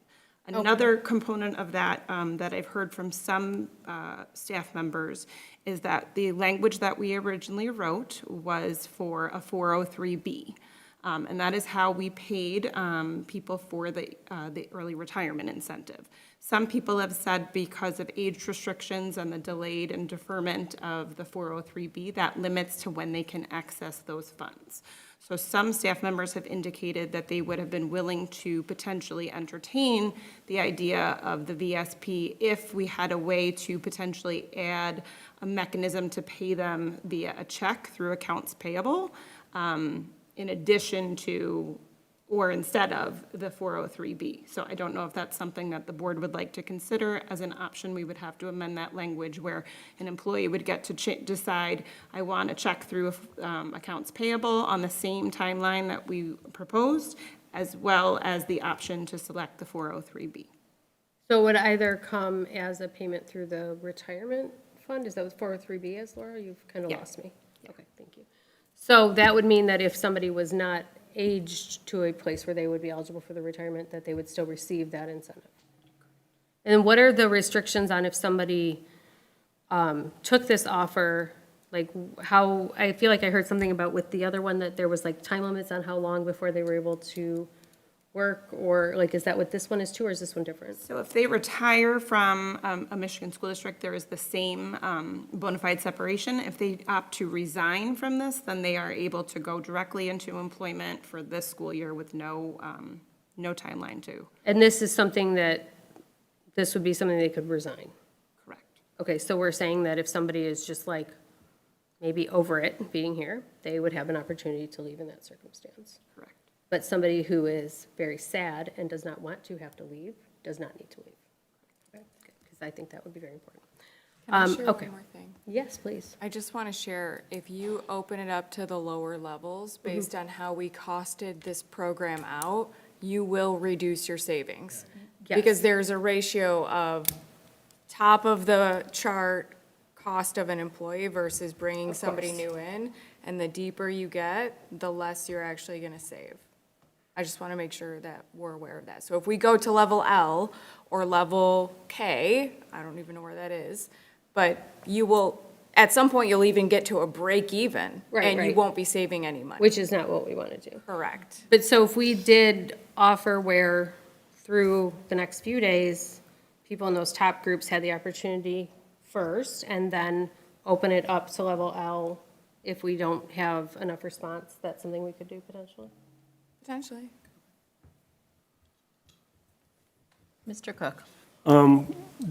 Dr. Carino, could you explain the timing of everything here? When we're going to offer it, when the offer closes, when the last day of work would be for anybody who accepted it? And if they change their mind, how long that would be?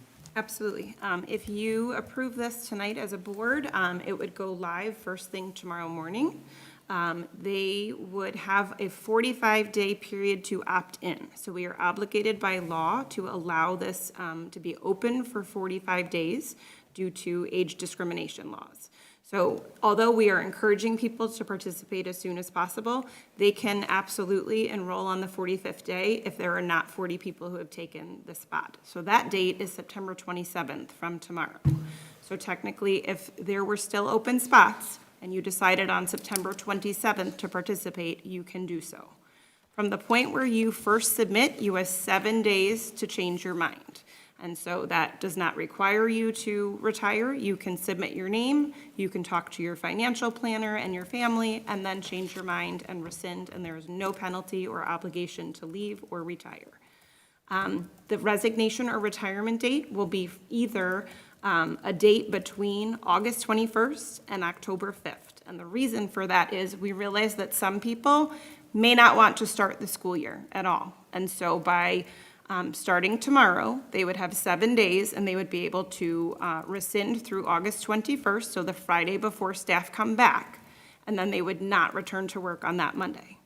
We also understand that there are some people who need a little bit of an exit ramp to figure things out and get their finances in order and clean out a classroom and just be able to kind of leave on their own terms, and so they may want to stay until October 5th. They also may be able to pick a date anytime between those two. And so we really want to be able to give staff some choice because we understand that this is a very, very fast turnaround. What that means, though, is that because of the displacements of some of the positions that we've talked about with you, we need spots for those people to go into. And so if you are taking the VSP but are not going to retire or resign until September 30th, we likely are not going to put you into a classroom. So if you are a first grade teacher, I'm not going to make you be the first grade teacher and have students get used to you, and then all of a sudden, September 30th, you go away. That would be unfair for students, and that would be unfair for that staff member. So we would use a process in which we place the displaced staff members where their role has been reduced or eliminated and place them into the open spot created by the VSP. And so they would then have a consistent staff member with their class for the entire year, and we would utilize the person on the VSP until their last day of employment in a different capacity. That may be supporting students in small group, it may be serving as a building sub, and so that would further reduce costs because we wouldn't need guest teachers for a little bit. We would use our current existing staff that know kids in our buildings, and so we want to be able to give a little bit of autonomy to people in a situation where they haven't had a lot of control. And so this is something that they can control. They get to determine the date that works for them, whether that is before school or during. But absolute latest is October 5th. October 5th. Thank you very much. Mr. Mishner? Yes, so two things. First, I wanted to take this opportunity, since there really is no other opportunity in our meeting forum, to apologize to the staff and community members that were here for public comment in the portion that I was not present for. It had absolutely nothing to do with your comments, your feedback, which I appreciate all of. It had everything to do with personal commitments and shuttling a child of mine from practice that was over back home so that they could be home. And that was going to happen regardless of what was going on in the meeting at the time. So my sincere apologies for that. I want to let everybody know that I will be watching the public comment once the video is posted so that I do get everybody's feedback, because that is absolutely important. For those individuals that were brave enough to talk, I want to hear what they have to say. That said, I also want to be very transparent in my thoughts regarding this process. I come from an auto industry, and I've been in the auto industry pre-recession. So I was in there 2005, 6, 7, 8, when it was hard, and you watched coworkers be walked out the door at a minute notice, box your stuff, you're gone. large groups of people just leaving and not knowing yourself if it was going to be your day or not. So from that perspective, the way I view the voluntary separation package is absolutely, if this is a good choice for you, then I hope this is a good opportunity for you to make other decisions and whatever works best for you, your family, and your life. If it is not a good decision for you, absolutely do not take it. I like this package because it gives choice, and if it's a good choice for you and your family and those close to you, I'm glad that we're able to offer something like this and give you that option. And if it is not a good choice for you and you don't want to do it, or even you really love your job, we want you to stay. Please do not leave. Please do not feel like, at least for me personally, I would not be approving this as a way to get rid of people. The way I view this is, if the board passes it, me personally, I view this as giving those people that need it a way to change what they're doing career-wise or life-wise or whatever, is a way to give them that opportunity to do so. And for those people that love what they do, please, please stay. I've been through a lot of voluntary separation packages as well in my company, and I love what I do, and I would never take them because I love what I do. So if that is you, please do not go. Please stay. Please continue to teach our children. My child is a child in this district. We want you here if you want to be here. So it doesn't necessarily change the technicals that we've gone through for this package, but I think maybe it might be helpful if you at least understand where my mindset is and where I'm coming at this from, because the teaching staff is the important part of this whole district. Without teachers, nothing else really matters. So if this is what you want to do and you want to be here, please, please stay. Mrs. Kleber? I have another question on timing, because I think the timing of this kind of stinks.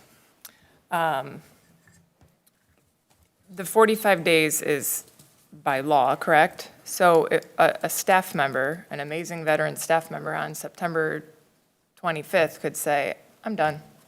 And then we're left to fill that vacancy with a new hire? So it depends how many people take the VSP. So if we have enough people that take the VSP, then we would not need to lay any staff off. If enough people do not take the VSP and we need to lay people off and another person takes it on September 25th, hopefully we would be able to bring a person back. What if enough people take it, all of our new hires stay in place, and on September 25th, a veteran teacher leaves, and now they have a classroom sitting there. So at that point, we're going out to market to hire somebody new? So we have done some interviews for positions and have held on hiring them. So we do have some candidates for some of our positions. And so we would move very quickly to be able to fill that position.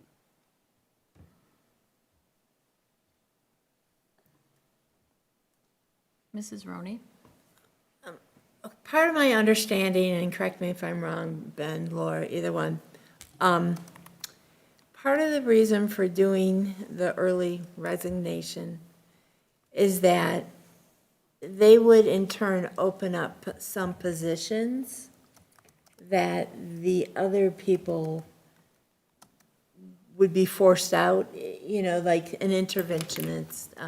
Not all of them are going, but, or, a kindergarten teacher because we have one less classroom or something. Those people would in turn retain their jobs because we now have openings.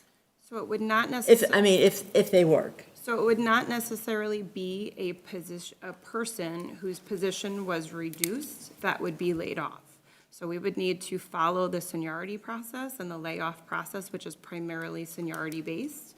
And so that person may bump into another person's role, and then we would look at the seniority list of who could be the first one to be removed from their position that doesn't have that certification. And so we would remove that as part of the layoff process. So it's not necessarily a person whose position was reduced because they would bump into another position. So that would cause another transition.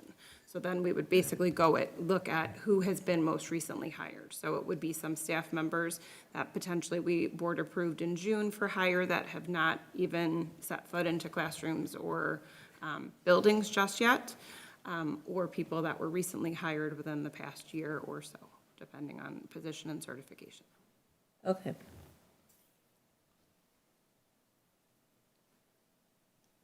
Do we have any other comments or questions?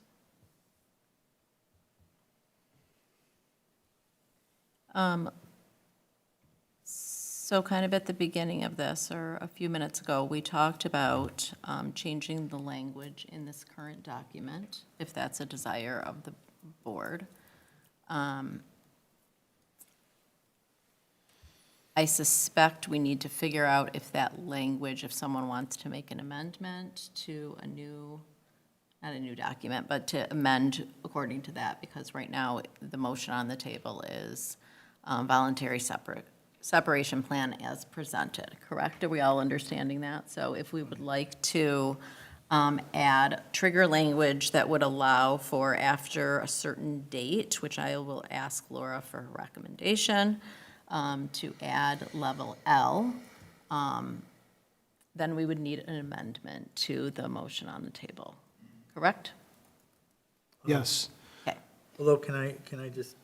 Yes. I just want to clarify, if we decide to do that as a board, I would prefer if we did it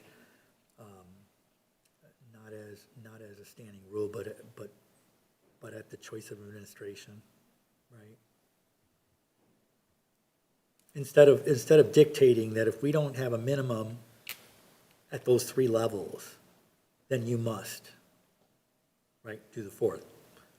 I would rather say, offer the 3 if we're going to make the change, and then you decide, we would give you the authority to add the 4th.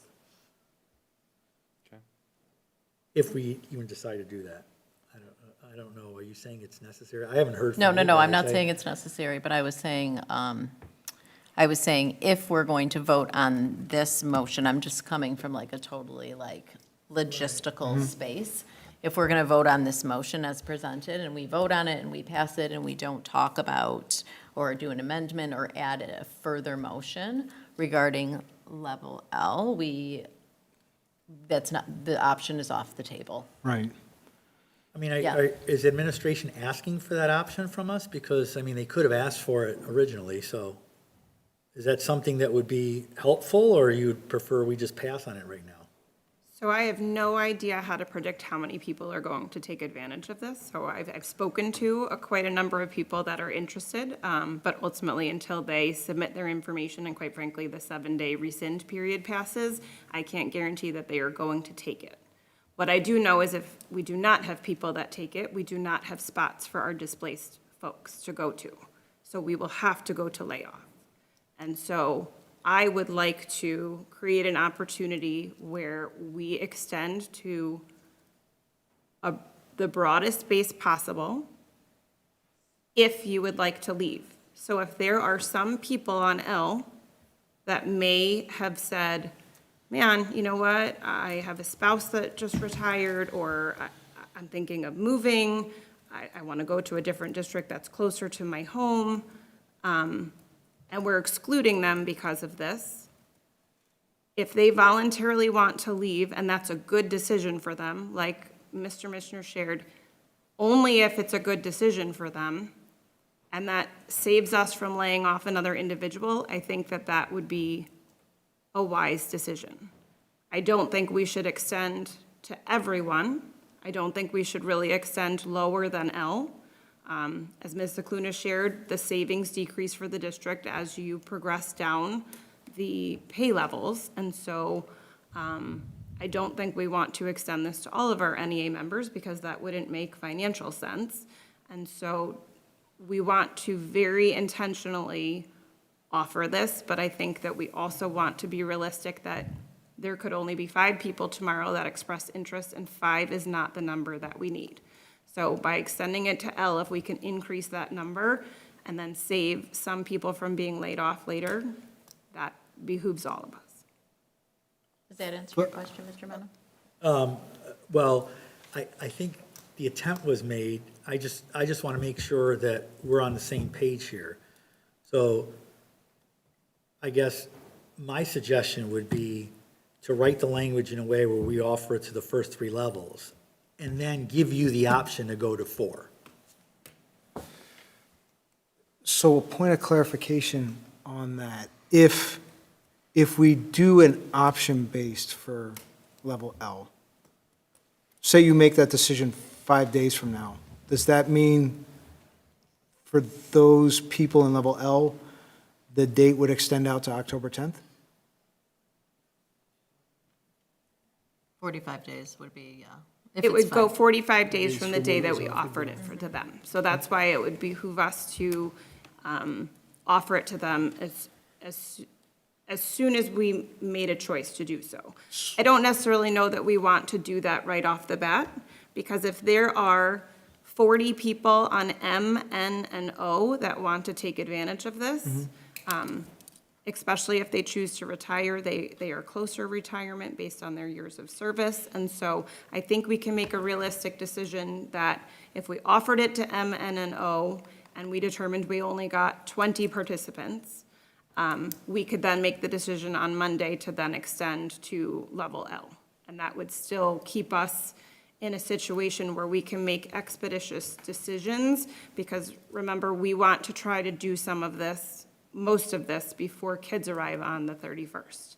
And so if we only offer that on Monday, their 7-day rescind period, if they participate on Monday, would be the 24th.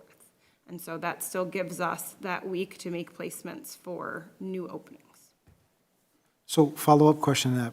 Practically, I noticed that, what page is this?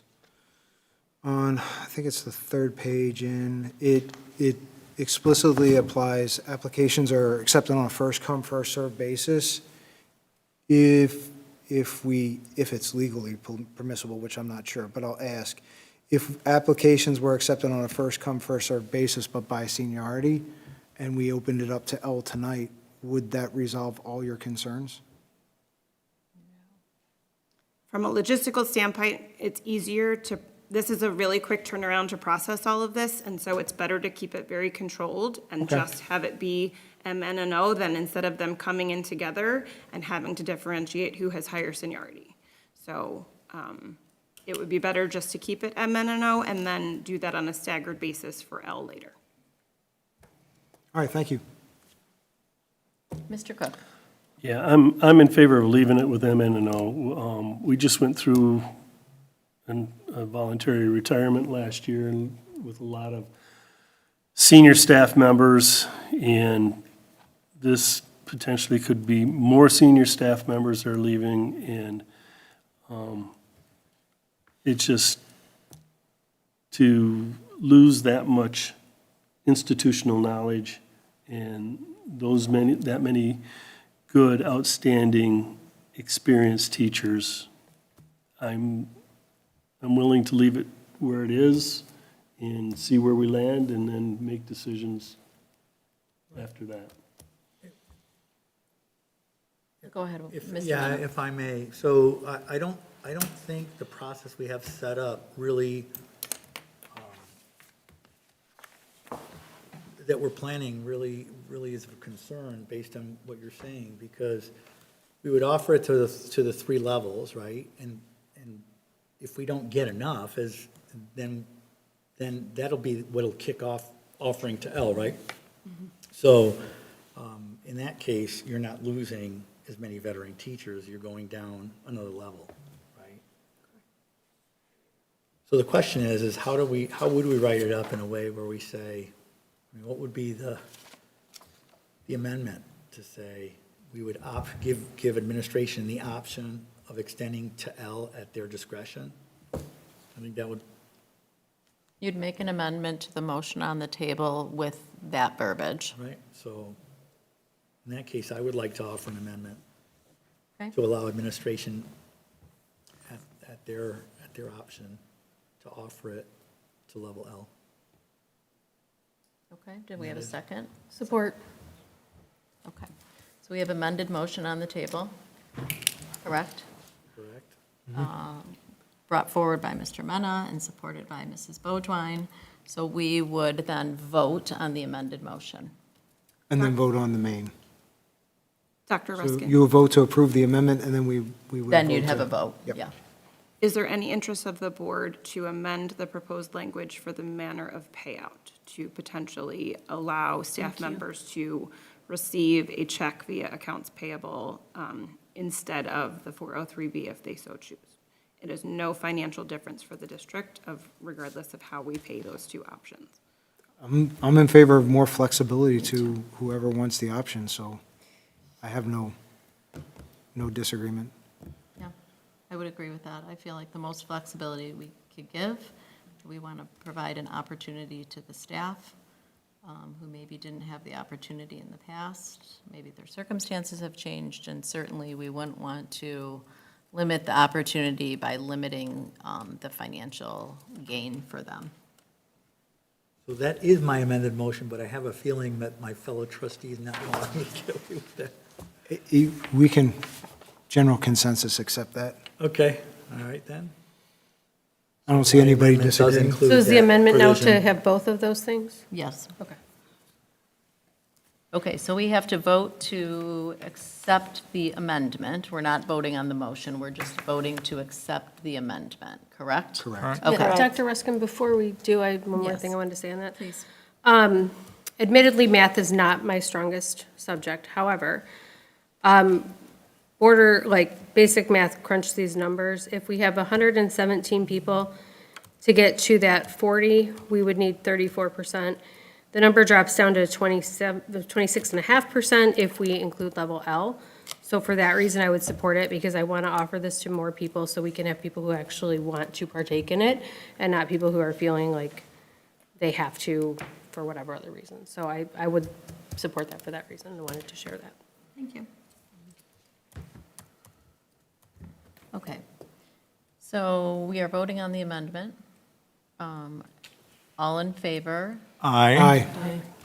All opposed?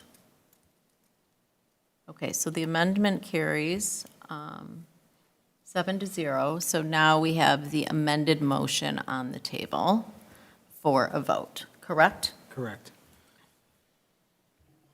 All in favor, say aye. Aye.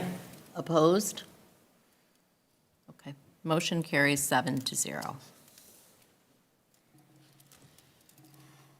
So, Dr. Carino, you will continue working towards offering this opportunity to the staff and keep us abreast. Thank you. Dr. Ruskin, could I Yes. make one more comment? Please. I would like to ask that before there are any layoffs that are being discussed, that is brought back to this board. I feel like that is necessary, that that's transparently discussed, and I think that I don't want those decisions to be made quickly, and I think that if that's the direction we end up having to go, I want that to be a decision that our board is responsible for, because I think that's kind of part of what we need to do as a board, is kind of make sure we're involved with that. So I'd like to be involved if we could, if it comes to that. Thank you, Mrs. Beaudoin. I agree. Okay, we are going to move on to committee reports. The first committee report is Capital Projects Committee of the Whole meeting. Mrs. Roney is the chair. I don't know if you have any additional information you'd like to share. No, I mean, basically, the minutes were in our things we voted on this evening. We did talk about the City of the Novi purchase agreement with, for the pond, the Novi High School restroom. We beat that to death again. And then the current project update, the elementary playgrounds, high school turf and track replacement, wellness center, and, which is the ESB, and the Meadows practice field. And that was it. Thank you.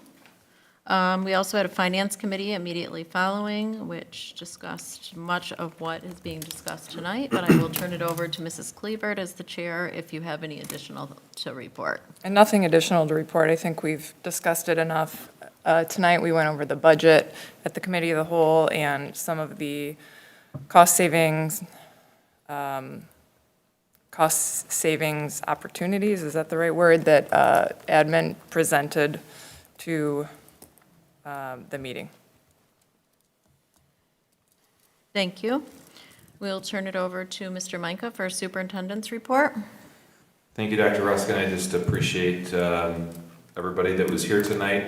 It's always hard to hear some of those things, but I think it's good that we have really active and engaged teachers and community members. So additionally, excited about the start of the school year and all that's coming as the kids excitedly walk through the doors in a few weeks. So thank you for all your support and have a wonderful evening.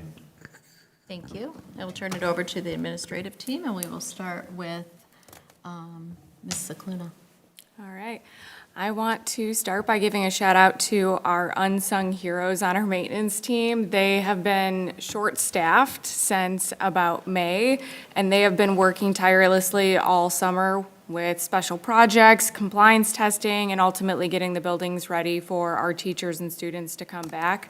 So I just want to thank them, thank Mike Dragoo for leading the team, and actually when he's short-staffed, getting out there and doing the things. He is not above, doing anything else that all the other guys are doing as needed, and I just really appreciate the whole team for that. Our transportation team has also been working hard this summer, so this is Carrie's second summer with us, and she's tenured enough to start diving into bus routes and bus stops and regulatory requirements. And so as school let out in June, her and the front staff started diving into the bus routes to really look at where we can make changes based on parental recommendations that have come in really for the past few years. And we're really excited to report that she's made some really good changes and accommodations that she thinks will meet the needs of parents who really have been communicating for years. So we're excited about that. Bus numbers, routes, and drivers will be available to parents on Power School on August 24th. And then just a reminder for the board, our audit is going to be taking place at the end of September. And a shout out to Steve and our finance team who have already been working on finalizing 25-26 numbers because they want to prepare early for it. That's it. Thank you. Dr. Carino? Thank you. So we are looking forward to welcoming staff and students back. We will be executing the terms of the VSP that you just approved this evening, and then obviously working efficiently and expeditiously to place staff so that they know where their home will be this year. On a positive note, we are excited to welcome Maple, our new therapy dog, at Novi Meadows in the coming months.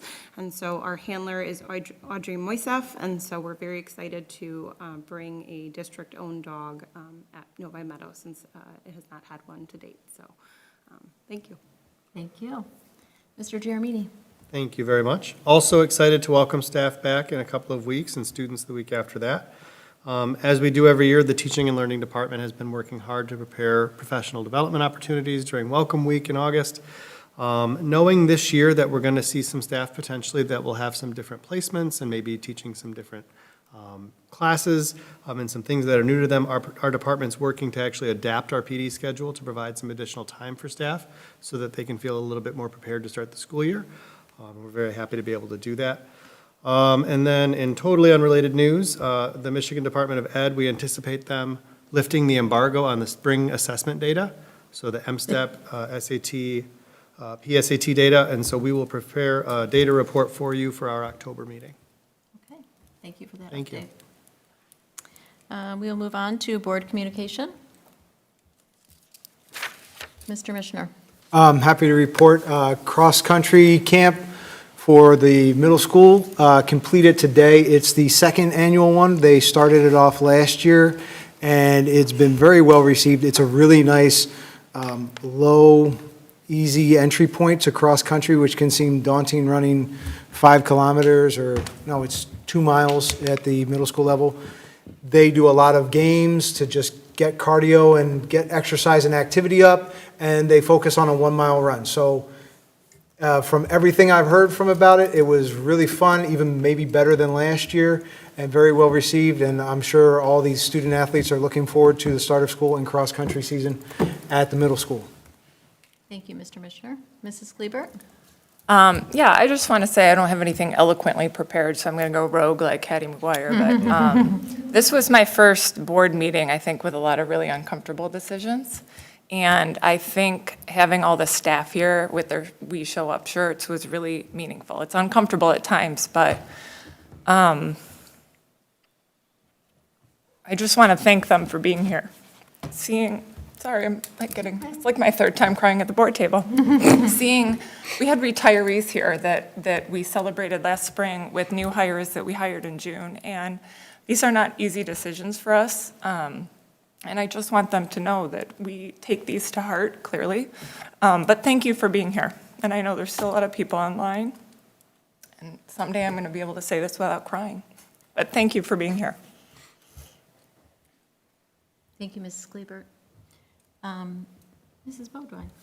I talked plenty earlier, but I do just want to also say thank you to everybody who spoke. I'm a huge advocate for public comment and public participation at this board, and as I stated earlier, I'm happy to, hear from any of our staff at any point about anything going on. I've encouraged that at every opportunity I've had to interact with our staff. Like I ran for office here because I wanted to support our teachers. That is a primary goal for me, and obviously our students as well. Things are not always rainbows and sunshines, even in Novi, but I appreciate the partnership and communication that we got from the NEA today, and hope that we can move forward together and try to make decisions that work the best for everybody.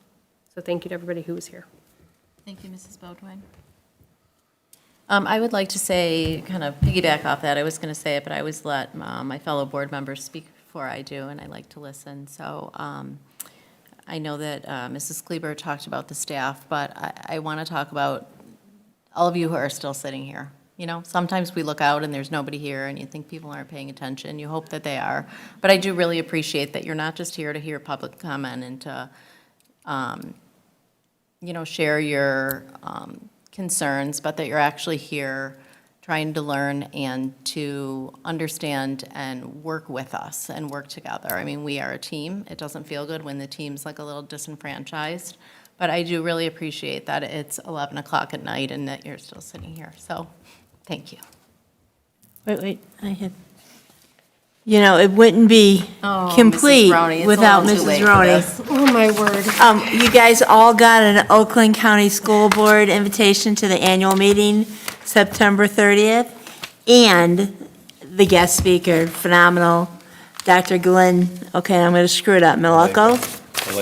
Okay, he's the state superintendent. Yep. Okay, so I expect you all to be there. And then I did give you a GRC update. I think you got it, but just in case. Okay, I'm done now. Thank you. Mr. Cook? I too would like to thank all the teachers for showing up, and community members, students, former students showing up and voicing their opinion on these things. And then the only other thing I want to do is one more shameless plug. If anybody wants a discount card for the football team, help support them making this trip and future endeavors, just let me know and I will get one to you. I rushed out of the house without grabbing them tonight. Wait, how much are they, Paul? $25. Mine paid for itself in the first month just in pizza. So. Thanks. Can we get a motion to adjourn? I move we adjourn. Second. We have a lot going on here. Mr. Cook and Mrs. Roney, all in favor, say aye. Aye. Opposed? Motion carries 7-0. What did these do? Oh, my God. Man, I didn't say anything earlier because Ashley Gladen cried through the whole thing, and I knew I wouldn't be able to.